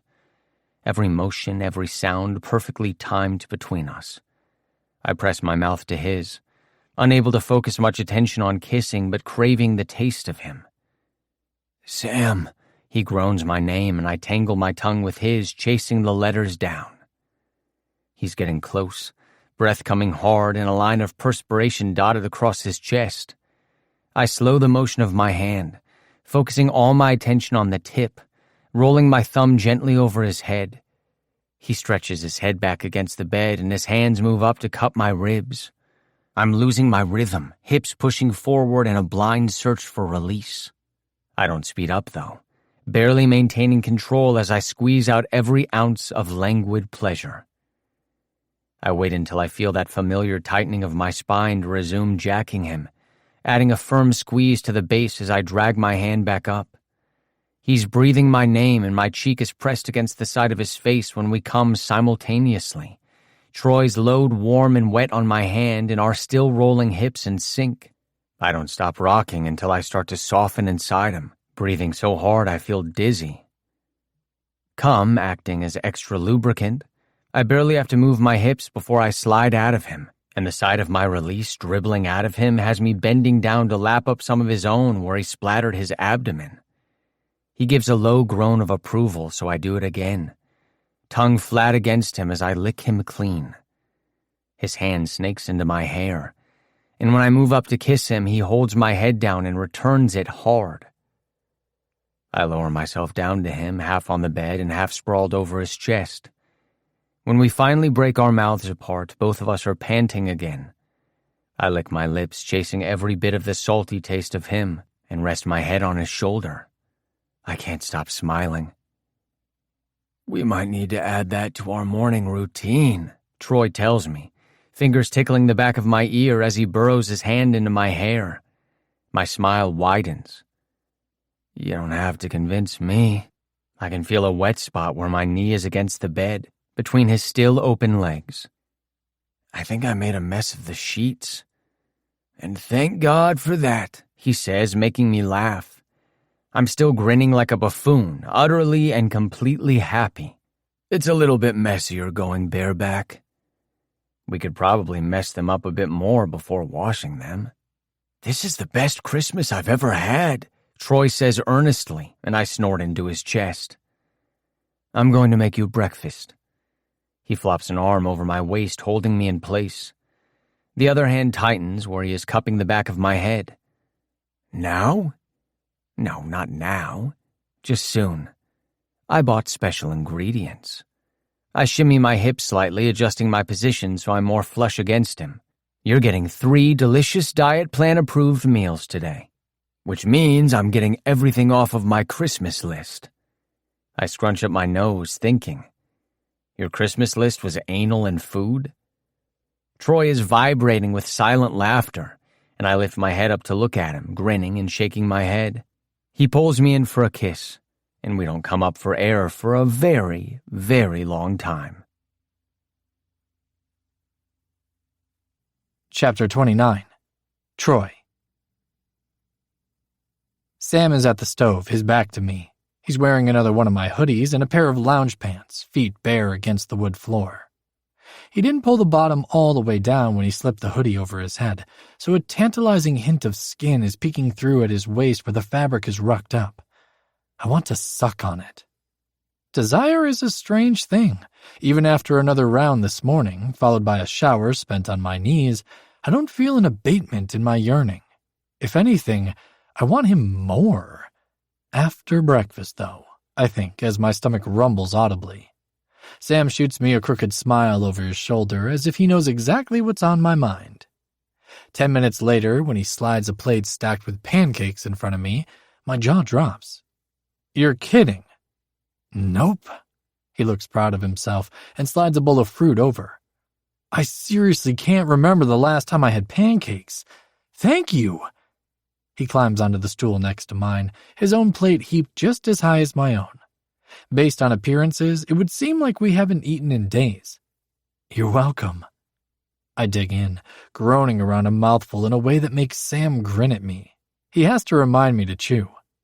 We talk about hockey, naturally, and our playoff standings as we head into the new year. There is already talk circulating online about trade prospects and whose contracts are up this year, including both Monroe and Zolkov from South Carolina. Sam thinks they'll trade Monroe and scrap the entire line, hopefully wrangling enough first or second round picks to build a solid defense. "Corin was hoping we could have had Gray," I tell him. "God, I wish. You guys would be unstoppable." After breakfast, we settle in on the couch. Sam leaned back against my chest and our legs tangled together. "Smile," he tells me, and holds up his phone to take a selfie. He sends the picture to his family, and not a minute has passed before his screen lights up with a FaceTime request from June. We chat with her until she's eventually joined by their mom. She calls in their dad, who immediately wants to talk about the game last night. Eventually, June thrusts her phone into his hands, and the last we see of her is when she makes an exasperated retreat into the kitchen.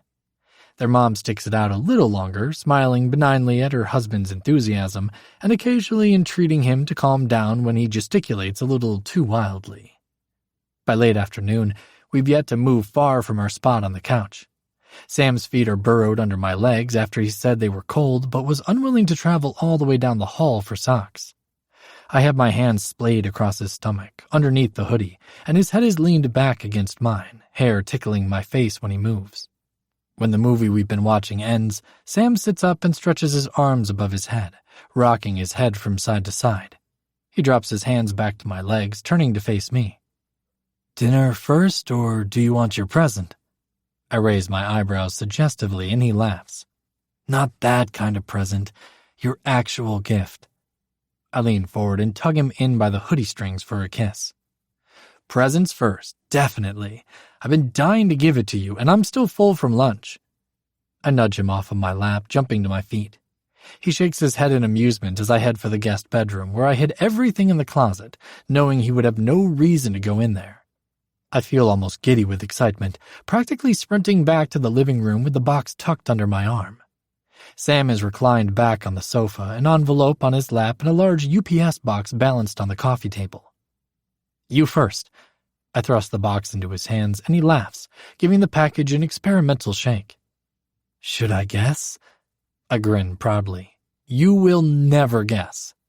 He looks down, smiling, and starts ripping off the paper. Leg bouncing rapidly, I keep my eyes fixed on Sam's face as he sets aside the wrapping paper carefully and lifts the lid off the gift box. Nestled inside is a vintage Montreal Canadiens Patrick Roy jersey, the white number 33 signed with Roy's messy scrawl. "St. Patrick," he mutters, reaching a hand out to run his fingertips over the stitched Roy. He looks up at me, wide smile crinkling the edges of brown eyes lit bright with joy. "I can't fucking believe this." "He's your favorite, right?" "He's everyone's favorite," Sam says haughtily, as though I was about to insult the greatest goaltender of all time. "I have the shadow box for it too, in the guest room. I just thought you'd want to see it like that first." He's shaking his head, looking down at the box. "We saw him play once, before he was traded to Colorado. Rink side seats too. I'm pretty sure my dad had to sell a kidney to afford the trip." I nod. "Yeah, your dad told me about that. Said it was the best vacation you guys ever took." "It was. Thank you," he says emphatically. "This is incredible." I beam. "You're welcome." Before he puts the box aside, he snaps a picture with his phone, sending it to his dad. When he pushes it onto the coffee table, he does it gently, as though there is a precious artifact nestled inside. Tearing his eyes away, he rubs his hands together and looks back at me. "Okay, your turn." He hands me the envelope, and I run my fingers along the edge before carefully breaking the seal. When I tip it over, 2 plane tickets slide out into the palm of my hand. I read the destination airport and gasp, softly. "How did you know?" He chuckles. "Your bookshelves are full of Irish authors and Ireland travel guides. I thought maybe you've already been there until you mentioned once that you've never left the country for anything that wasn't hockey related." "I have always wanted to go. Always." I look back down at the tickets. 2 whole weeks. "There's more in there," he tells me, and I slide a partial itinerary and several booking receipts out. He's found several small cottages in different places throughout the country and included photographs. They all look secluded and beautiful and wonderfully Irish. "This one has sheep." I hold up the photo happily, and he grins at my enthusiasm. "That itinerary is pieced together from the sticky notes you left in your books." I raise my eyebrows at him, impressed with the level of effort he put into this. "But there is plenty of open space where I figured we could sit down and plan the rest together. I rented a car, too." I look down at all the documents spread over my lap. July suddenly seems very far away. "I wish we could go now." He laughs. "Let's wait for the playoffs to be over, yeah?" "This is really great. Thank you." "You're welcome." He leans forward, and I cup the side of his face to hold him in place while I kiss him. His arms slide around me, and when we pull our mouths apart, he keeps me in place with a hug. Closing my eyes, I bury my face into the crook of his neck and breathe. "I love you," I mumble. "Love you too," he responds, kissing the side of my head. He hasn't let go, and quite frankly, I'm in no hurry to move. "You haven't asked what's inside the other box." I really don't see how it could be better than a 2-week vacation. He laughs, sitting back and reaching over to tug the box closer. He pulls out an assortment of presents, checking the tag before either passing them to me or placing them beside himself on the floor. "From my family," he explains, and checks the label on one in his hand. "Oh, this one is for both of us. Looks like from June." We stare at the box mutely. It's rectangular, probably a foot in length. It might be because I've spent a great deal of time naked with my boyfriend today, but something about the shape of the package gives the appearance of being... "I'm a little worried there's a sex toy in here," Sam says, eyeing me sideways. I was thinking the same thing, but can feel myself blushing anyway. "Let's open that one first, shall we?" I say, and he hands it to me, laughing. It turns out not to be a sex toy, but a rather high-end bottle of whiskey. There is also a note from June. "Bet you thought this was a dildo." Sam reads it, shaking his head in exasperation. "She is an absolute menace." It is, by far, the best Christmas Eve I've ever had, and when we crawl into bed that night, my face hurts from the amount of smiling I did all day. Sam reaches across me to flick off the light, plunging the room into darkness. He settles in beside me, head on my shoulder and my arm wrapped comfortably around his back. I think about the rolling green hills of Ireland and the cozy, romantic cottages that are booked for July. "I'm going to marry you one day," I say into the dark room. Sam snorts, wrapping an arm around my chest. "Of course you are, but you're going to have to ask me a lot nicer than that." Epilogue. June. Troy. I've got the NHL network playing on the TV in my gym, but I can't hear it over the pounding of my feet on the treadmill. I lift up my shirt, wiping my face as I glance down and adjust the incline. Time for hill sprints. Behind me, Sam is probably finishing up the free weight circuit he was doing. I really need to install mirrors on all walls of this place, make sure I always have a visual of my sweaty boyfriend. I glance up at the TV, noting that they are taking a break from Stanley Cup coverage to talk about some trade deals that must have happened last night. Keeping one eye on the screen, I power through the rest of the workout and start cooling down. Now that I'm not sprinting, I chance a quick look over my shoulder and see Sam on a yoga mat, stretching. Yep, definitely need more mirrors in here. When I step off the machine, legs shaky, and head over to grab a bottle of water from the mini fridge, the sportscaster catches my attention when he mentions South Carolina. I glance at Sam, who shoots an "oh shit" look in my direction, before reaching for the remote and increasing the volume. I move over to join him on his yoga mat, setting the water down and reaching behind me to pull my leg into a quad stretch. Andrei Zolkov's young face flashes on the TV. I groan, closing my eyes. "Oh, damn," Sam mutters. "They traded him to Calgary." "He'll be with Grayson Brody," I say, my brain helpfully supplying me with the only good part about this trade. Fuck, Corwin isn't going to be happy. He was really hoping to have more time with Zolkov. "Looks like we're keeping Monroe," Sam muses, eyes still on the screen. His mouth twists into a pained smile. "Hate to say it, but I'd have preferred we kept Z." I laugh. Me too. I rub my chest, shirt soaked with sweat and sticking to my skin. Across the room, my phone vibrates with a text. Sam and I share a look. "Lawson," we say simultaneously, laughing. I wait to go and check it, watching as they show our half of the trade deal. A young Calgary defenseman. My phone pings with another text, and this time I have a feeling it's Gray, wanting to fill me in on our new teammate. That still leaves a hole on our line, I muse, sitting down on the floor and reaching forward into a hamstring stretch. "They might fill it from second or third, or pull from the farm team," Sam reasons, but bites his lip. "What you really need, though, is a veteran. You and Corwin are both young. You need a vet to balance you out." "Probably why they traded Zolkov." He nods. "Probably.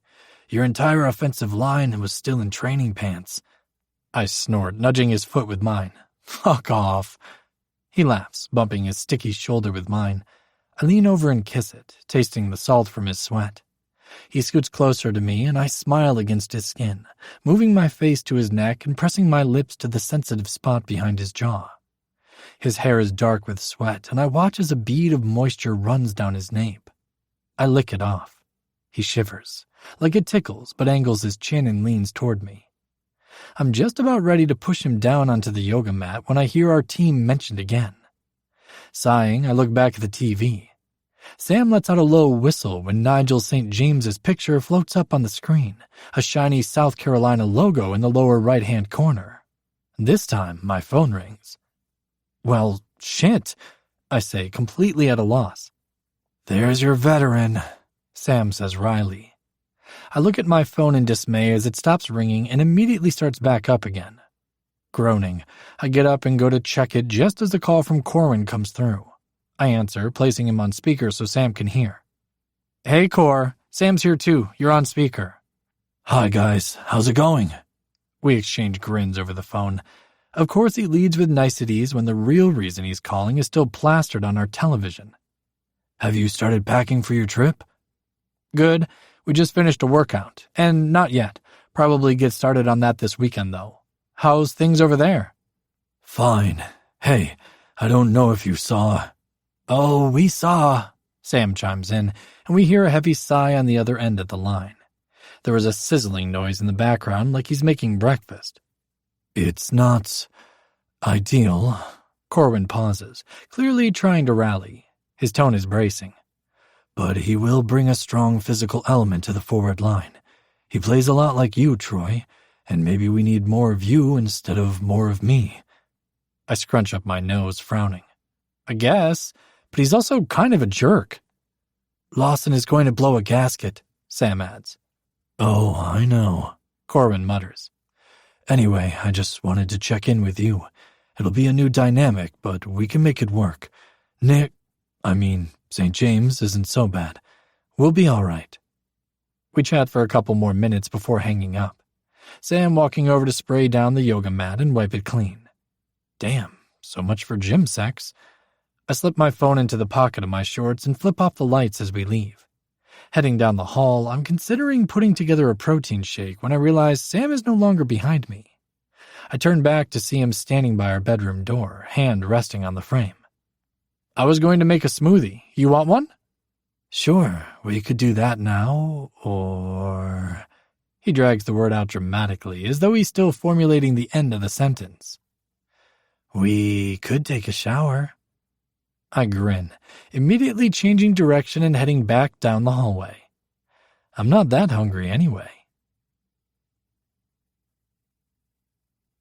This has been a Podium audio production. If this audiobook fulfilled your fantasy, we would love for you to rate and review it. The audiobook might be over, but the heat isn't. Check us out at podiumentertainment.com and join our newsletter for your next love story. Also, don't forget to stalk us on Instagram, TikTok, and Facebook. We hate to see you go, but love to watch you leave. Until next time.